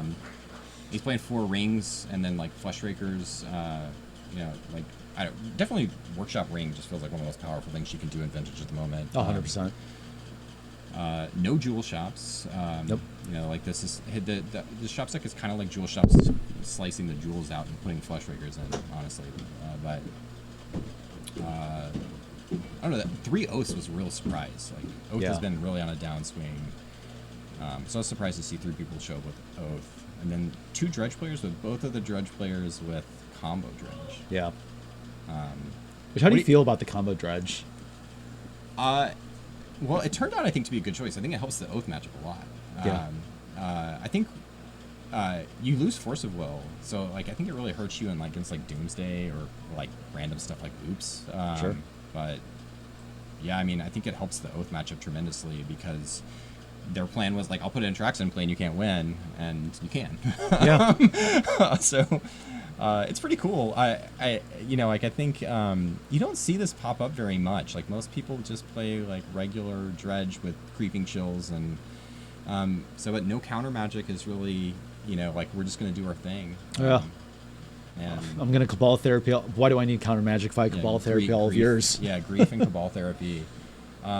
It's a cool take. Like I like to see the variety in the deck builds. I think Dredge is a deck that has like moved around a bunch in how people build it, and it's sort of like the mainstream build of it's kind of back to where it was like 3 or 4 years ago. Yeah. Like I won our Invitational in 2021, and like that's like the mainstream build is like basically what I played in 2021. Yeah.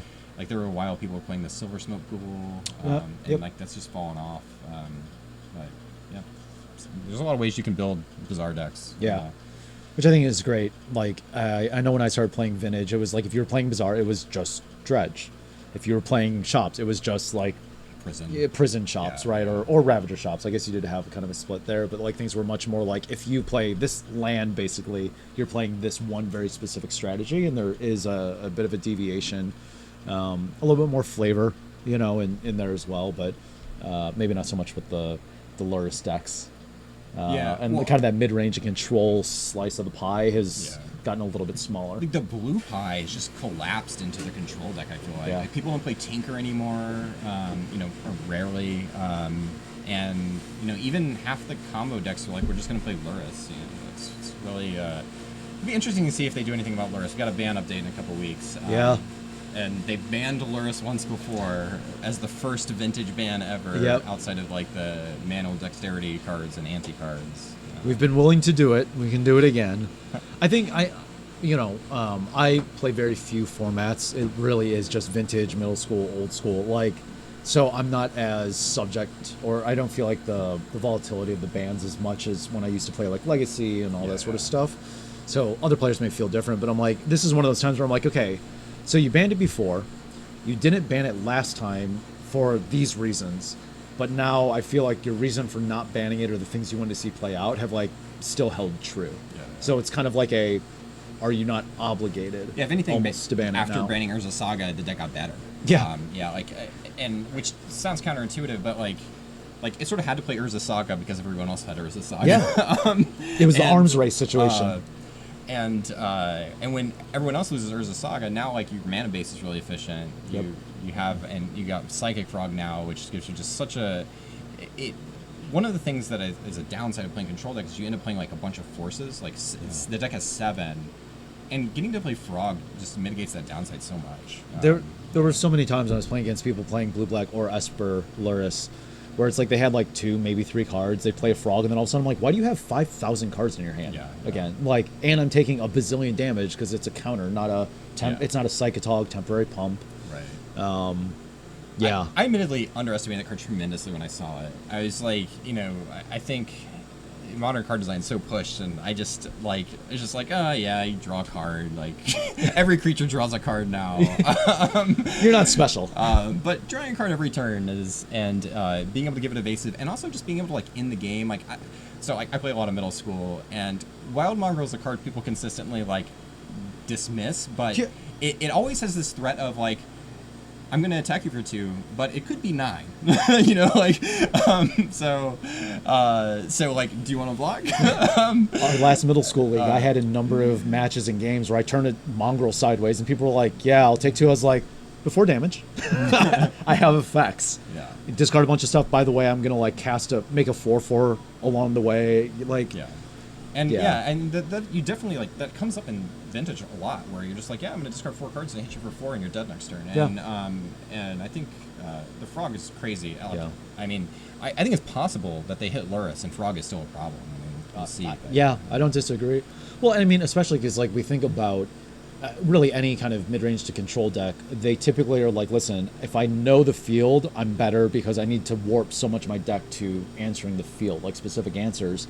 And Frog is literally like, you still get probably more value out of those cards that you don't need or care about in a given matchup or situation, because now they're just damage and card draw. Like, it's bonkers. Yeah, and it's blue too, and like historically the threats aren't blue, so like you have to go play non-blue cards that you can't pitch to force for your threats. Yeah, that's a great point. Yeah.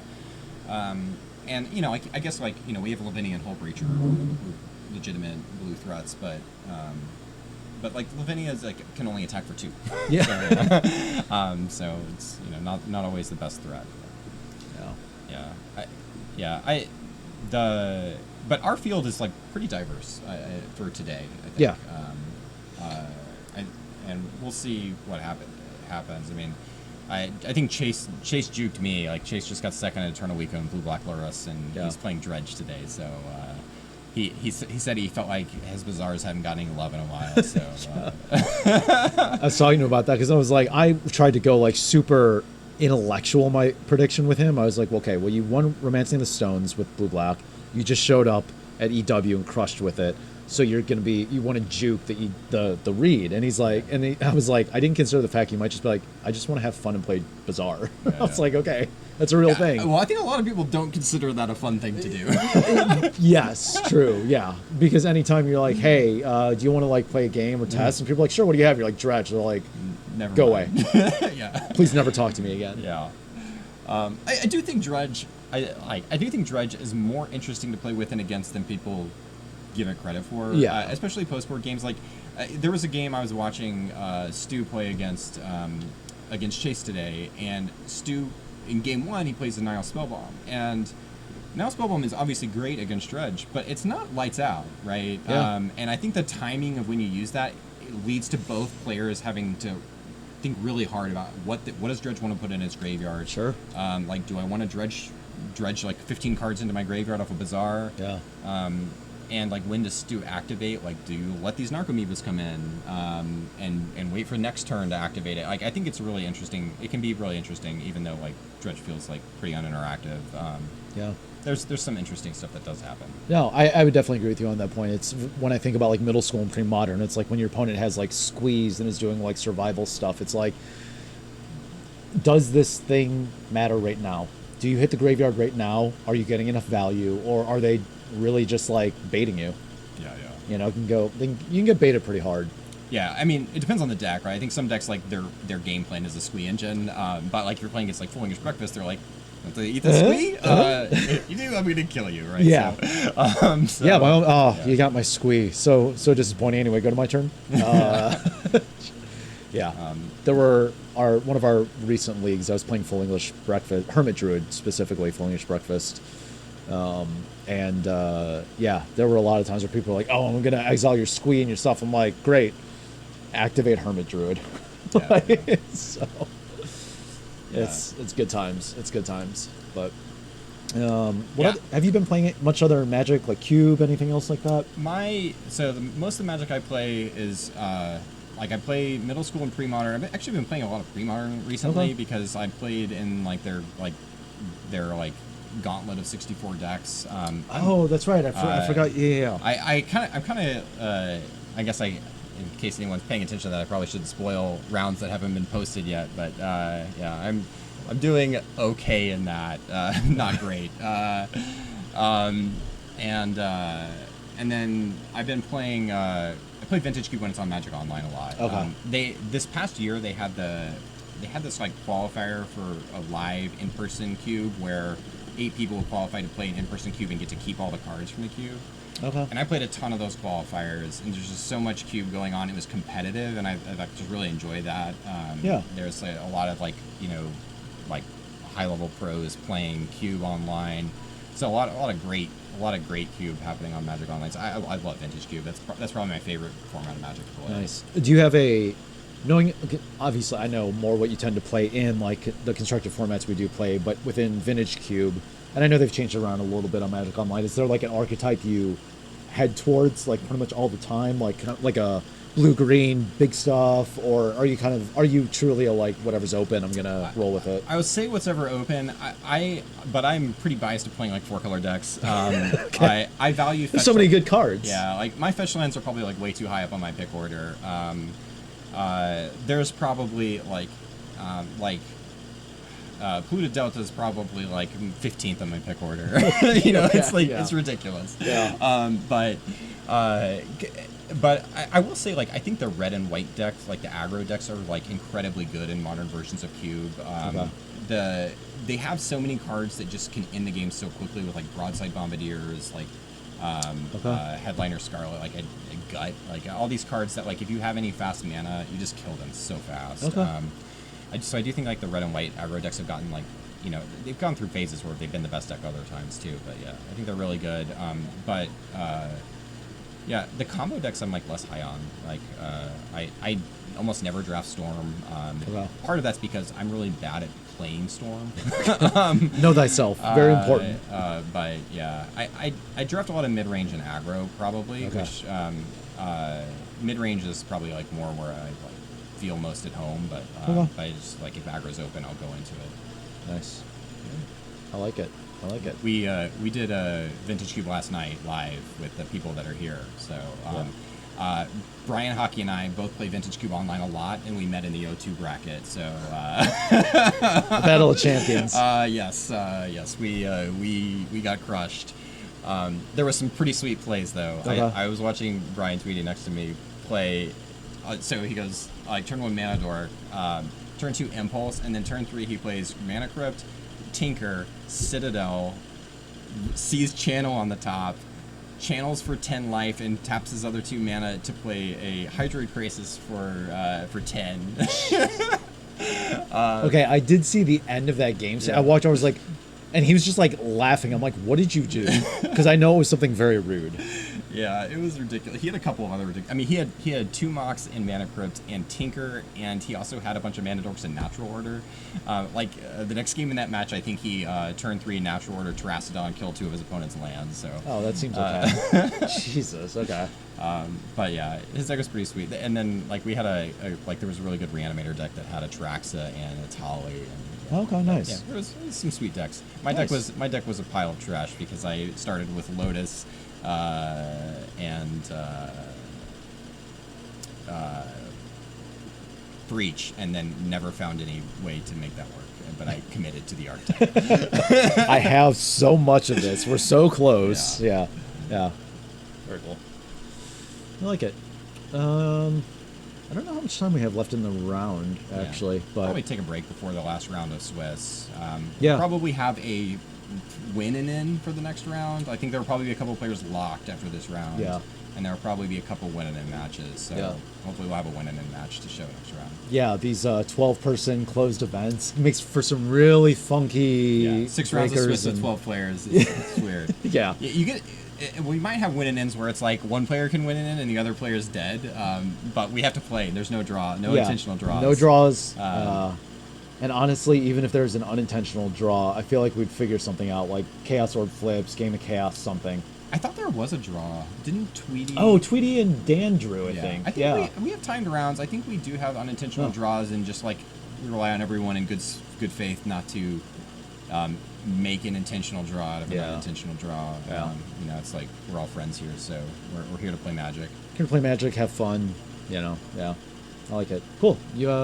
Yeah, let's go to break, give some time, stretch our legs, and we'll come back for the next round. Yeah, I like it.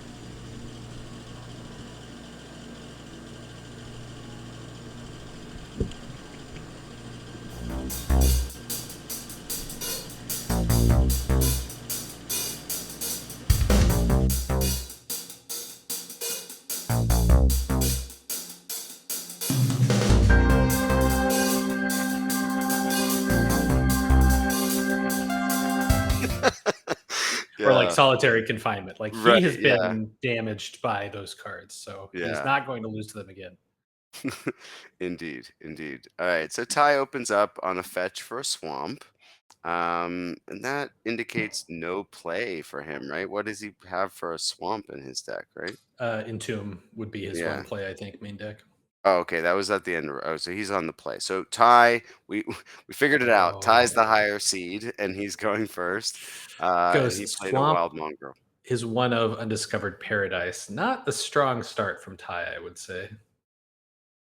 Not particularly, no. I mean, the 2 mana play that we would want is survival. But him playing this and keeping this indicates he feels like he has a good aggro plan, maybe. So like an anger into like arrogant worm or something might be what he thought he was gonna do when he had another land. Yeah. But see, Undiscovered Paradise was gonna bounce or was gonna come back to his hand anyway, So just anger into like a root walla, which he can still do, I guess, right? He pitches Squee and Horror to keep the mongrel alive. So that was a pretty heads up play by Ty. Rob tried, right? Yeah, and Rob's standing at I'll make you have it. And yeah, he had it. Heads up, Ty. So Ty's now on 1 swamp again. 1 mongrel, and I believe 5 cards in hand. 5 cards in hand. Two of which we know.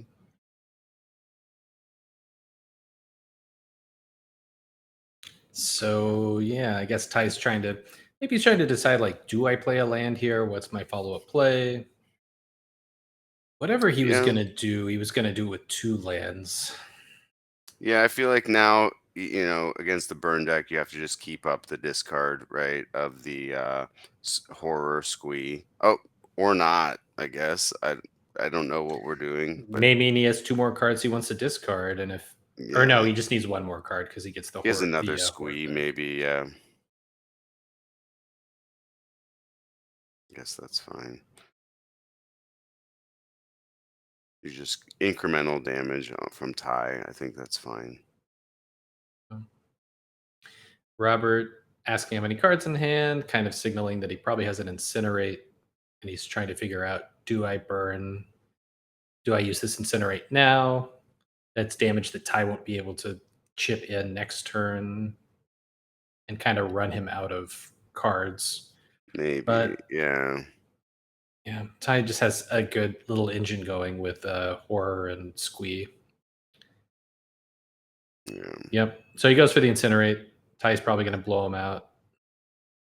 Yeah. Yep. With the Horror, the Squee, perfect. Second Squee. Like that's the way you write it up. Squee, right? Yeah. Gosh darn it. You just feel it. So. I mean, that's why you keep that opener, right? That was like strong on, why you would keep that opener. Yeah. Yeah, that's a good point. That does make sense. Like, Undiscovered Paradise, not the best turn to play, but you've got all these value cards, and like Rob can't really beat a wild mongrel. Just gotta keep it alive. At this point, yeah. Like you just keep if you can. All those activations. Ty can just ride the mongrel. Yep. And yeah, and I guess in the end, if Rob ends up spending 3 spells on the mongrel. Like, so I was like, okay, then we'll start from first principles. Yep.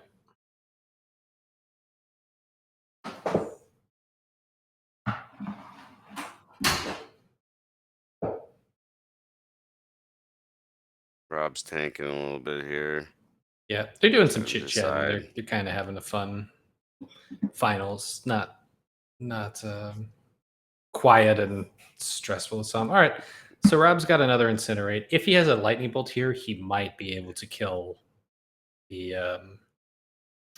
I feel like he might have a bolt. Yeah. No, Rob. Oh, So Rob.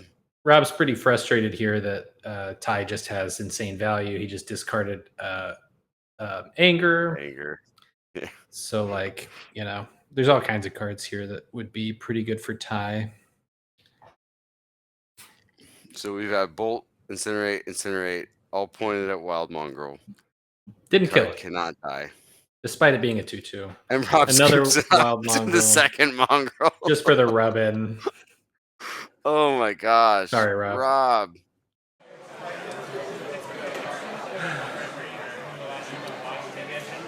I will keep this. Alright, good luck. Mountain. Goblins on the floor. Just grab the card. Grab any cards you don't know. Okay. One card.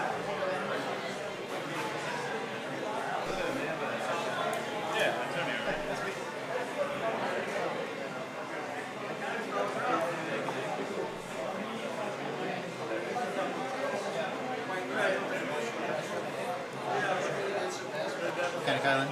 Buster. Strip the ball. Hold the goblet. Play a Mons Goblin Raiders, which is the vanilla one. Go ahead.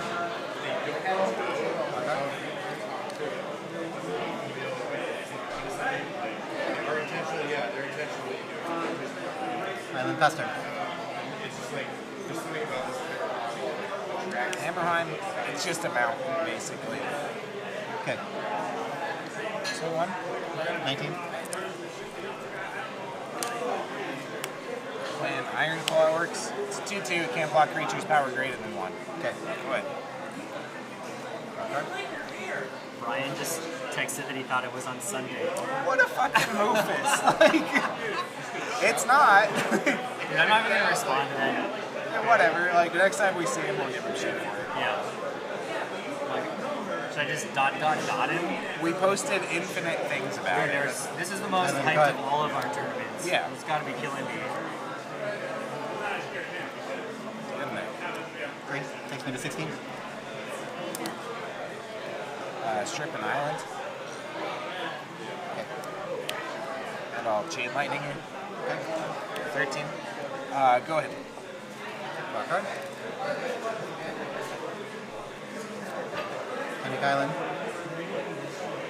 Chain lightning. Go ahead.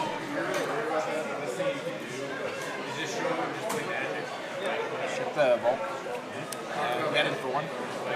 Put you at 12. Yeah. Go ahead.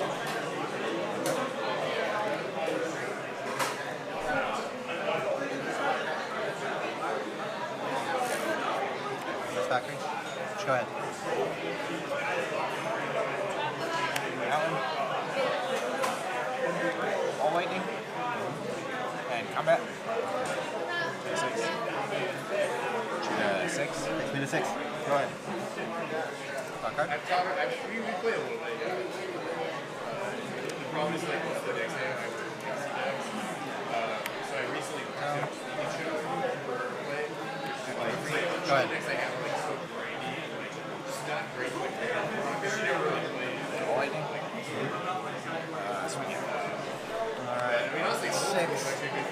Trample, so go here, 2 spill over, plus 1 more takes me to 3. Yeah. Go ahead. I feel like Card. I should run some cards like Razi. Sort of like next to turn, like Carolina does. 3.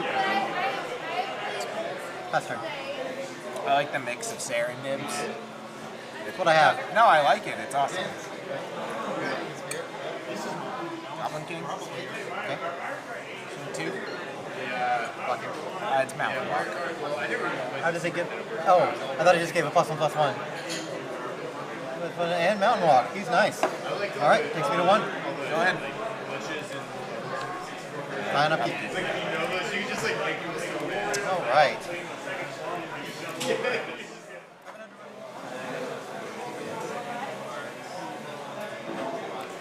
Good.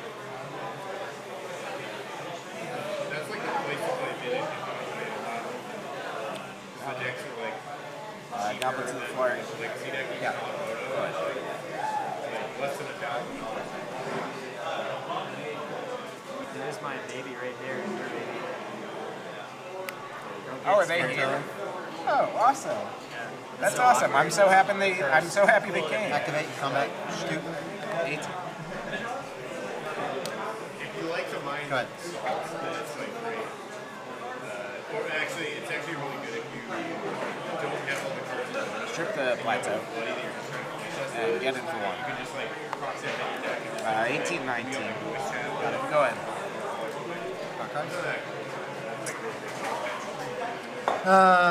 This is bad. Last turn. Ooh, yeah, that's factory. Iron Claw. Go ahead. Okay. Go ahead. Hi, I'm so happy you came. Last turn.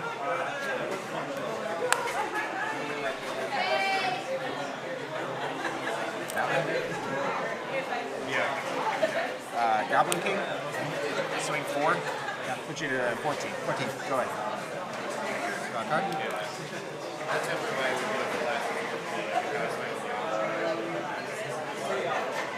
Like fucking strip mine format, right? It's the worst. like some cards you can't even play because they're fun. Like they'll like occasionally have like an update.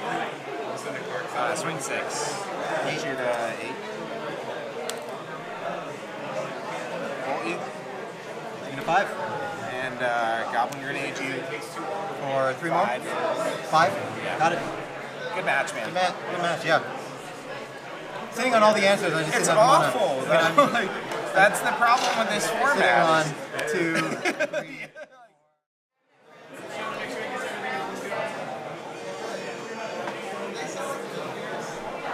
Alright, yeah, sure. Good luck. You too. Mountain. Yeah. Goblins in the flyer. Sure.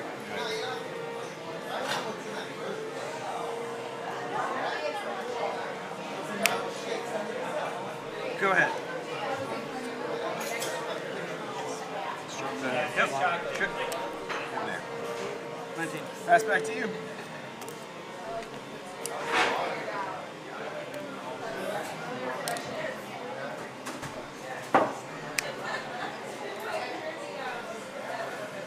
Go ahead. Factory. Yep. 18. Go ahead.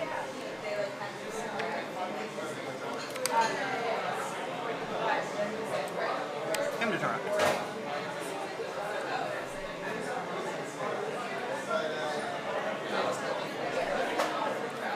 You. Yep. And him resolves. Put you to 15. Yep. Do you want to just point to 2? I do. I would like this one and that one. You got Goblin Grenade Mountain. Pretty good. All right, go ahead. All right. Let's strip a swamp. Yep. And get in there for 3. Yep. Go ahead. I got you at 12. Yep.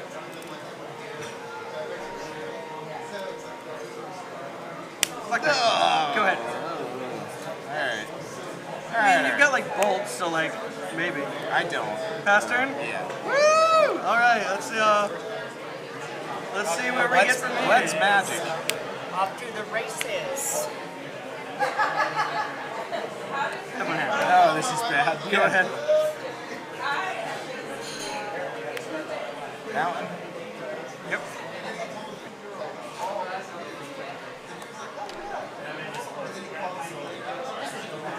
Chain lightning, no order.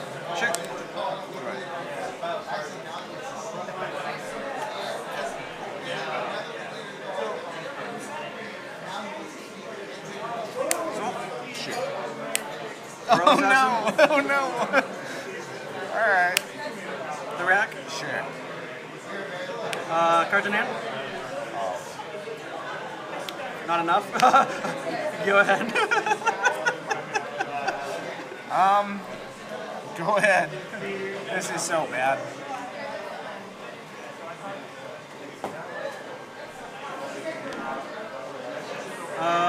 Combat. 2. Sure. No box. 2. Yeah, 18. I've done this before. Yeah, that. Mrs. Factory. Oh, Royal Assassin. What a treat you Right. are. Go ahead. God damn it, Rob. Sure. Factory. You got it. Go ahead.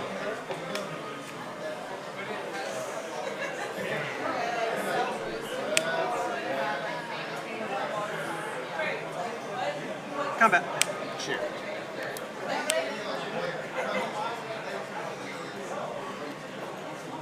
No box. I will leave it at 2. Sure. Go to 260. Yeah. 3. Oh, Go ahead. God damn it.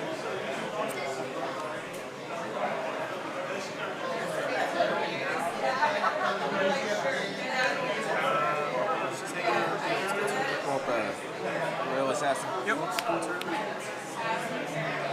Animate? Yep. I will go ahead and block. Sure. Sure. That's that. My turn.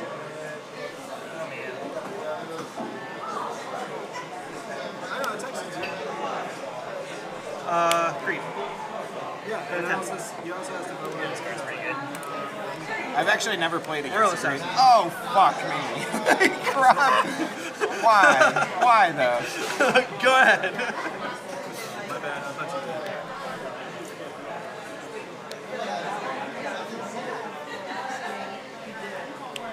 Sure.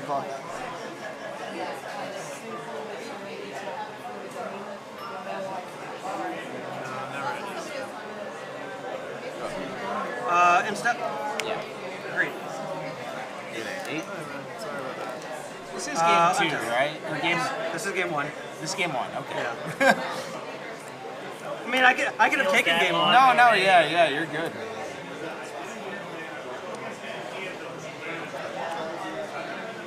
Rack. Sure. Assassin. Yeah, why not? Go ahead. Alright. Take 3. 3. Yep, you're at 13. I can't beat this board. Yeah, you got it. Like, bottom. Start us off. That one. Yep. Well, Blue Brigade. Yep. on the last round, if I also. Strip. Go ahead. Yep. Taking team. I think we're doing. Sure. You might be doing the Grab the cards. I am at 19. Yeah. Strip. Go ahead. Hammerheim. Sure. It's a mountain. It's Yep. game for 2. Go ahead. 17. That's legendary. Yeah. It's worse than a mountain. Important clauses. Yeah, here. please don't draw it. Drug ritual. Sure. I don't think you want to pass. Yeah. Okay, yeah. Go ahead. Yeah, so we can try to. Restrict the swamp. Yep. Sure. Man, really getting the damage in. Aggro. Go ahead. Oh, you had so many lands. Yeah. 12. 13. 13. That was a 15, right? Yeah.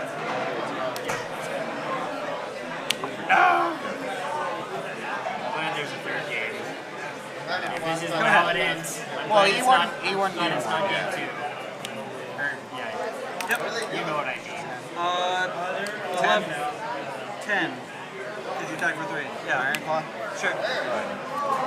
Swamp, go ahead. Swamp, go. Okay. 5. Is it? Oh, it is 5. Yeah, I'm at 5. Sure. can't take a little more time to show the camera your draws. Oh. Just because it's the finals. Iron Claw? I'm dead.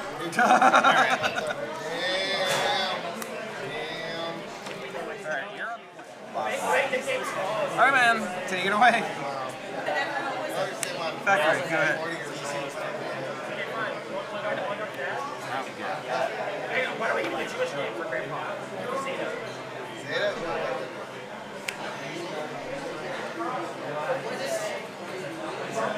Go ahead.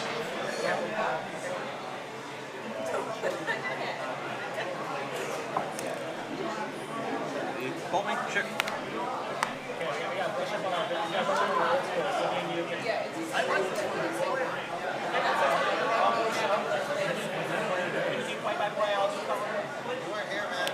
Yep. I know, like, white wings. I know exactly where they go. Yeah. We're actually going to have, not to know that long, we're going to do like this for other events. The other ladies are actually going to go. Sure. Just pick your two. Alright, so which one? Bolt. Lightning, ball lightning. Pretty good. Shade lightning, ball lightning. Him is alright. Alright, go ahead. Sure. Trap 14. Yep. Oh,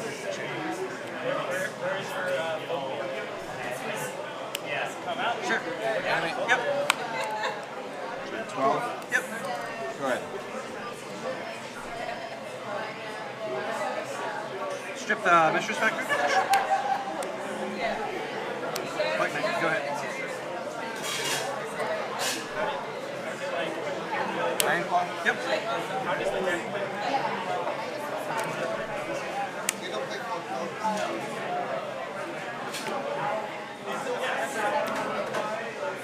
Go ahead.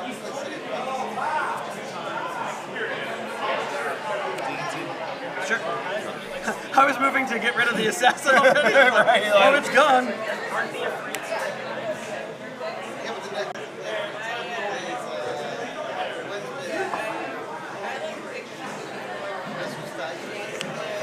Oh, God. Go ahead. Sure. I should have attacked. Go ahead. Sure. Combat. Yeah. No blocks. No blocks. All right.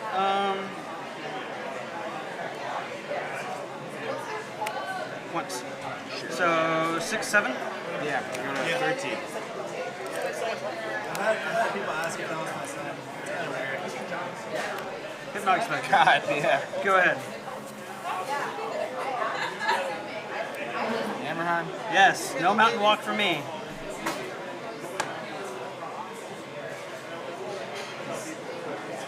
You're 12? Don't say that.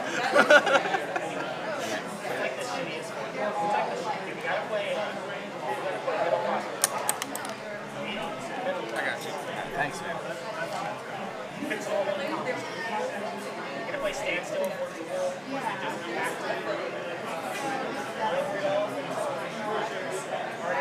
One card? One card.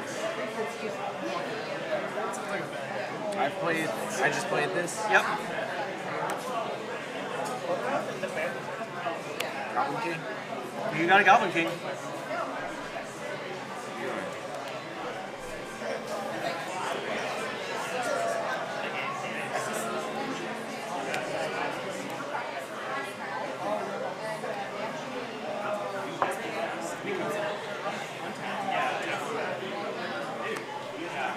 Read the card, Robert.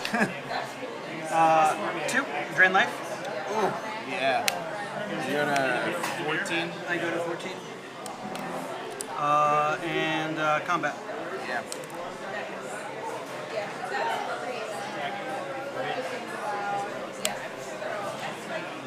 Two in the air, 2 in the ground. Sure. Pick the one you want. Sure. I want that one. You got a wheel. Whoa! It's so bad. It's so bad. Go ahead. Yeah, now they're just 2 ones, but.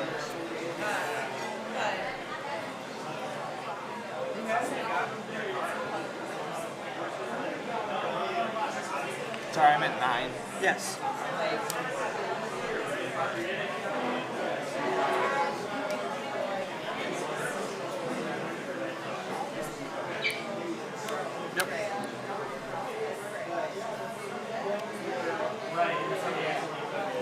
Let's swing. For 3? Yeah. I'll take 3. Go to 11. You got it. All right, man. Good match.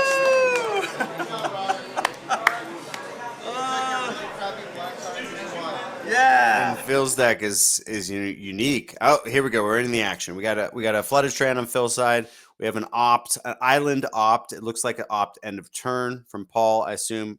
Rob, who went first? So in this case, let me check my handy dandy bracket. I believe Philip is. We're on seeding. Yeah. So Phil's the Paul's on the play. Paul's on the play. Paul's on the play. Yes. So that was an end of turn opt from Paul. Yep. It looked like a bottom from the opt and then draw.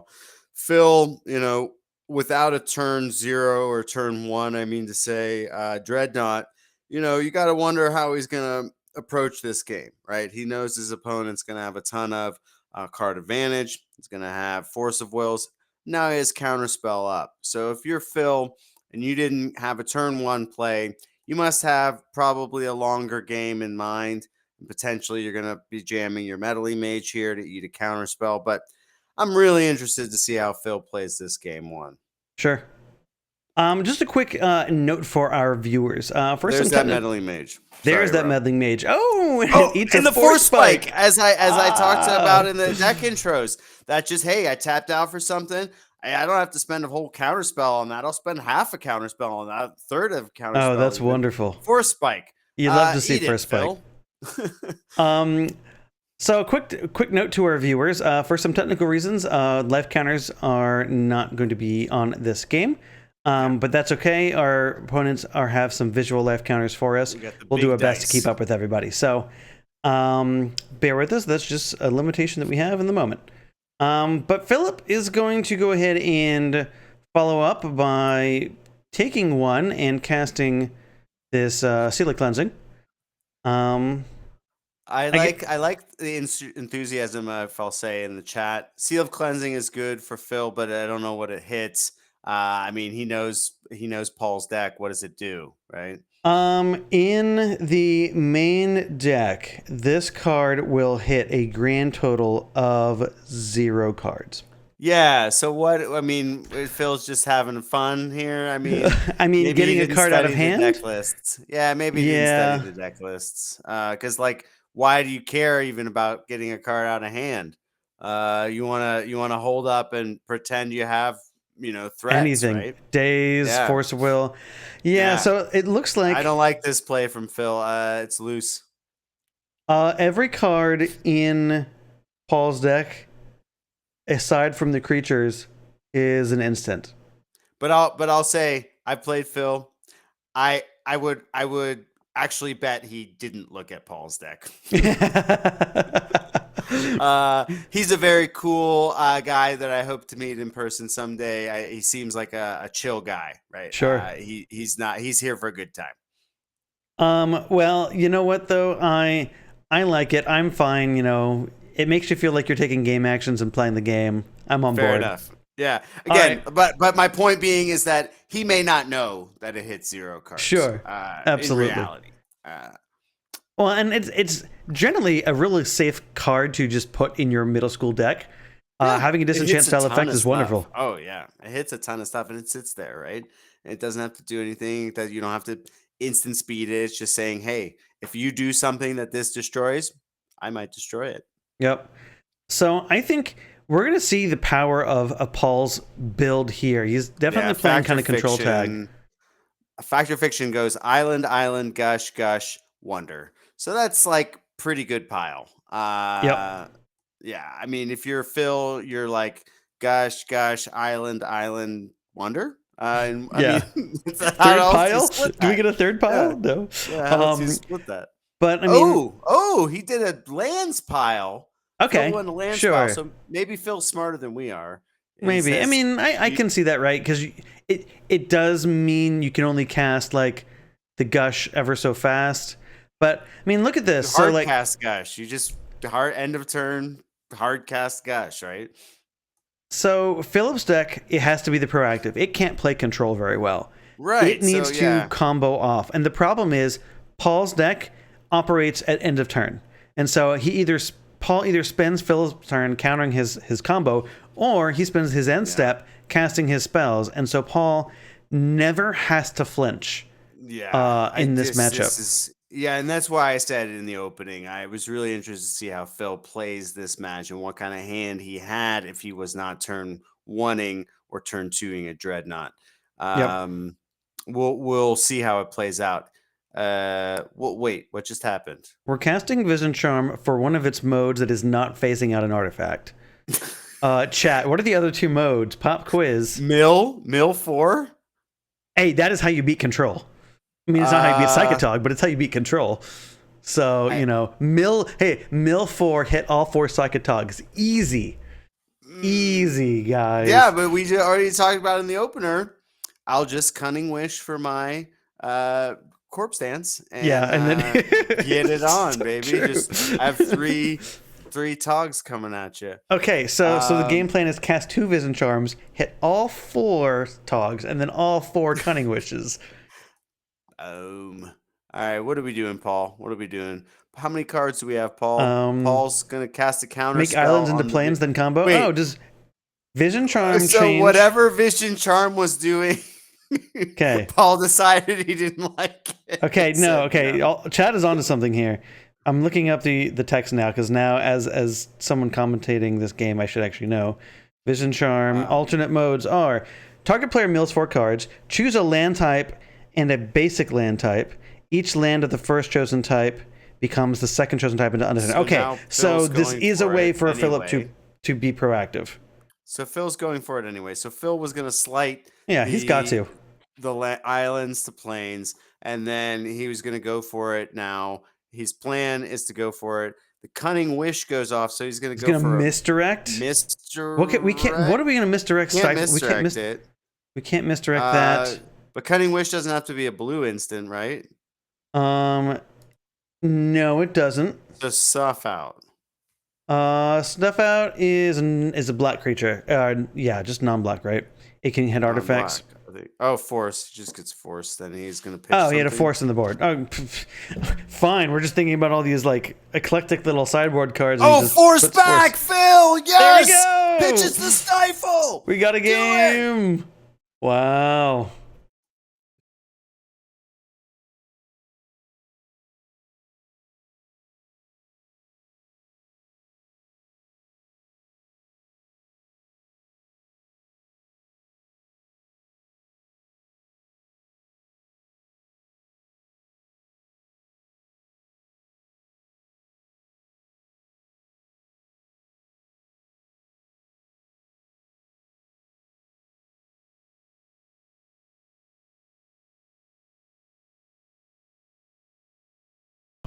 What are they on? Oh, Dreadnought and... Okay. It's Dreadnought. So we are back. We've got some mono blue action. Galen should be on the left with mono blue Dreadnought. Some blue on blue violence. Blue on blue violence. Tweety's playing mono blue Tide. So it is based on mono blue Parallax Tide control. There is, if I remember right, like 1 or 2 Dreadnoughts. Because they obviously still play pretty well with... Interesting. One Dreadnought in there because it obviously plays well with like your stifles that you're using for your tides anyway, but it's basically just mono blue control. All right, so his win con is factories, really. Factories, Fairy Conclave, or my opponent just hasn't been able to do anything. He's so frustrated he fucking scoops. Yeah, I mean, listen, you need to play to all your outs, and sometimes your out is your opponent decides they don't want to play Magic anymore, so. Oh, no. Rob is in the red sleeves, and he's X1. Okay. That's his. So it's Rob. It's not Rob. Blue versus Mono Blue Wolf. Sorry, dudes.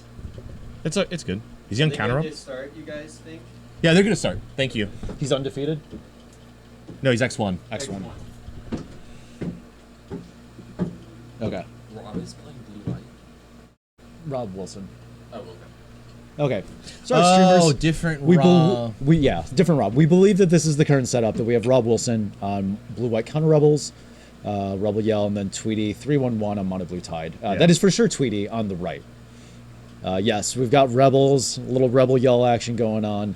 Rob has played this deck in a lot of our middle school leagues pretty consistently, so very well. I think he said last night he plays it like literally every time. Literally every time. Very well versed in it. And we've talked about this before, like in a lot of formats, knowing how to play, like not just how your deck operates, but how to play it against the field gives you so many percentage points. Yeah. You know? Oh, well. Yeah, Tweety immediately going for a force. Does Tweety have altered Alliance Force Wheels to Japanese foil? Yes. Bro, why didn't you let me borrow those in Japan? All right, sorry. I don't think they were done yet. I don't think they were ready yet. Those are But sick. yeah. Are they Scourge? I think so, probably. Yeah. I think Scourge is one of the few people that does language alters. Yeah, most don't. Okay, well, this is good for Rob, though, going back to back on the... Has a follow-up Sergeant and then a geez. Mom. Yeah. Which will get force spiked. You gotta love it. Gotta love force spike value. But... I mean, the fact that he's able to get down the Sergeant is, like, kind of a big deal in this matchup, because Tweety's whole thing is, like, don't let you play to the board. Exactly, right. And, like, I mean, he snapped off that force of will on the first one. Yeah, you right? have to. But being able to establish this and it's the start of the chain, right? It's like the Sergeant into the Hawk into Lin Civi. Yeah. And then death. Yep. So for anyone who is not familiar, it'll take me a second to pull these up. Remotion Sergeant, where are you? So with the Rebel decks, basically, what they're trying to do is take advantage of this search function, the kindred mechanic of being able to search for another card of the same creature type. So in this case, Rebel, and in this case, it's kind of like a birthing pod where you are searching for something that is typically 1 CMC or less, but greater than the current card. So Emotions in 1 drop can search for 2 or less, so on and so forth. And you chain up the, you go up the chain as we just saw here. Yeah, until you can get Lin Civi, who Lin Civi is. Not only does it just search for any Rebel of XCMC, but it allows you to directly put a Rebel from your graveyard to the bottom of your library. So if your opponent deals with it in a like non-Swords to Plowshare way, you just recurrent search it up again, and you don't have to tap Lin Civi for that second ability. So it can get pretty bonkers. If you just man, especially with like this counter Rebels list where like mana is plentiful. Yeah. Right, they're gonna have a ton of lands. It's not uncommon to go put on the bottom, put the threat back into play. Yeah. It's very dangerous and it can snowball. And this deck, it's not quite as toolboxy as, like, for example, some of the vintage decks we saw and things like that, but it is very, like, I have a thing that's going to just, like, I have access to everything in my deck, basically. I right? think of all of the middle school decks, this is the closest to, like, a really toolboxy deck. Because there are a lot of Rebels that are good at tapping creatures or doing, like, the one-off thing. Whip Quarter is incredible. We were talking about that in the blue-white, the first middle school round we watched about Rebels versus blue-white Dreadnought, where Whip Quarter and, like, 1,000 disenchant effects, Dreadnought just doesn't get to do has its no chance. thing, right? All right, Lin Civi's we grab Lin Civi. Yeah. Lin Civi is searching for the Sky Marshal, which is a big beater. A lot of the other toolbox decks, typically when you're thinking about that middle school or pre-modern, are typically your survival decks. So they're your full English breakfast style decks or something along those lines. Because again, it's this, I can search for the thing I need, right? And that's what Rebels is trying to do, just in also being able to apply pressure a lot more significantly. So. Tweety looks like he's kind of spinning his wheels here. If I could spell correctly, sorry. Yeah, chat. sorry, Kai doesn't know his cards. Oh, what card are you looking for? Oh, Sky Marshal. Yeah. It's maybe hyphenated. Sorry, we're doing this live. Okay, well, I won't make you look at this while I try to find this. I mean, we got a big attack from... Oh, where's the life? We did have this issue. I don't know why the life totals disappeared, actually. All right, and Tweety has scooped it up. Yeah. Can you scroll up and down this, the sources?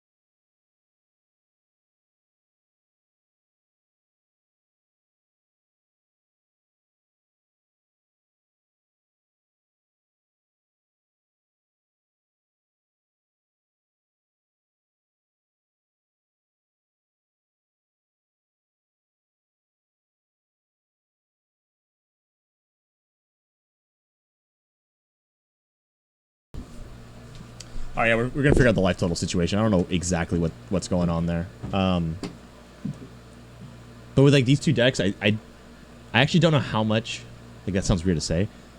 Actually, seeing the life total will matter. Oh, the back of Kai's head is ridiculous.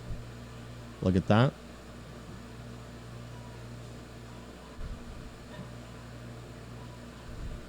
Oh, yeah, it's not that big of a deal. And the reason only reason I say it doesn't like quote matter is the fact that like these decks kind of just go. So like the counter rebels, you're gonna get a board state that's gonna attack and do the thing. Tweety is like a dreadnought, so they're not really chipping at each other too much. Or if they are chipping at each other, it's the other one doesn't really have a chance to do much. So, but we'll try keeping track of the life totals if we can, a little bit, but no promises. Yeah, I don't know. I refreshed them up there. They were connected to the server, but whatever. That's weird. Yeah.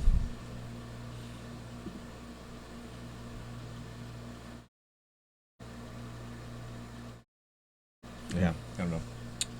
Who can say? Who can say? The real mystery of our time. Really, it honestly is. All right, let's look at the sideboards. What are we doing here? Oh yeah, we should probably do that. Pretend we're doing something right. Oh, Brian, great name. Yeah, the fact that it doesn't say Tweety is really an issue, but it's fine. I actually agree. This is disrespectful. So this is one of the tricky things when you're playing Mainboard mono powder blue. kegs. Like he's got powder kegs. Yeah, that's like what he can do here. Right, like, I mean, maybe you bring in another. I'm trying to think what else he has to cut. Like, if he's a factor depending on of what fiction, he's cutting, I guess, like a like- fact to like dig for stuff. But Probably a spike you get rid of. Like, he's on the play, so spike. Like you can probably trim on spikes, but it's like, It's still good on the play. it's a little bit better on the play, but yeah. And then we're on Rob Wilson, right? yeah. Wilson. Yeah, this looks like a standard. Oh, meddling mage is probably very good here. Meddling mages, you probably ditch the swords because Like 3 targets. You got, you have one dreadnought target.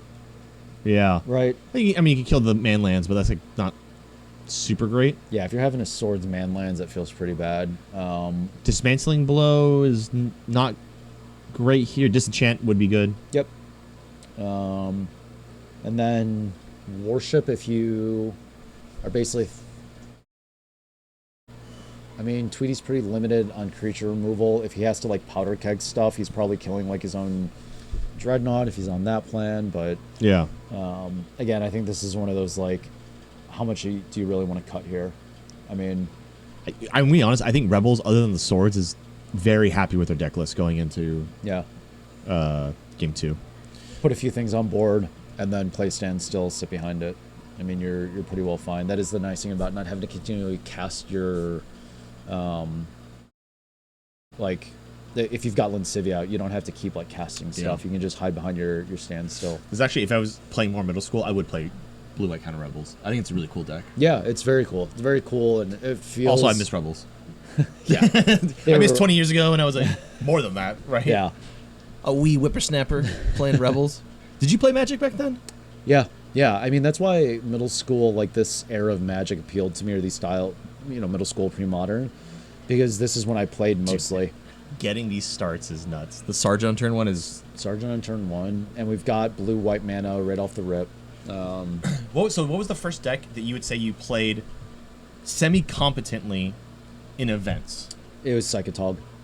Oh, Psychotog. Yeah. That's a sick deck. Yeah, it was great. Mine was one cycle before that was Rising Waters. Oh, okay. Yeah. During the Rebels era. Yep. And I played Rebels a little bit as well, but like they were the same age, so we were like 10 at the time. Oh yeah. We were 11 kids. yeah. I'm gonna say competently. I mean, I knew how the triggers worked. Exactly. I didn't play well. I understood what the cards were supposed to be doing. Psychotog was a cool fucking deck, though. Yeah, Psychotog was great. Yeah, I mean, that era of Magic, that, and like the old Blue-Green Madness. When we first started playing middle school down here with Manacing the Stones, I literally went in my closet and was like, oh, I can play my deck. I honestly, God, was pulled out. I was like, I could just show up with like this Psychotog or with this Madness deck and 100% just play it. Like, it wasn't nearly as good as obviously the versions we have, but it was totally. I also played during the Psychotog era. I played Counterburn. with like the prophetic bolt and stuff. Yeah, that deck was sick. Yeah, very totally legitimate. All right, thank God these 2 decks are slow. Giving us time to yap. We got an impulse, reminisce about our yesteryear. Yappers in chat, impulses on the stack. Okay, a little bit of mana denial. Oh yeah, it's good against rebels. Yeah, I mean, you know. Yeah. And Rob obviously is kind of just going to be turning sideways for at least another turn, you know, until we can actually utilize the sergeants. But counterspell. Oh, impulse. Another impulse. Does he play counter actually? He doesn't. No. Yeah. Interesting. Miscalc. He's Yeah. got like some miscalc, but I will say I couldn't quite get the best view of Rob's hand. It looked like he had a tap land, maybe. I'm not sure if he has a third untapped mana to immediately. Tap land. Does he even play a tap? No. I thought he. Oh, a conclave. He plays 2 conclaves. Yeah, the conclave. So I think that's a conclave at the top of his hand. So I'm curious if I can't It quite is- tell. it is a conclave, If we I have a think. third untapped mana to be able to start utilizing the sergeants, but because now we've got this, you know, factory that's just gonna a little. Okay, Well, so there we you have a go. third untapped, yeah. So now we can start Dude, going. the fact that it's like instant speed too is so good in this format. Right? It's pretty bonkers. I mean, it's a popular deck. I know it's a popular deck too. Like Stu plays it a lot. Yeah. There's a few people in our middle school leagues, which go check the Discord. We play middle school leagues. I don't, but if you want to, even if you just want to try it out, you're not sure. You know, it's a good way because there, as you're seeing today, like you can play some very, very powerful things. There's a pretty wide range of what you can play in middle school, and I will give love to our pre-modern, you know, kind of the sister format. Different ban list, slightly different rules. They use modern rules, whereas we still, for example, put damage on stack, use mana burn in middle school, that sort of thing. But yeah, you you can also play cool cards like Necro in middle school. Necro versus having Dark Ritual available versus having, you know, so there's. But what am I ritualing to? Well, a negator. That doesn't sound bad. Yes, true. But I built a whole deck that was revolving around Cabal ritualing into a negator on turn 1. I mean, listen, you do what you got to do. This is a conclave. Yep, conclave on Tweety's side. But again, like this is the thing. Like rebels can snowball very quickly to begin putting a lot of pressure on. So Tweety's got to be careful. It's not like he has all the time in the world. We've got a whip quarter, so like now this is going to allow over this next turn, the next couple of turns, Rob is going to be able to force Tweety to spend his mana to not take damage. So he can attack in, force him to activate like the factory. He can tap it down before blockers, or the conclave. Like if Tweety wants to trade his conclave for one of Rob's creatures. Yeah, like look how quickly Rob's fucking board blew up. Rob's totally fine trading off a creature here because he can just get another one. Yeah. And he's taking Tweety off a land. So. Dude, I might buy counter. I might buy counter rebels. Which I just think is actually really hard to find in foil Japanese. Yeah. Yeah, a little bit. It's gonna be a little bit. I don't know what that's gonna cost you. Yeah, looking here for pricing wouldn't help. You have to go like Haruya, Dragonstar. I was on Scarfall. Nah, go to Haruya. Card market will be priced up. Alright. Dude, I didn't know Haruya was supposed to be Hallelujah. Yeah. I had no idea. Literally, I've been to the store for. Oh, this is a sale. Uh-oh. Uh-oh. I highly doubt they have this. Because, like, middle school's actually played quite a bit in Japan. Yeah. And there's a bunch of Haruya locations. But even with that in mind... Oh, okay. Okay, JP, it's $1 or 80 cents. If they had it, it would be... The last time they sold one was this week, so... Yeah. $6.50. So yeah, I was gonna say $7. That's not bad. For a common, that's nuts. Like, look at Lin Civi. Do you want to? I thought we were trying to talk you into playing this deck. No. If anything, this does talk me into it. Oh, okay. Speaking of Lin Civi, we have one out here blasting Tweety. I'm not even sure what he's supposed to do. Maybe a powder keg to try to get out of this? Yeah. But that's a slow get out. So, unfortunately, we don't have the life. I don't know what I know Rob's been swinging, clearly. Holy... Yeah, it seems about right. That's like $85. But that's for a near mint, so they have probably beat up ones for less. That sounds about right, actually. That's not too bad. Yeah, that's actually pretty cheap when I think about it for an old foil. Yeah.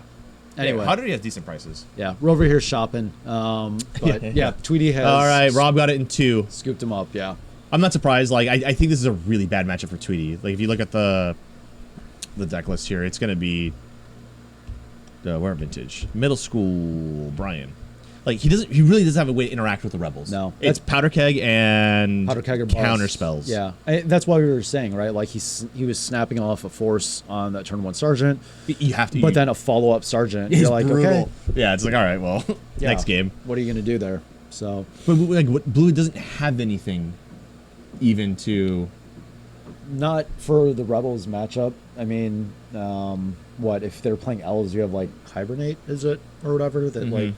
But yeah, you're very limited on what you can do, and like your game plan is incredible against some portion of the field, right? But there's some of those decks that just kind of sneak under you a little bit. Almost unironically, Unsummon would have been better than what he had. Yeah, right. Just keeping rebels at 1 turn off can be enough. But I think Tweety's deck is much better against like so for example, Ty is playing the not rebels counter deck. Yeah, he's just playing standstill. Yeah, yeah. And I think Tweety's deck is very good against that. Yeah. He's able to be a little bit more proactive. Dude, the main board humility is disgusting. This is what Liz played against, and she Yeah. lost because of that humility.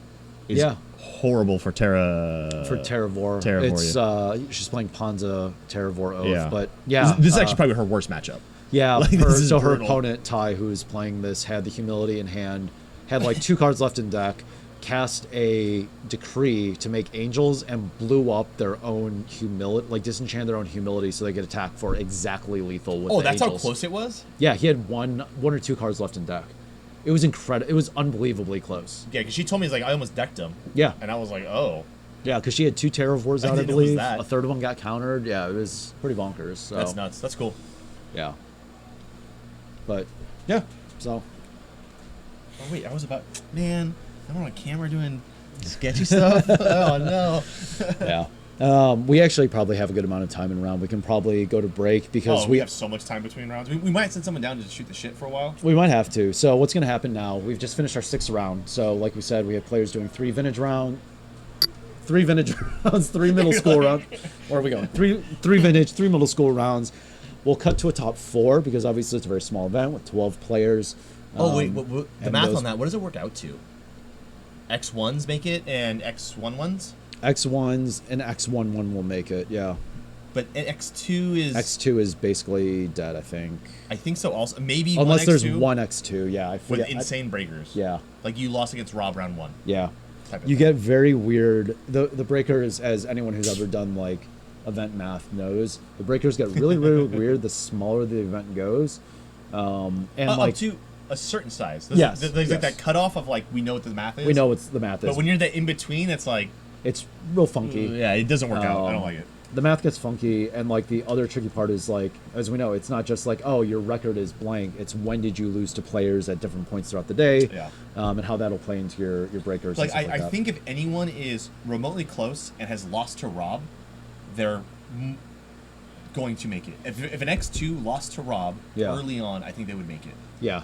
Because Rob, I think, is undefeated now. I think He's X1. He's X1 because he was 4-1 going into that round. Oh, was he? Yeah. I don't know why I thought... Who did he lose to? Galen. So he In and Galen... Vintage or... No, he just lost to Galen in middle school. Galen was Okay. playing Mono Blue Dreadnought.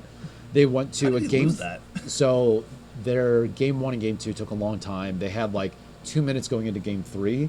And Yeah. Galen just had a turn to Dreadnought. Oh, well, yeah. And he just couldn't deal with it in time. That's how that happens. Yeah. As far as... against like Rebels is a two-turn clock because it's all X1s for early on. Yeah. And I'm pretty sure that's what happened. That's what I saw when I walked away from the table. Okay. And yeah, I think it's even possible Rob had like a Edgar waste, so he was taking like an extra damage or 2, which sometimes that like 1 or 2 damage is the buffer that you need to be able to be like, okay, I have a whip quarter, I can start just tapping down your dreadnought. kind of thing. Yeah. So yeah, That's But, brutal. Yeah. But yeah, so it's pretty interesting. I mean, I'll be curious to see what our top 4 ends up looking like. The top 4 ends up getting played out in vintage. Thank God. As opposed to middle school. Yeah. I'm a vintage man, so Yeah, and we mostly, even though like we are Romancing the Stones is one of the larger middle school communities. A lot of our friends back in the Midwest and Ohio. There's, as you were talking about, there's a really good population of folks and a good community in like Japan. There's plenty of other communities. Yeah, we but- have a lot of the Japanese. Dude, I would be so hyped if a Japanese player ever won and was able to come out. Yeah, it's gotten really would- close. it'd A be lot so of our sick. middle school events, we've had like half the top four has been our friends in Japan. Yeah. So it's been close, but Romancing the Stones started as a vintage community. So that's what we pivot back to. That's what we play most of. We have a vintage event almost every month here in person in Austin. So I think it ends up being twice a quarter. Yeah. Something like it's every other month or something. Basically, because each quarter there's like 1 or 2 months where everyone's like, I don't have time to do anything. Yeah, it's normally like the summer times because we're in Austin, Texas, and it's miserable. Yeah. We take summer off normally. Yeah. And then it's like packed at the other times of the year. Yeah, and then it's usually just rate like there's like one other off month essentially. But yeah, no, it's good. It's a I'm just great saying, we way. should add old school too. Yeah. The Festival of Friendship, which is in January, has an old school event. Yeah. We should add that as an invitee. I'm just saying it would make the 12 slot less weird because I would have made it. So 'cause I don't think Simon would have came. Yeah. Yeah, that is true. We have thought about in the past, but I think part of it is just No one plays old school. Not that no one plays old school, but it's like not the main point of Romancing the Stones. Exactly. Yeah. And there's a little bit less crossover and either way, but we have tried to get some more like old school events because we do enjoy old school. Like Yeah. I love old school. That's actually how I found the group. Oh, okay. When I first moved to Austin, I hit up the old school Discord. I was like, "Yo, like, who are the Austin guys?" Yeah. Because all these communities are done like almost like social clubs. Yeah, 100%. Right. So I was like, "Who are the Austin guys?" And I'm like, "Oh, it's Romancing the Stones. Yeah. They don't play old school." So the first event I went to was a vintage event just to watch because I was like, I don't play vintage. Yeah, This let me is just years hang ago out, now. get to know people. Yeah, exactly. totally. Yeah, just introduce myself kind of thing. I knew some of them from old school events Sure. at like Eternal Yeah. Weekend. I had met Tweety before and stuff like that, so that helped. But yeah, it was super easy to like integrate with the group because everyone's like, oh yeah, like he plays old school. Yeah. So Come hang out, chill, just yeah. come play vintage, which Yeah. we always highly recommend to people. We do events all the time, every Yeah. month and stuff like that. If you're in an area that doesn't have vintage, start a proxy group. Yeah. Like why not? All Go of to our a bar. events, all of our events are 100% proxy. I mean, throughout the day, you've seen a lot of very nice looking cardboard on stream. All legit too is the crazy part. All legit too, but there are also a lot of players that like they just basically Kinko's a new deck every event and just show up with it. Yeah. For I would say vintage or middle school. The normal courtesy if you're doing proxy is like either the Kinko's thing, like make Yeah. them nice. Yeah. Or if you have like what is the company called? Make playing cards and you like NPC autofill. Yeah. Do Yeah. a back that's not a magic back. Exactly. Yes. Right. Make it very clear Yeah. that your proxy is a playtest, not a counterfeit. Yeah, we're not trying to like put fake cards into the market. No. We just want to jam vintage with our buddies and play cool cards. Exactly. Yeah. And I will say that is one of the things. Like this group is like, as lax as we are about a lot of things, this is also the group that would very quickly kind of almost ostracize you if you're trying to be a scumbag about that sort of thing. Because like, 100%. That kills it. That kills the whole point of it, which is to bring people in and make it enjoyable and like make it something that is. Even if you're being kind of like community-driven just an and enjoyable. awkward dick at events, Yeah. people are kind of quick to make me like, yeah, maybe you're not the right fit kind of thing. I haven't seen that in I don't think ever, maybe once. Yeah. I've seen it with not this group, but over in SoCal, there's the old school Okay. group down there. I think I saw it with the Deep Spawners. Sure. There was a guy who wasn't vibing, Yeah. kind of weird, and we were like, hey, dude, maybe this is not the scene for you. This may not be your community. Yeah. Right. And like. But that's extremely rare because everyone I've ever met, other than maybe that one guy in, especially old school, but even vintage Yeah. and middle school, have been super sick, accommodating, very nice. Like I went to Japan and met a bunch of the middle school Japanese players. Yeah. And they were like, oh, Masa took me out to a bunch of shit. And then I met like 2 other ones at a Haruruya event they took me to. Oh, cool. And then the wildest things, like I don't know these guys, right? I know Masa pretty well. Oh, before, yeah, yeah. But they were like, oh, here's my deck. Yeah. Right? And I was like, I don't know you. And they're Yeah. like, yeah, don't worry about it, dude. You're just handing me hundreds, potentially $1,000+, but Well, I agree they with offered you, for like- that event and another Haruruya event like 2 days later. They're like, just hold on to it. You just bring it to the event. And I was like, what? If I don't go? What if I just disappear into this country? Yeah, they were super cool guys. Yeah. And every group I think is like that. Like I know the old school group names, which I think is normally the same as the vintage ones, like the Northern Paladin stuff Yeah, like that. yeah. Like all those guys, super chill. Yeah, it is a lot of the older nostalgia format communities tend to be very just like chill. Like that's why we always say like we. Well, play, that's why we play at a bar. At a bar, yeah. But like that's why we always say like we are all friends REL, like rule enforcement level, because it's just like, listen, do the right thing for you and your opponent. Don't be an ass to your opponent. Don't be an ass to yourself. We're here to have fun. Like we're like a bunch of like 20, 30, 40 plus year old people sitting in a bar playing a fantasy collectible card game. Like let's just call it what it is. Yeah. Right? Don't take it too seriously. I actually think there's a certain art to the friendly comp REL. Yes. Rules, because I think a lot of people will be like how to say this. I'm not trying to call someone out, right? But this is an experience I had. But I know them as a person, super chill, super cool. But they were doing like hardcore chalice checks the whole time. And I was like, dude, like, come on. Yeah. But they're like, I gotta try it, and I'm like, yeah, but no. Try once, maybe twice, then you kind of move on. Yeah, exactly. Yeah. But stuff like, but also like the whole like, there's a disagreement that happens. Like sometimes there's triggers missed or whatever, and you're trying to figure out what to do, and it's whatever the group comes to is the consensus. Like, all right, as long as it's consistent. I don't care like what the ruling is, quite honestly. Consistent, it seems like reasonable. And you're just not a dick about it. Yeah. Yeah, because there was a ruling at the last vintage event where like some things were missed. We had proceeded through a few game actions, and we kind of came to like a agreement on like, hey, we think we should do X of rewinding to this point, not allowing this to like be taken back. And we kind of just talked through, and we're like, we do believe that this is like actually the correct decision from like a rules enforcement standpoint, but also like on the surface, it feels fair. We all feel like this is right, and everyone's like, yeah, I can get that. Yeah. Like, and we all agreed, like, if this thing had happened instead, we would do this. It was like, okay, cool, like we're good, right? I think another feature of the friendly comp REL is you'll see with like when I say newer players, I just don't mean like new players to Magic, but newer to the formats kind of thing. Yeah.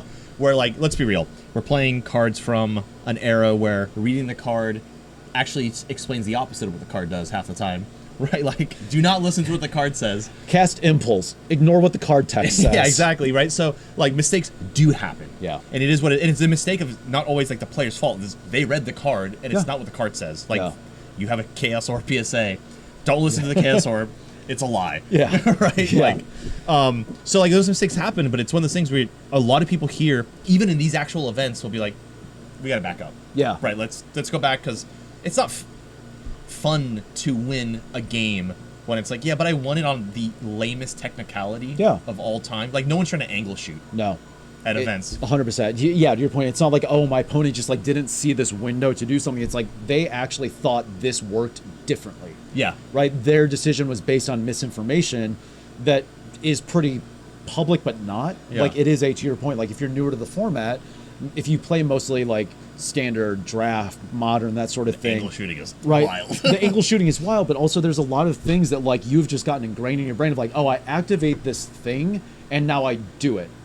Yeah. Or my opponent can respond to me activating it, versus like Chaos Orb, like you were talking about. You can activate Chaos Orb. Your opponent can destroy your Chaos Orb in response. Because it happens after. Because it happens after the fact. And like that isn't something that's been updated. And the rule of Oracle thumb text. and the rule of thumb of like, oh, just look at where the colon is. Yeah. Doesn't apply. There's no colon. Yeah. Like, we can actually look it up and put it. Yeah. Can we put on stream here? Would it work on this window? I think so. Thought we could. Like. Oh wait, no. I think it only. Oh, it works. Yeah. Oh wait, I need to. Oh, we have to transition. Actually, We're not in studio. I was actually Yeah, So yeah. there we go. Right, like this is unintuitive at best. Yeah. Right. So you can see it says 1, and again, like this is not like this is obviously the unlimited, but we'll pull up the alpha just so it looks nicer. But so it very importantly says pay 1 colorless. Yeah. Colon. Flip Chaos Orb. Blah, blah, blah, blah. Yeah. So you pay 1, tap it, and activate it, but you don't sacrifice it yet. Whereas in current day, you would be like, yes, I have to sacrifice this as part of the activation. It's not even. cost. It's destroy. Yeah, it's destroy. So like, yeah. In old school, there's a known combo with this with Guardian Beast, where you make it indestructible is what it does. Yeah. And so either way, the Chaos Orb doesn't die. Can't be enchanted. They have indestructible. Yeah. And So other you are players just think- infinite Chaos Orbing here. Yeah. It's degenerate. It's a very cool combo. Yeah. But it's something. Yeah. It's like completely unintuitive. Also, I believe Chaos Orb says anything it touches is destroyed. Destroy. Yeah. All non-token permanents it Not touches. actually how it works in any format that allows Chaos Orb anymore. It is going to be you choose a card, and then you do whatever flip method you prefer. Yes. You do whatever flip method you prefer. You are choosing a card. And specifically, it does not target. No, I think it targets in Eternal Central rules. I don't think it does. We can look that up. Yeah.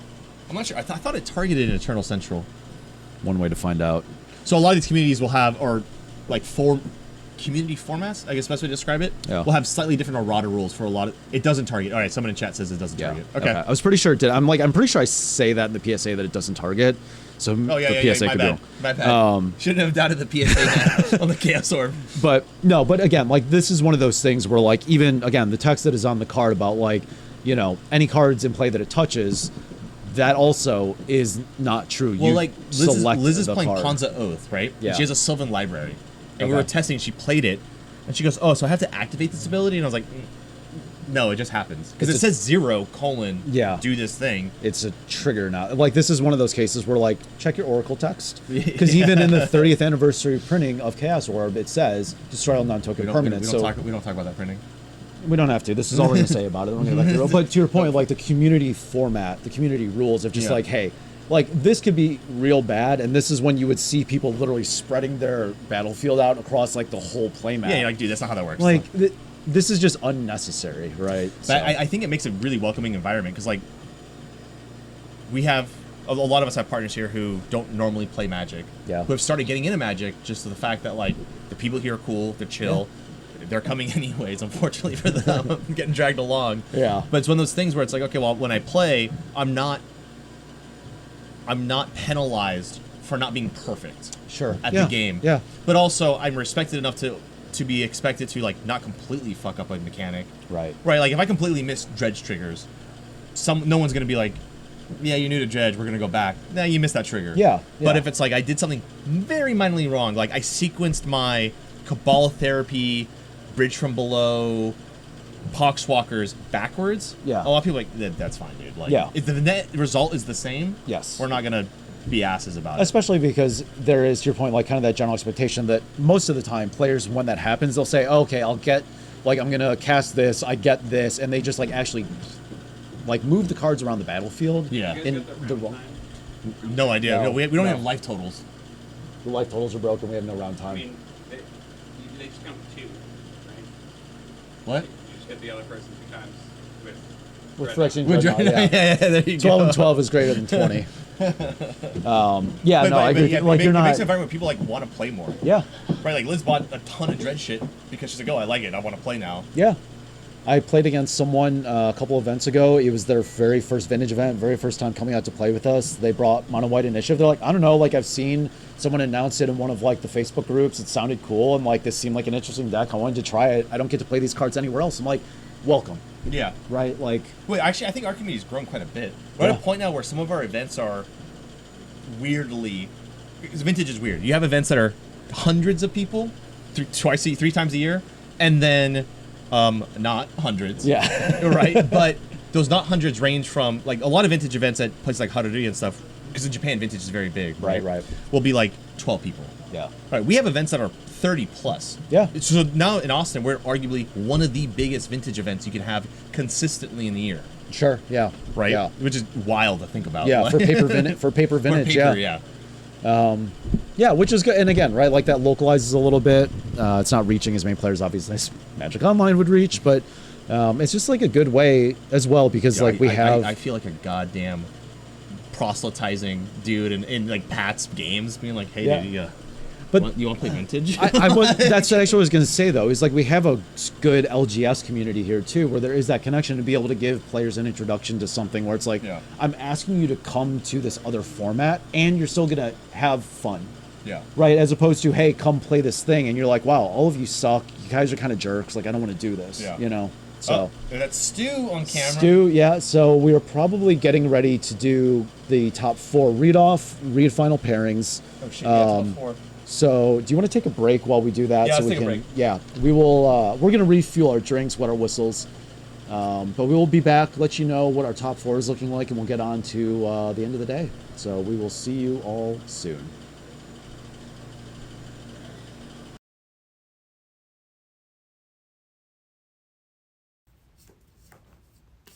Hey there, Magic player. Looks like you've got a match going on. Did we keep a good hand? Let's see it. Show us. Oh, we've got Strip Mine and a Mind Twist. Our opponent is not going to have a lot of fun in this game, are they? Say, come back here a second, actually. What was that last card in your hand? Can you show me again? Oh, Chaos Orb. That's a fun one. Have you used this one a lot? Oh, well, so this is actually a dexterity card. You have to actually hit your opponent's cards with it in order to use it. No, not throw it. Like, you have to flip the card on the table. It's confusing. Why don't I explain a little bit more? Okay, audience, I'm going to actually freeze our new Magic player here so that way we can talk about how Chaos Orb works in the old school format. There are a number of differences between how the card is printed and how we actually use it, and some of these even differ from what you would read in the Oracle text for this card. With Chaos Orb, once you activate it, you will choose, importantly, not target, a single non-token permanent on the battlefield. Now, before moving to the next step, you may move this card closer to you. You don't have to awkwardly hunch or reach across the table, but you must then flip the orb from at least 1 foot above the battlefield surface, and the card must make at least a 360-degree edge-over-edge rotation before landing on the table. Think of this as if you were flipping a coin versus tossing a frisbee. Once your Chaos Orb has landed on the table, if it is touching any part of the chosen card, that card is destroyed, and then the Chaos Orb is destroyed. If you put all of these things together, that means if your card does not make at least a 360-degree rotation, then you have failed your orb flip and your orb just goes to the bin.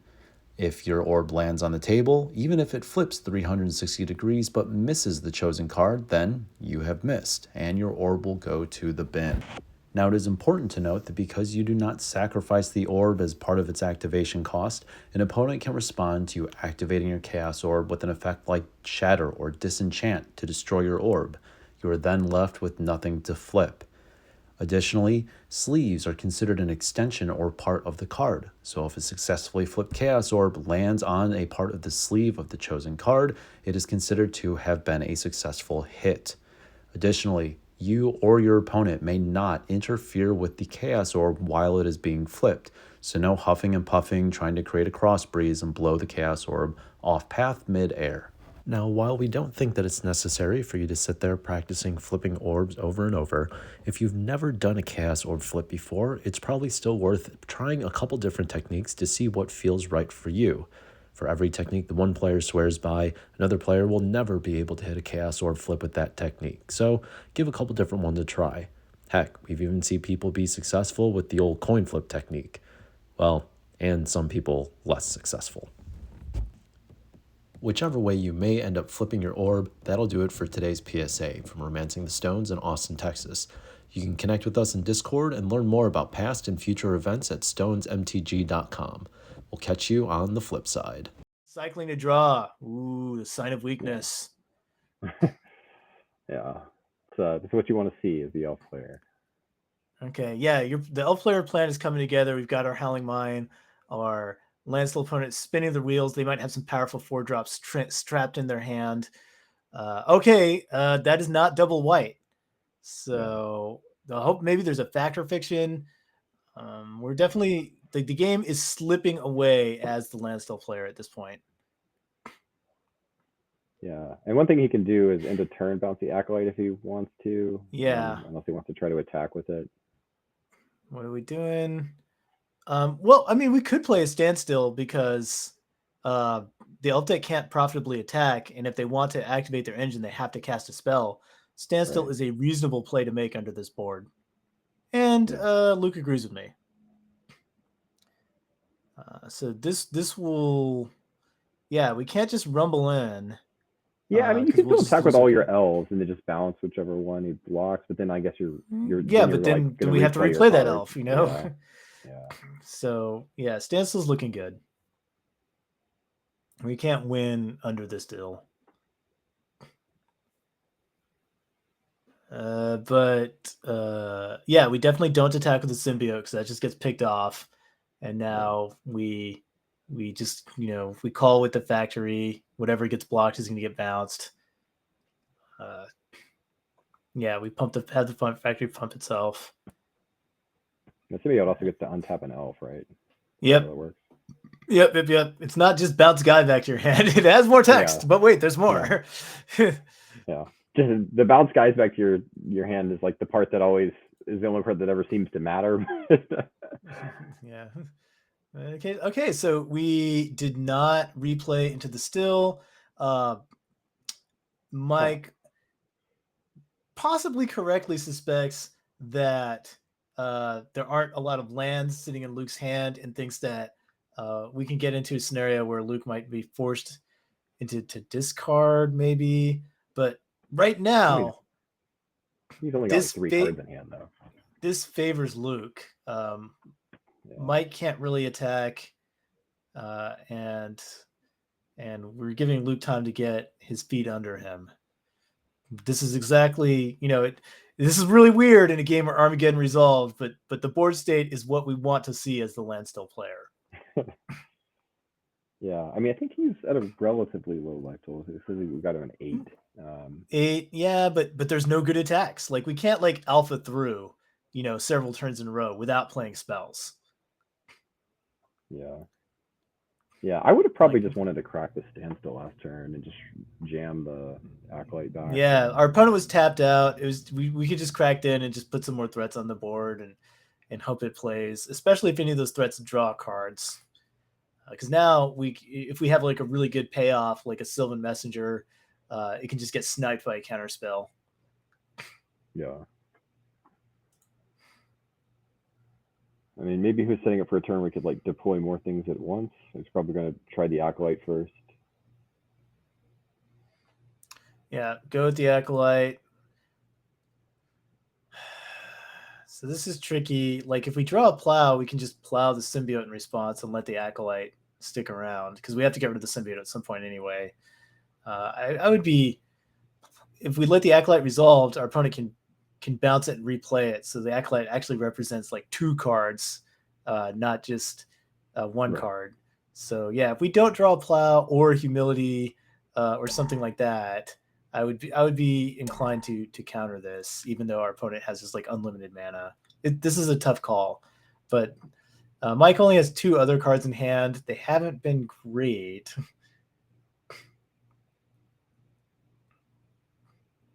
Yeah, I mean, 1 card he drew. Well, he might have drawn the fetch land this turn. Yeah. But yeah, this because of the symbiote, the Acolyte represents a lot of value. Yeah.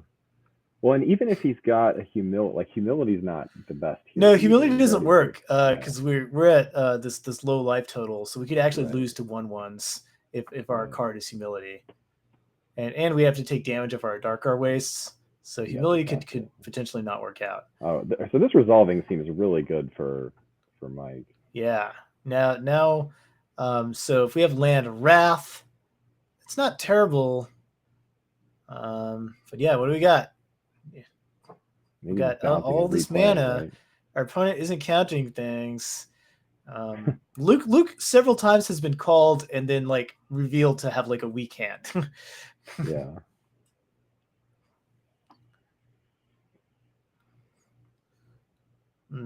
But I would strongly suspect. Okay, wow. So yeah, that sucks. So we really get to go off with Acolyte. Yeah. Just go float berserk. 5, bounce it. Yeah. And then Wrath is only gonna be a 3-for-1 after our opponent has just like powered through. Now that the white mana, by the way, is tapped out, if there's a counterspell, I don't know, I would counter the Acolyte on the second time down or something like that, because we don't have to worry about getting Geddoned. Our opponents played a land and tapped their white source. Plow under. Oh, plow under. Plow under. So there is another pseudo Geddon effect in the deck. So far, Plow under has been a little underwhelming, but it's definitely a real Magic card right now, and Luke is rewarded for being disciplined. Because now, yeah, that would have been lights out. You could have buried the white source 2 cards. Yeah, we can do some stuff. We can still get things going on. But yeah, that was good on Luke for being so disciplined, and sniffing out that there was some haymaker in the works here. Is he attacking with the 2/1/1s? No, he's gonna tap them both for mana and then bounce the Acolyte. No, I think he's attacking. Attacking. It seems very odd. I thought he would have just replay the Acolyte. Yeah, I'm a little lost on this one. Okay, so we get in chip shot 1 damage. Yeah. Yeah, like that. We just got in for 1. Okay. So Luke, now's the time, Luke. If we have Wrath, it is time to play Wrath. You know, and it can't be Humility. It's got to be. Got to be Wrath. White Source Wrath, right? I mean, We got White.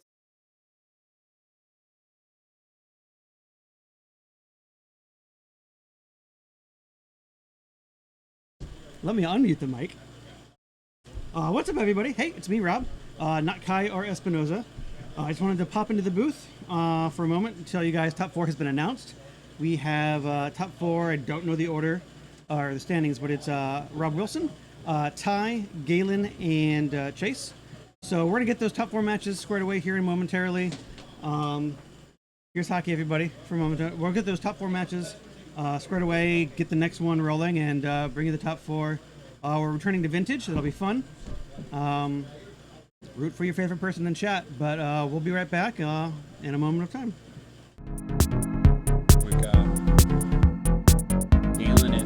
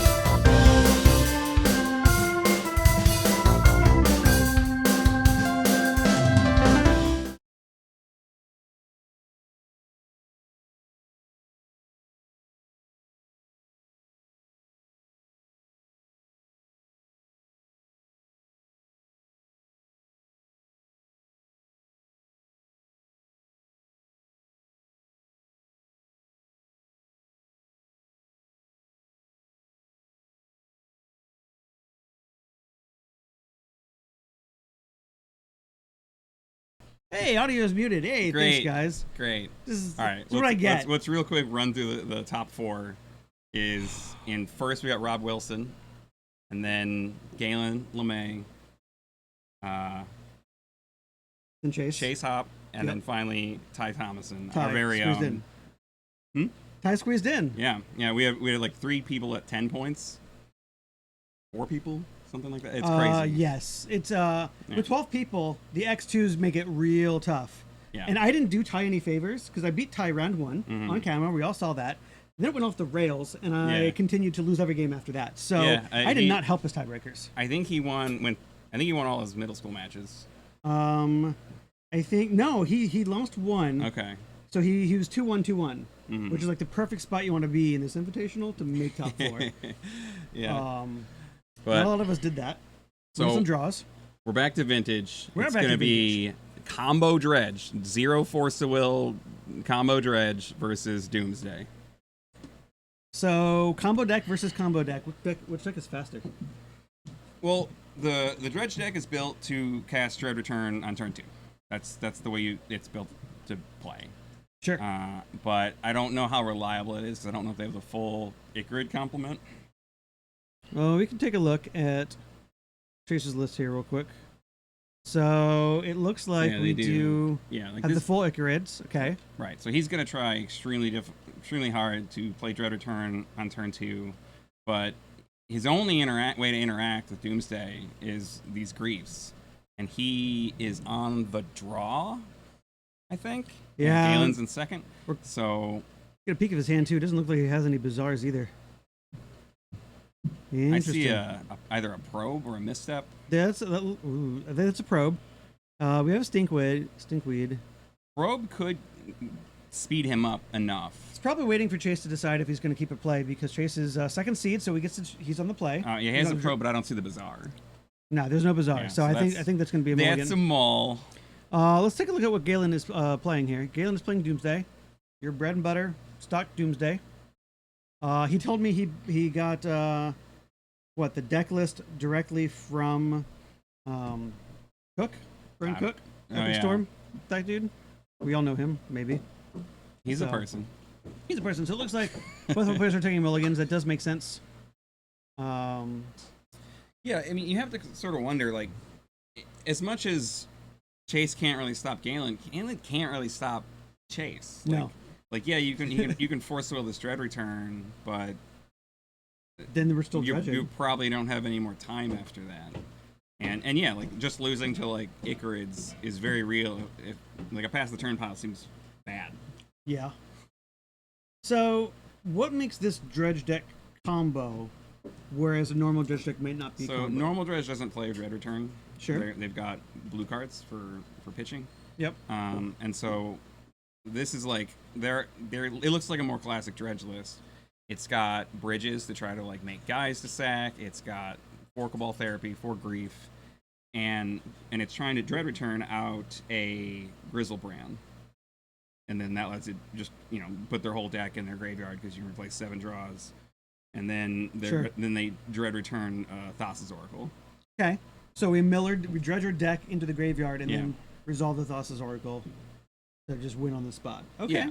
Cool. I think it's a bit much. I played something like this at Eternal Weekend in 2018, and I had built it to do the same thing, and Grizzlebrand was the sort of consensus pick there, and I just felt like instead of Grizzlebrand, that then has to do more stuff. What if we just had a card that won the game on its own, and I played Rurikthar? Oh, sure. And I started like 6-0 and then never won another game. Yep. So it looks like we're So powdering here's here. a powder. We can't exiling. read any of the cards. No. This is a glare. There's a powder and a Poxwalker. I know that. Okay. And past that, it's glare.deck. Oh, the Poxwalkers are pretty good too. Like if you therapy, you get to put it in play. Yeah, they're great. Like that's a card that everyone was kind of like, that's gonna be played so much in like every dredge list and maybe some other decks, and it like really hasn't. Like it seems like it's like the 61st card a lot that gets cut. So I know for a while everyone was talking about it, but then it wasn't on Moto. So then it sort of like died down. Then it was on Moto, and they all tried it for like a week, and then after that, yeah, it just sort of disappeared from popular play. I did see it like when whatever the when Psychic Frog and all those came out, people were experimenting with these like bizarre decks that were playing mana, like they were playing the frog, and they were playing like Sneaky Snacker. Yep. And they were playing Poxwalker there because when you're doing madness stuff, you get to just play it. And those decks were interesting. Like they were a Force of Will deck, and it doesn't seem like they stuck around much, but there's been a lot of things that have like pushed them out. I think too. I think it's only only like 3 or 4 people were playing it. It didn't look easy to play. That too. That'll do it. And if those people don't want to play it anymore, those decks can kind of just disappear. Well, Chase has found the requisite hand to keep, which is a hand that has Bazaar. So we'll probably get started here shortly.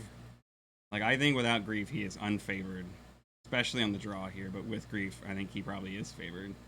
But my experience playing against Doomsday is that I die immediately, like on the first turn, or at in the second turn. But the games that I've watched with Galen today, he has not been so fortunate.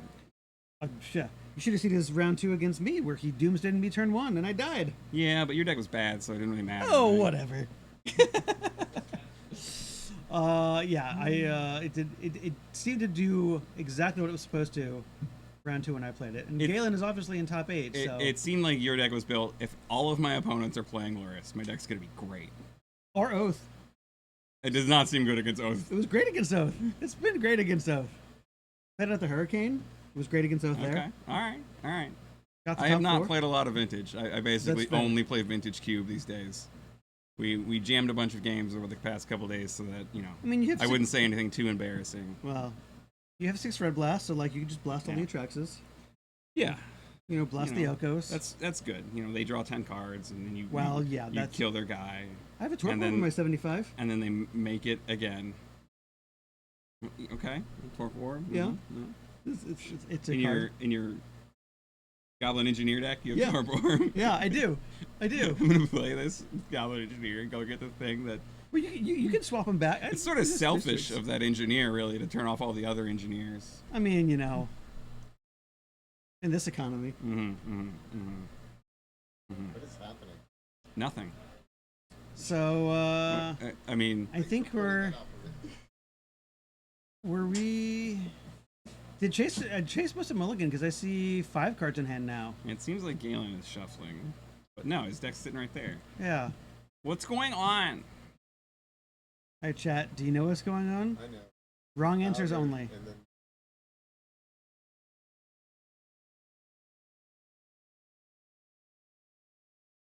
I see like a 5-card hand. Here's what we'll do. We're going to we're just gonna like unmute the table mic. You guys can listen in.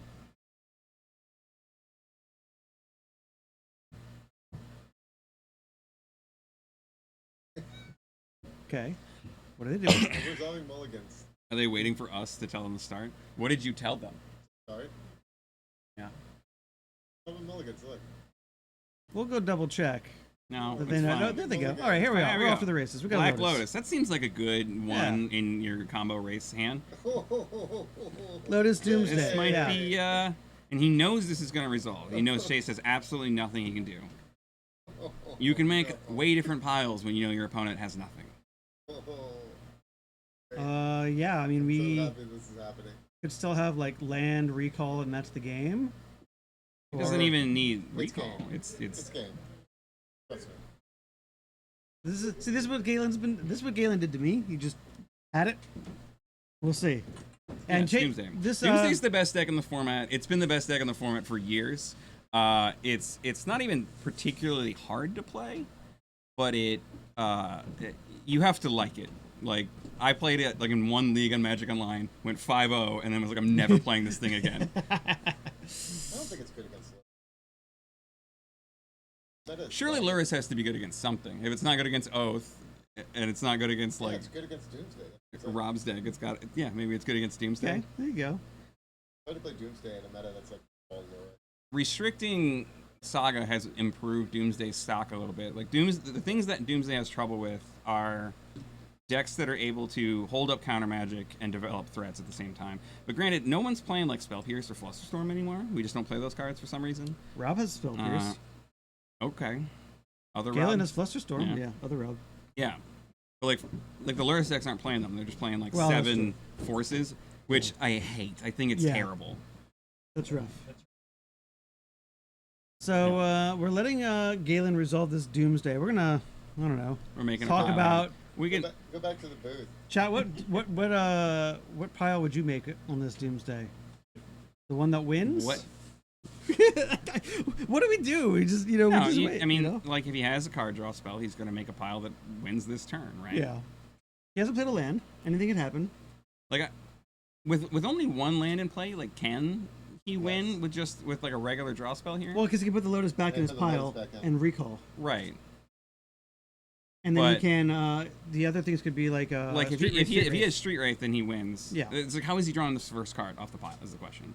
Like Sure. Oh, Ponder. often they have to put a Gushing to have a draw spell that they can cast because he doesn't have like blue mana. We could have. I mean, we haven't played a land yet, so we could just ponder, brainstorm. Brainstorm will do it, but if you just have Ponder, there's no. You're not going to have the Lotus and the recall. Well, that's true. So we'll see. Well, it looks like he has But I mean, a pass the turn pile is 100% safe. It is. Like his That's opponent fair. can't possibly do anything to him. We have a force, and we Because also his hand have. no longer matters.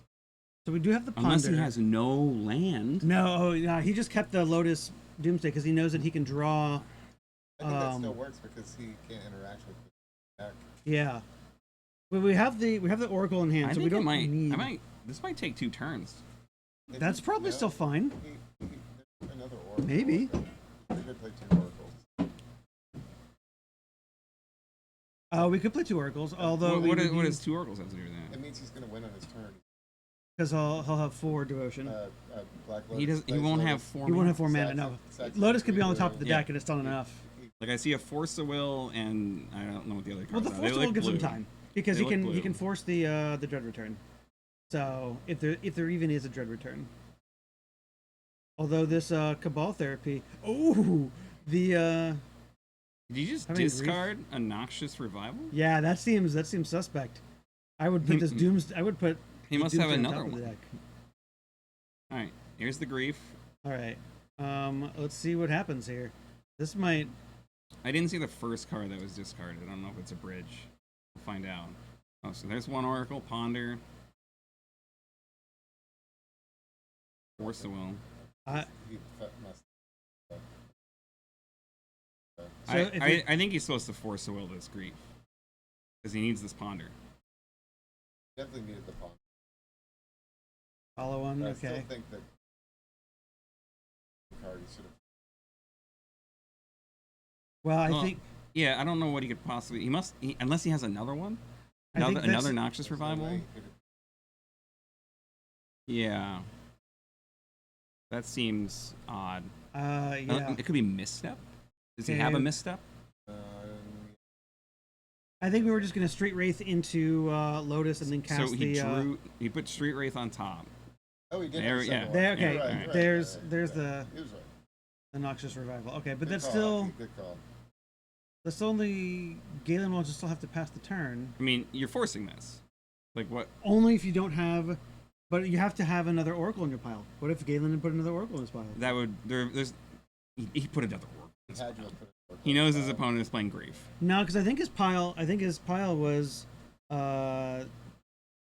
cycle. So Street Wraith into Lotus, cast the Lotus, and then play your Oracle, and you've got 2 cards in your deck. And I you've got don't 2 think devotion. he's so bad can't that he would believe that would lose be the like the game biggest by against the guy who can only interact with him with a discard spell I think by Okay. not putting Well, that's Oracle in his Oracle has pile. to be there. Oracle's in his pile. It's probably Lotus Ancestral. It could just be Street Wraiths, which seems very sus to me. Well, we're in the tank about something, so something has gone wrong. Well, I mean, we're on the last decisions of the game. Like, it's Yeah. fine to be in the tank.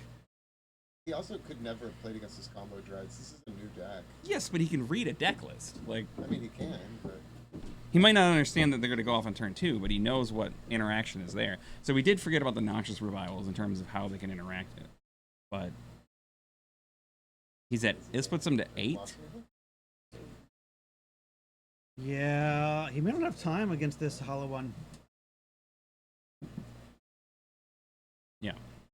So we've just heard from our impromptu spotter that we do not know the pile. So this could be anything. Who knows? There's definitely an oracle there. Okay, so we forced. Yeah, I mean, he just the pitched an Noxious oracle, Revival. so there's definitely an oracle. I mean, I think we know there's a Lotus. There might be an Ancestral. There might not. He's gonna draw a card, but I don't.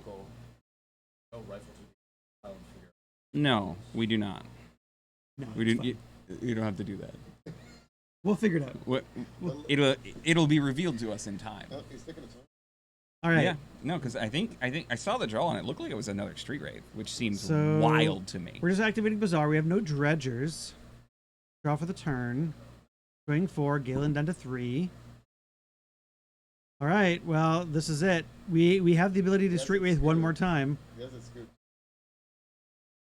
I don't think we have the resources to. So there's 3 cards in his pile. He's going to draw Lotus, and then he's going to Street Wraith and get Oracle, that's exactly what's and put it in.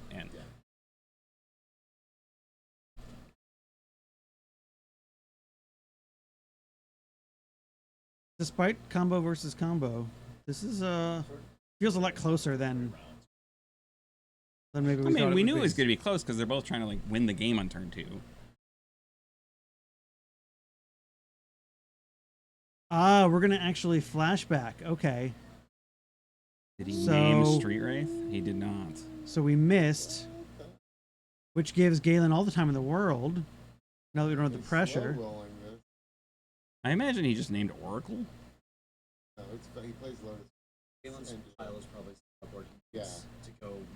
Is Galen passing the turn? Yeah. Oh, what he needed to do was go. He has misbuilt his pile. Get Ancestral, put in Oracle. He didn't even need That's what Ancestral. he Like, needed. But I guess it's possible Rob's right, and there isn't an Oracle. what? That game. He had the. No. Oh, he misbuilt his pile. He wanted to play all these Street Wraiths. He didn't need to do that. Yeah. Oracle still wins when you have 2 cards left, guys. You don't have to get your whole library out of there. All right. That is a punt. Oh, we played the. So confused.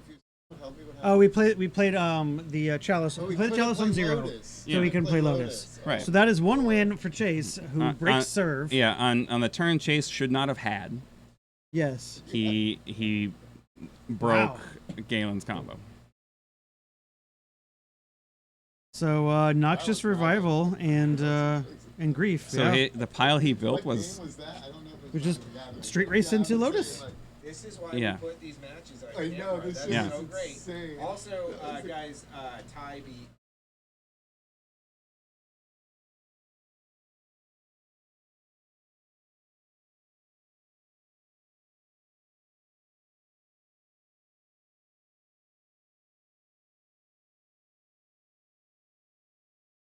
Definitely picked the right. right match. Chase also lost round 1. We have just heard that Ty has defeated Rob swiftly in 2-0. It was what, Oath to versus put Oath in the final. So we're gonna have Oath versus Doomsday or Oath versus Dredge here. I'd be tied. Oath versus Doomsday seems very bad for Oath, and Oath versus Dredge seems very bad for Dredge. Ty's gonna complete the bookends though, being on camera round 1 and the final round. Of I the think game. you do want to be if you're on Dredge and you're playing against Oath. I think you do want to be combo Dredge. Absolutely, 100%. Especially show Oath, you might just randomly have your Grizzlebrand like.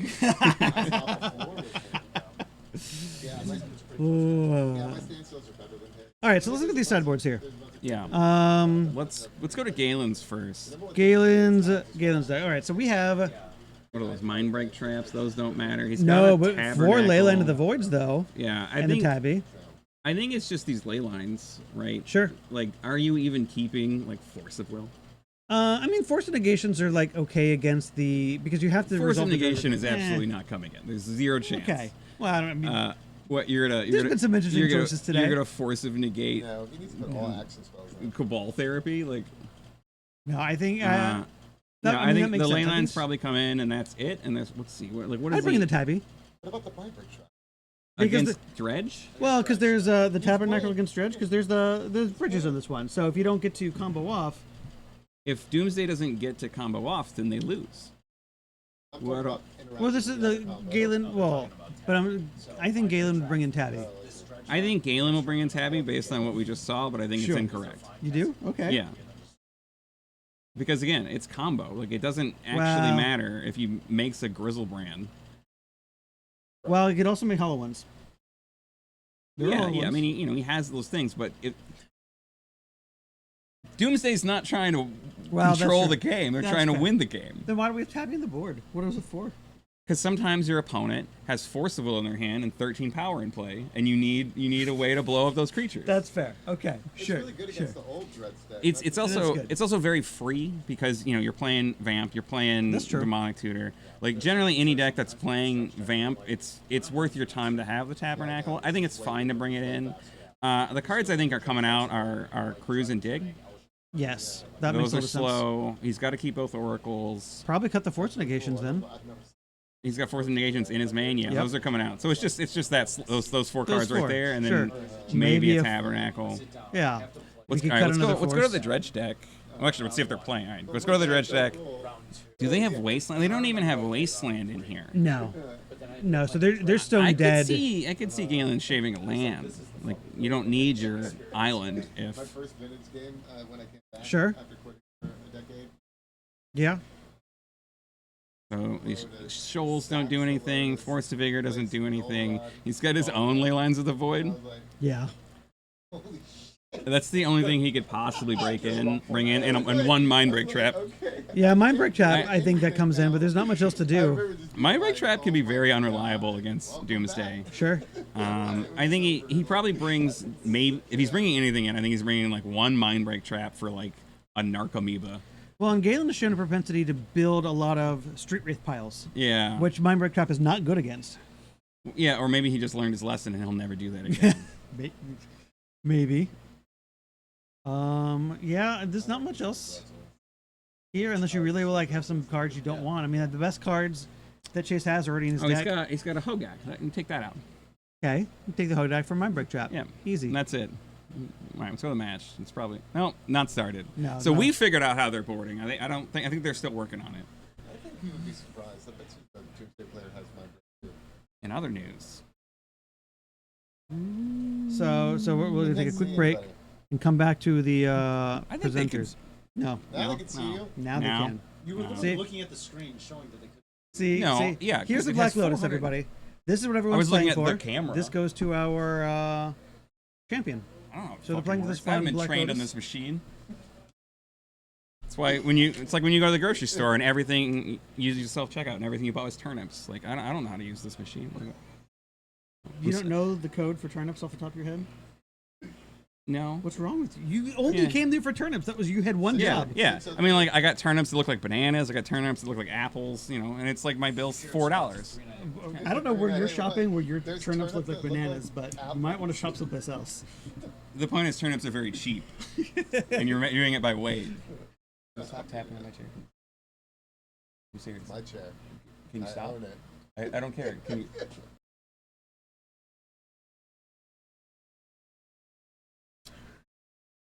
So who do you want to see in the finals against Oath? What do you want to Against see? Oath? Yeah. Oh man, both these decks are bad against it. I mean, no. I think Doomsday will beat Oath. I don't want Oath to win. You don't want Oath to win. I don't want okay. Oath to win. So we want Galen to prevail then. It would be nice if Ty won. It would be nice if Ty won. Ty came all this way. I mean, Galen came far as well. So Ty came from New Jersey. Galen came from Sacramento. Came from California, I know. So like both players came from either side of the coasts, which is great. We'd love to have him here. Ty again is here because he took first place in our last middle school league. Yeah. In a completely undefeated run. We've just got these like middle school players winning our vintage vintage event. our Yeah, vintage sorry. season. No, Chase just got second at Eternal Weekend. You mean he knows how to play vintage? Yeah. Oh, okay. So we have some vintage players here. So watching him get it second again would be kind of fun. Okay. We need Sure. to get like a camera on his face when that happens. Sure. But I don't really care. I think both matchups would be interesting. I don't respect Oath as a deck. It's there were a lot of players who registered Oath and said, "Why did I do this to myself?" Yeah. So, like, usually, even if Oath's good, like it's not fun. It's way less fun than it seems like it would be. It is fun in middle school because it's so stupid. You're like Yes. putting a Terravore into play. That is like that or that is Neshoba is like the best thing you got. like the best thing to put into play is like Terravore. And Terravore is actually like you can just cast it. It's it great. does well. Like Yeah. it's There it It's is. been a nice find. Okay, pregame Leyline of the actions. Void. We have It Leyline of the looks like Void. both players are keeping 7. So you know what Chase brought in? Chase brought in his Force of Vigors for these. Oh yeah, for these. obviously. Obviously, yes. Yeah.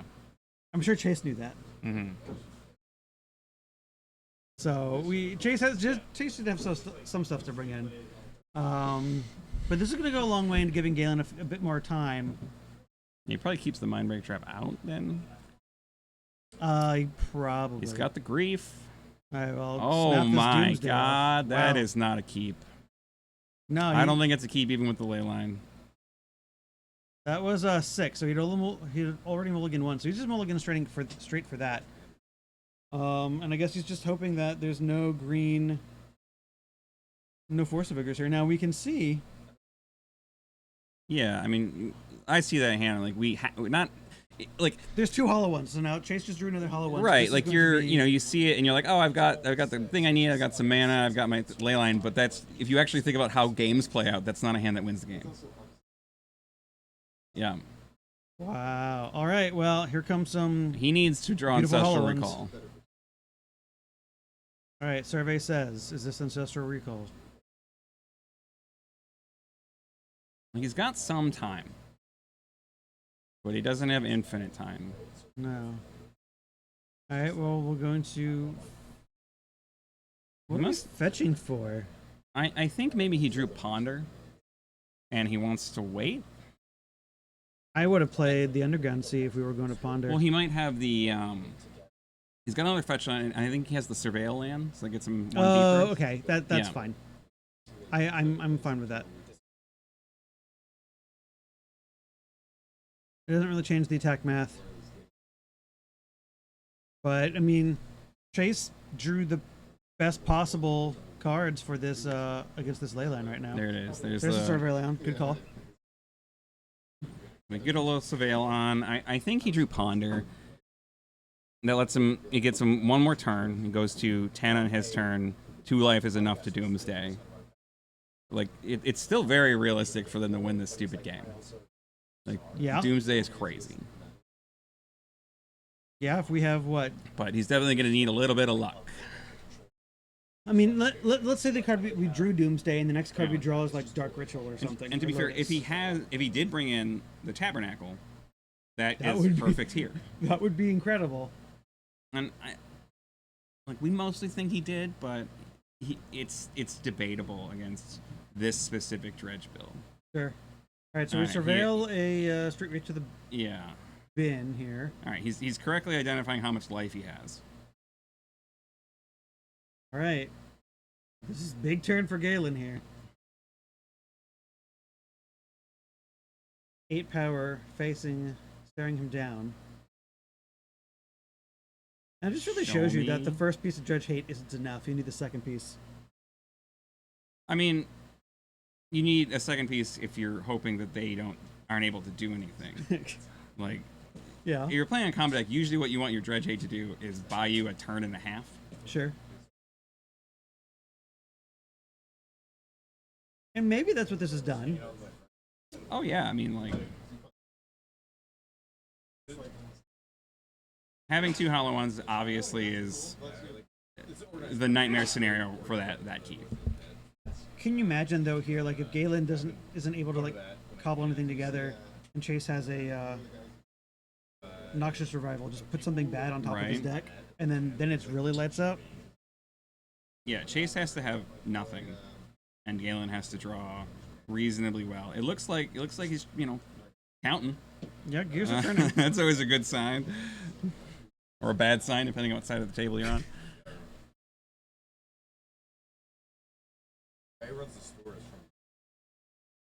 So if we don't, I don't think we have the recall because we would have just snapped it up, right?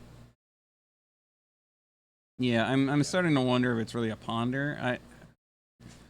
The big insult would be like drawing Vamp here because he doesn't. Oh, we have had enough another life. Street Race, so we decided to go. So the math doesn't change, but it's not great. The math has changed. You can't Doomsday with 1 life. Oh, this is true. Yeah. That is reasonable. This fetch land is dead.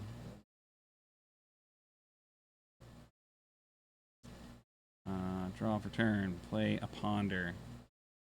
Oh my goodness. Oh my That's goodness. it. Oh. Yeah, another lane line in the Doomsday. Wow. Yeah, you All right, can't. that's You all can't keep a hand that says my opponent gets 3 turns without me doing anything. Yeah, and you need to mull to 5. Sometimes you don't. Your deck says no, you don't get to win the game, but you still gotta try.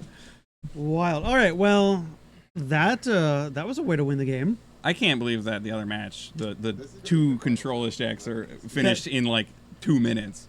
Rob and I played round 3, and we almost went to time. Yeah. You know, we went to. We only played like 2 games, but it's still like Oath winning that fast. That's impressive. Like, I mean, Oath's built as a combo deck. They're trying to go off on turn 2. Like they basically, like, the advice that I've seen from people who have done well with it is, if your hand doesn't make Oath or Show and Tell or Tinker on turn 2, you get a new hand. Yep, and that makes sense. You could probably put, like Ancestral Recall in that pile of things. But Sure. Yeah. So it plays like a combo deck, but they are able to play like a long control game with Counter Magic and Oath. Looks like we're going to get the next and final match here ready shortly. So we're going to take a short break. It's Ty on Oath versus Chase on Dredge. On non-pitch Dredge, yeah. Back-to-back top finals appearances of the premier vintage events, right? I mean, we're actually surprisingly significant on the vintage scene. Like, pick a hobby that isn't super popular so you can be a big deal in it. That'd be us. Yeah. All right, well, we'll take a quick break and bring back the finals here shortly.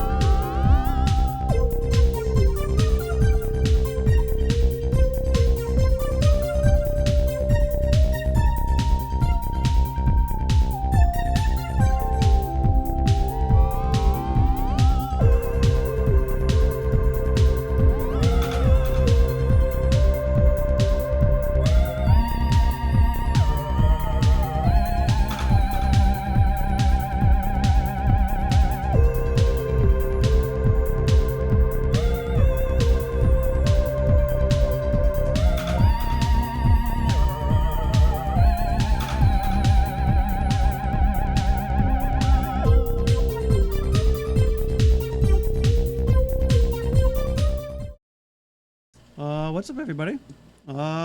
Me again, Rob, here with Tweety in the booth. Hi. We're gonna talk about this final match of Magic. So yeah, we got Ty on the left here, Chase on the right. Ty bringing Oath, 4th seed in our top 4, and Chase on combo Dredge. We saw Ty round 1, and And now we've seen in the finals, nice bookends there.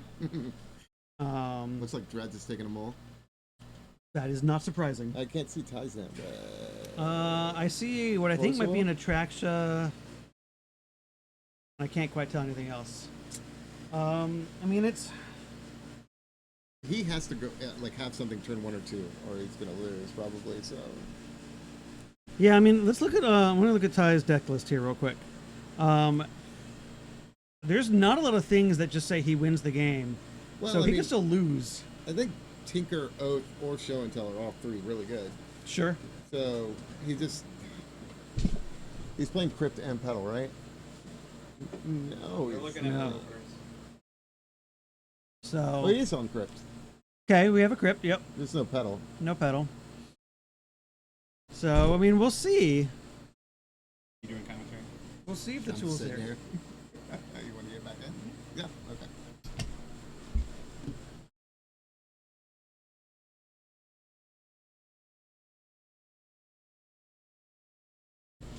There must always be a Brian. We are replacing Mr. Brian Tweedy for a Mr. Brian Hockey. Brian for Brian. We are Brian in. for Brian. This is the finals. It's like going home. You know, like just a very familiar place. I mean, you'd rather be on that table though. Of course. Yeah, this is the first one that I wasn't playing in, and I don't know. It's fine. All of them. It's a lot This more. is 6. It's a lot more exciting to be in it. I recommend being in the Invitational. Yes, highly recommend. Go play our events. If you're not in Austin, go play our webcam events, please. No, don't play the webcam events. I need to win one of them. Yeah, we see 2 powders there, so we're just gonna like remove our whole deck. I think that's the misstep. That is a Narcomoeba at the top. There's 2 Okay. powders. There's a Noxious Revival. There is an Icarid. It's more significant when they get the exile like the singleton, so that's just gone. Yes. But so Ty's on the draw here. Yes. First which and is also second significant. got destroyed. Oh, cutting mold at one point. Johnson. But you still draw 7. Yeah, he's drawn 7. And then put cards back. You draw 7, put cards back, and then powder. Yeah. Powder doesn't count as a mulligan, so yeah. Powder is a very weird card when it comes to the London Mulligan. Yeah, I don't know who was working at Wizards of the Coast who was like, I want to play Bazaar, and I want to draw them. Let them sneak that one in. It's a Future Sight card originally, right? No, Darksteel. Really? Okay. I thought, yeah. All right, here we go. Here's the We're going to this one.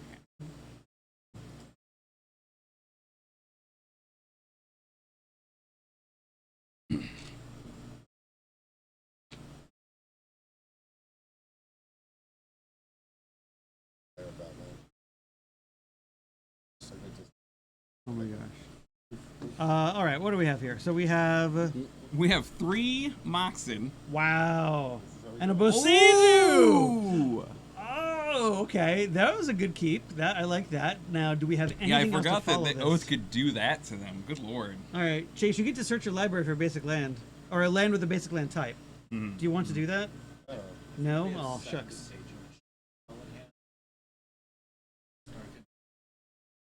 So let's see. So that is a Mox Emerald. Is it a pearl with the Yeah. ruby? We So we have got- no blue sources, which is Yep. not a good spot to be in. But the turn 1 Boseiju is probably the best possible here. Yeah, I mean, you have to keep it, right? Like 3. Oh yeah, because the dredge check is going to mulligan down to find a single bazaar. Very rarely will it have more than one. But we get to just do maybe normal dredge things now, and that might still be good enough since we have these bridges in our deck. Nothing to flash back here for Poxwalkers. Yeah, I mean, Battling. if Ty has no follow-up to Oh, this, no. it's still a very reasonable second Bazaar. Chase had the second bazaar. Like, at this point, Wow. it doesn't really matter that much if you blow up another one. But you cannot Boseiju your own thing to go get a land, unfortunately. No. Well, what turned into maybe one of the best possible moves for Ty has turned out to not really matter. As we have Bazaar, we found the troll, and we're just full speed ahead. Yeah, I am. We're gonna get Poxwalkers back this turn. Oh no. Like, we're being told that Ty has like a show and tell and another Beseiju, and he clearly doesn't have any blue mana. I don't know I don't know if he's gonna be able to win in time. Because there's no, even if we attacking get to... you for 3. Here's what, 7 more power. Okay, he's got a time Well, we have walk, time walks. Beseiju, Citadel, and show and tell. So if we find a blue source next turn... Okay, if he finds the blue source, he probably will win. Because we can Beseiju Time Walk. Well, Beseiju Time Walk doesn't even get us where we need to be. Show and Tell Citadel might not give us enough life points. Oh, we're making a gack. Oh no. Yeah, so he has to draw a blue source here. 17 life Citadel should be fine, but he can have a land on top.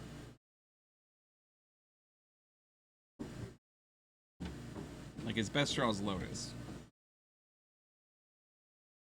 But I mean, even if we get that in, nothing says that we win. We still have to like gain enough life to beat this Hodak. Well, with Lotus, he can show and tell in the Citadel, and we can time walk. cast Time Walk, and Okay, he hasn't that's played a good land enough. yet. So just That draw might Black be good Lotus. It's the classic vintage advice. Just There draw we Black go. Lotus, and you'll be fine. Nox just Ooh. we're not drawing Black Lotus now. Okay.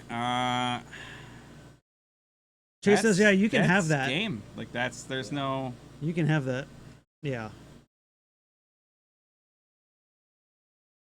We know what that card is, Ty. We know we know what it is.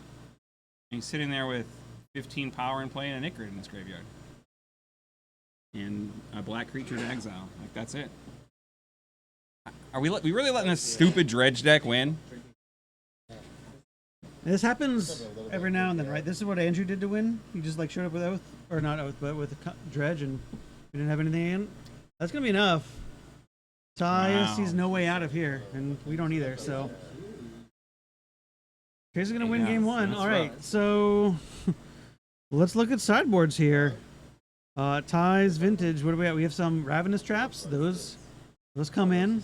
He's got, so they go up to Sarah's Emissary. They used to have like a lot of. He's just got the one, but I don't think like Dredge basically can't beat a Sarah's Emissary. Like they'd have to like double shoal. I mean, it has the combo though. The combo finish came out. Oh right, yeah, he can. There's a reason to do Thassa's Oracle. There you go. Thassa's Oracle will beat an Emissary. Interesting. So, do we think we bring in Portal to Phyrexia? If we're gonna tinker, we're definitely not bringing in Portal to Phyrexia. I mean, I need you to sacrifice 3 zombies. This is my Hodak now, Yeah. right? No, all right. Yeah, not much else going on here. We bring in the Tabby. Tabby, there's a crop rotation. Goodbye. You can get your Tabernacle. Consign to Memory will counter a Bizarre Activation once, right? Yeah, but that seems very oblique. Although it would be very, very funny What other cards do we have that are better in our deck? if you somehow manage to consign to memory the Thassa's Oracle trigger. Oh yeah. But no. Only triggered. Okay, so not we activated. we got the friggin' peanut gallery raining on our parades over here. No, consign doesn't do. Well, chat isn't here to correct me, so they're here in person. Yeah. Consign doesn't do activated or triggered abilities, right? Okay. Even if it did, it wouldn't work because they're gonna therapy you 3 times. But yeah, we might be able to get the Thassa's Oracle. All right. Well, this is is dodgy. All right, let's look at Chase's. I don't know if Chase wants maybe the Force of Vigors. I don't to just battle an Oath, maybe, but I don't know. Yeah, I mean, like maybe the Vigors, but that's it. Yeah, some number. I mean, this deck is already doing what it needs to do, and I mean, like the only real trouble that I think Chase has is if we try to combo and we get Force of Willed. But I think we can beat Natraxa by itself with just sheer power. Hodak It's certainly a lot easier to beat it when you're not trying to win through the combat step. But well, yes. But Hodak will force a trade, and we can keep casting our Hodak. How does Hogak force a trade with the 7/7 Vigilance Lifelinker? How big is Hodak? 8? Yeah. Okay, I'll take 8. I attack you for All right. 7. Well, you were also attacking with a bunch of other tiny things. I don't know. All right, I'll block one of those. Yeah. I'll take even less damage. I think it's fine.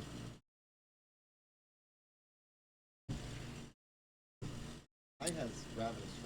Yeah, Ty's got 2 Ravenous Traps, a crop rotation that I have to imagine is for this. I mean, if it's and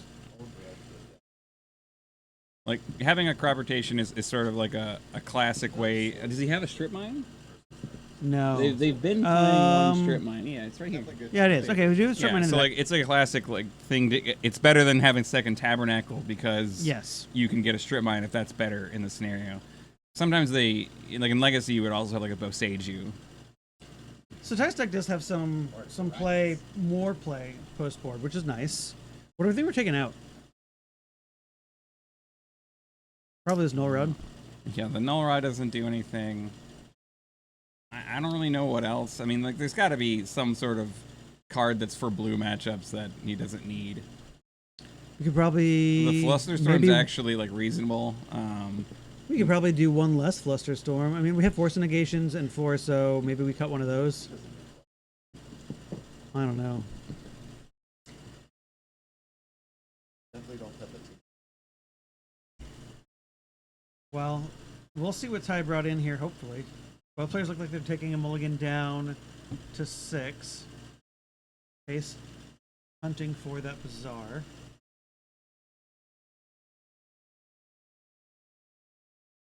Maybe that's one of Ty's outs. You don't Chase get moves to the 1. finals if your luck is running like that.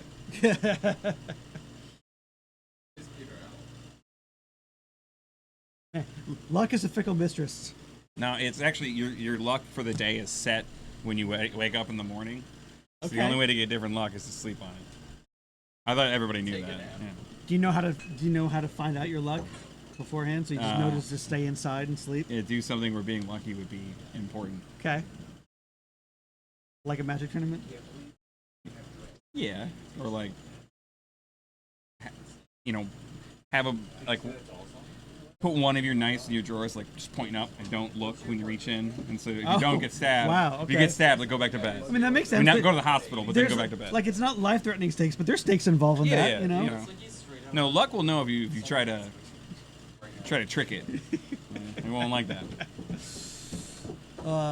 For those watching, we are not advocating you put sharp objects in your nightstand and blindly reach into them to test your luck.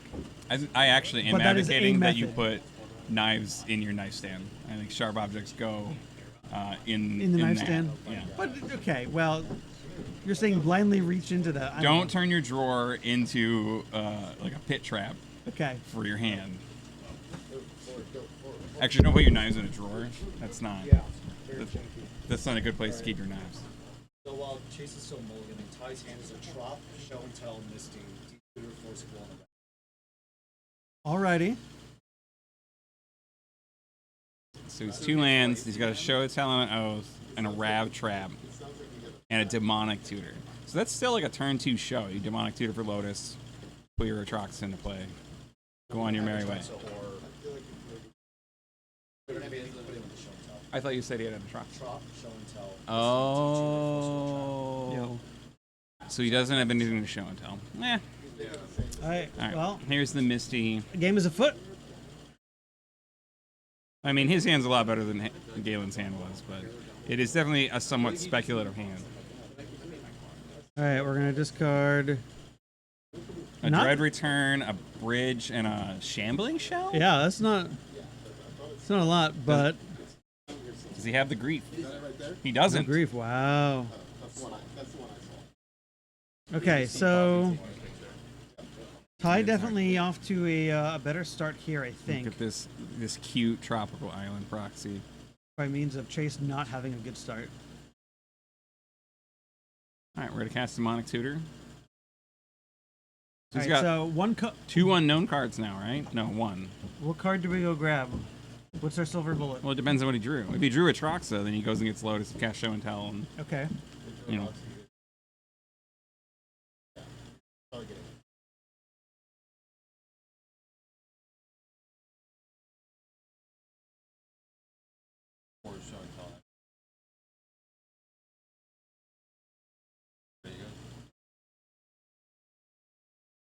What does he got?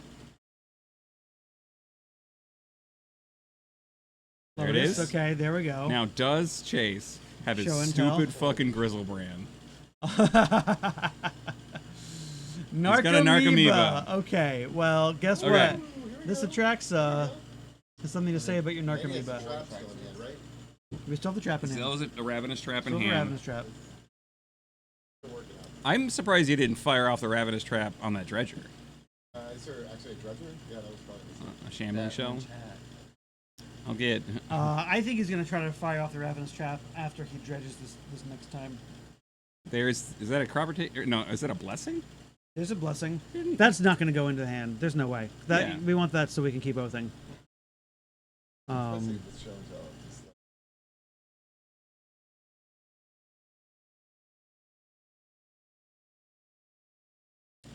But we have As an we get to into pick the an flood instant. maw. Yeah, we can grab that as an instant or a fluster storm. Fluster. Yeah, well, I mean, So we've already played a land, so like our opponent can do stuff, but like keeping the ravenous trap. Yeah, I think I would definitely would have fired it off. He's got a dread return too. It's like that's what I want to get out of. I this think right graveyard. now when he's tapped out, this allows him to beat a Grizzlebrand off of dredging now. Yeah, it's clearly got to be his plan. Like I'm gonna wait until you have something I really, really care about. Because if Chase somehow finds a hollowed one, that doesn't matter anymore.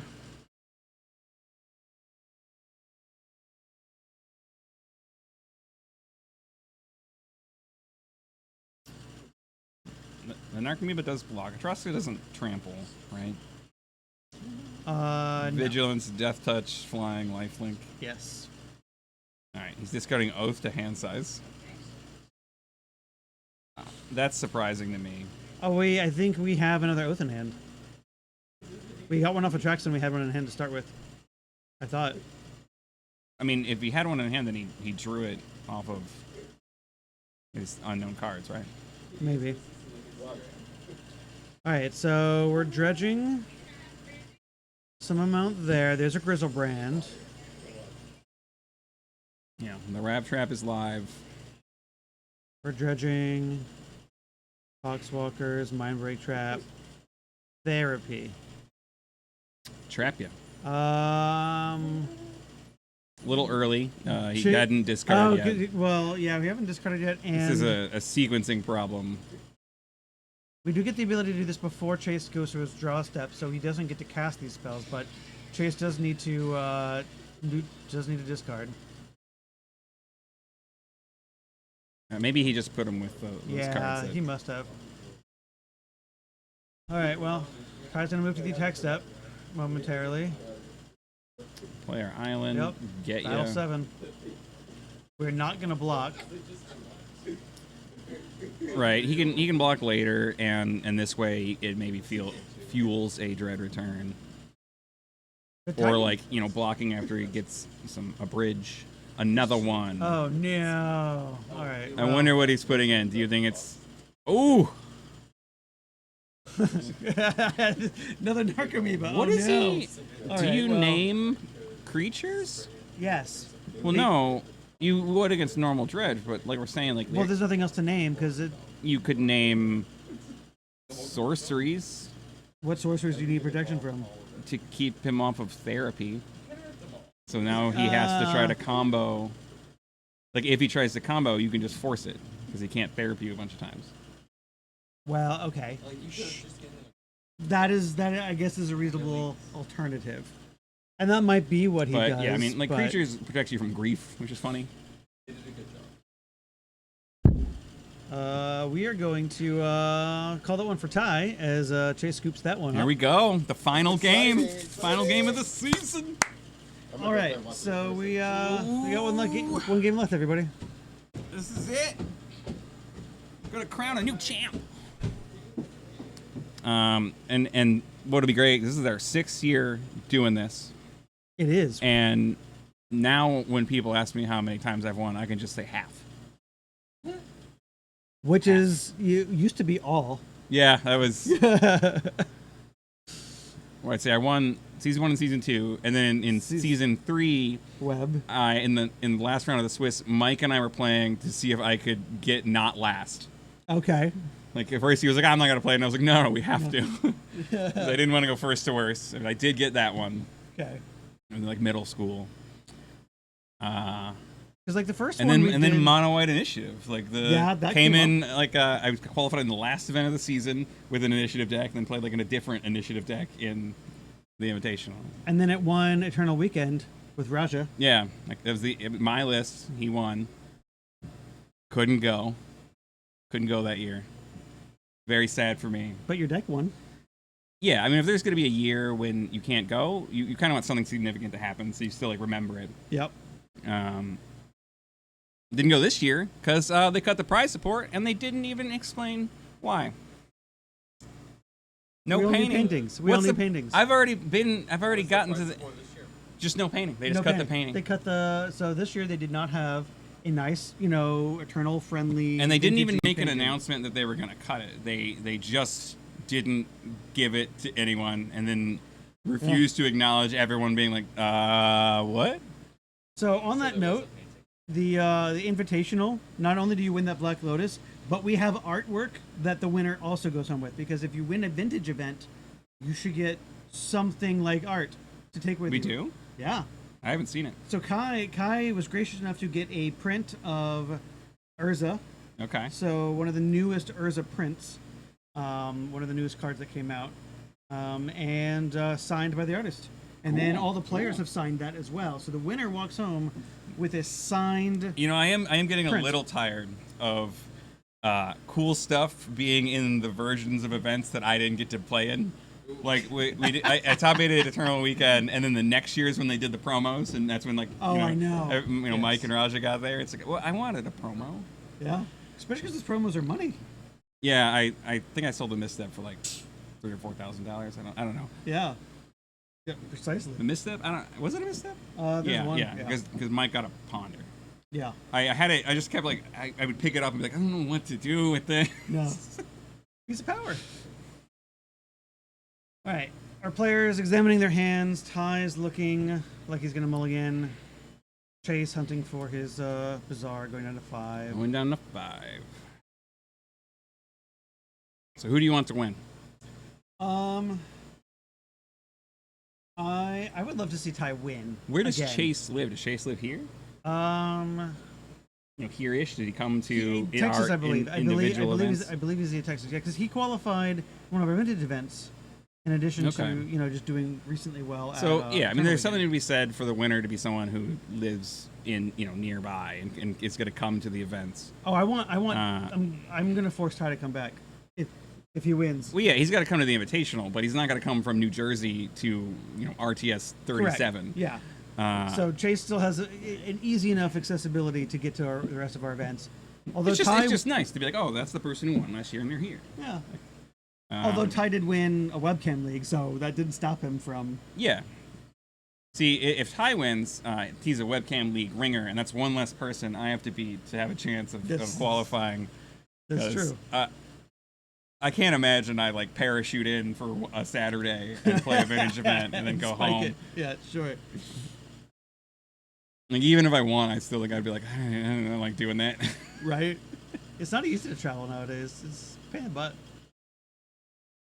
Yeah.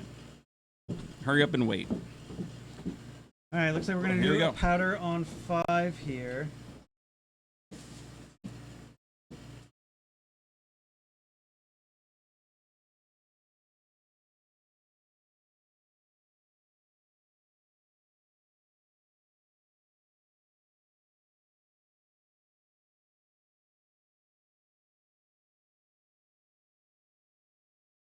How's chat doing? Anyone in chat? No, everyone is here. Everybody's here. That's the one downside of these events is that everyone who might be in chat watching is this us our is number of big. listeners? Is that? I have no idea. Let's is it see. 0? There might be some new. I don't know what that is. Twitch is weird. But no, we're not really doing this so that we can have a big broadcast. We do it so that we have a record. This of is the event. This is for me to go back and watch round 1. Chat's checking in. 3 Jeffs. There's 3 Jeffs. All right, Ty has an Atraxa, a Sphinx, a Black Lotus, a Rav Trap, and 2 Misty Rainforests. That seems suspect. That seems very risky. I don't love it. I mean, if we get a show and tell, like it's gas, but that's... Yeah, I mean, it doesn't even cast Tinker, which is annoying. No, it doesn't. That is I think, like, that hand is a trap hand. Like, that is a trap. 9 rounds of magic makes you tired, is what I think. No, I don't think it's like an obvious mistake. But it's one of those hands that, like, it's That's trying fine. to trick you into playing it. Well, the joke's Yeah. going to be on us. He's going to top deck. What was the card that he bottom pitched? It's had If to have been a he's land. kept this, It's had to have been a land. no, the land's better than Sphinx.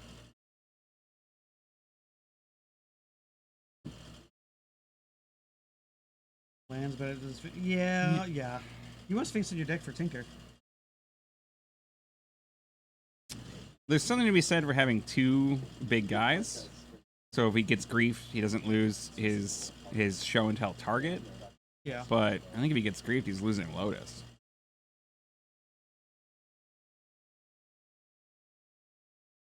I mean, it's... Lotus doesn't do a good job of casting these other creatures either, so it's not like we're going to get to that. Yeah, they also cost 7 and 8. Well, sure. They're 3 or 4 colors. But hey, Dusty's going down to like Oblivion here, so like one Ravenous Trap may be fine. Who's going down? Chase. What did I say? Did I say Dustin. Did I say say Dustin? Where did I get Dustin from? Dustin is like, if the only thing you knew about your opponent's name is Dustin, I think putting him on Dredge is reasonable. Dustin, Chase, what's the difference? I guess I don't know. Alrighty. All right. Well, Chase did find the bazaar here, and we're gonna see a Mind Break Trap, a Thug, and a Narcomoeba. And we're just gonna trap them all. All right. Well, sure. I guess that's fine. Chase has no cards in hand. Land Lotus go. Oh my god. Oh wow. Sure. Okay, well, didn't matter. Had all this. Well, it's actually, I mean, he's got all the dredgers you could want, but it does still buy a turn. Okay, so if we get another land, can we cast Sphinx next turn? Okay. Sphinx costs 8, right? Drox costs 7. I'm telling you, it costs 8. He's gonna look it up anyway, you guys. He doesn't believe me. I want an invitational with this card. I don't know how much it costs. It's 5 and then. Yeah, so it is a. So he has 5 mana in play. So no, he cannot. We're a mana short even if we draw What a is land. happening? So, what is happening is we are going off to the races. We are. We have plenty of dredge. We have plenty of bazaars, and I think bazaar activations rather. So this is just. I mean, it seemed like Ty didn't have a turn. No, he just play a land go.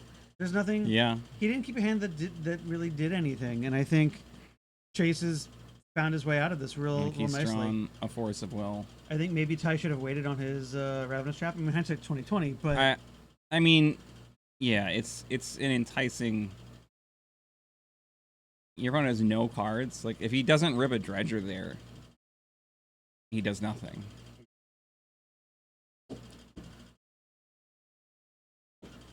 all right. Well, we get. Yeah, I guess that's fair. And he ripped not just any dredger, but he did rip the troll, which was Yeah. pretty significant.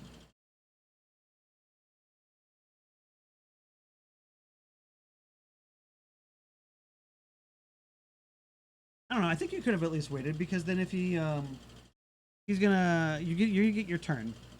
He can then untap, activate Bazaar. Does he get a dredge, turn? and That's a then you dread can- return. Well, yeah. This is the game. I'm sure this has got to be the game. That's disappointing. Dread stack is sick though. All right. Dredge is going to pay 7, draw 7. First replacement. I know. Damn. Thassa's Oracle's there. This game's over. Second replacement. That's it.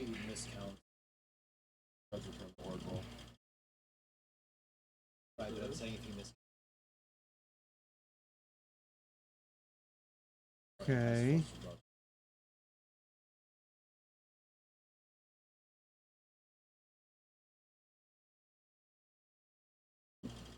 Third replacement. 1, 2, 3. So we're counting our deck to make sure we don't. Yeah, you know, Fourth you replacement. you don't necessarily have the right like Math of intervals to get. You know, you don't want to end up with like Yeah, we need to have at least 2 3 cards cards in and our only library. thugs in your graveyard. Yeah.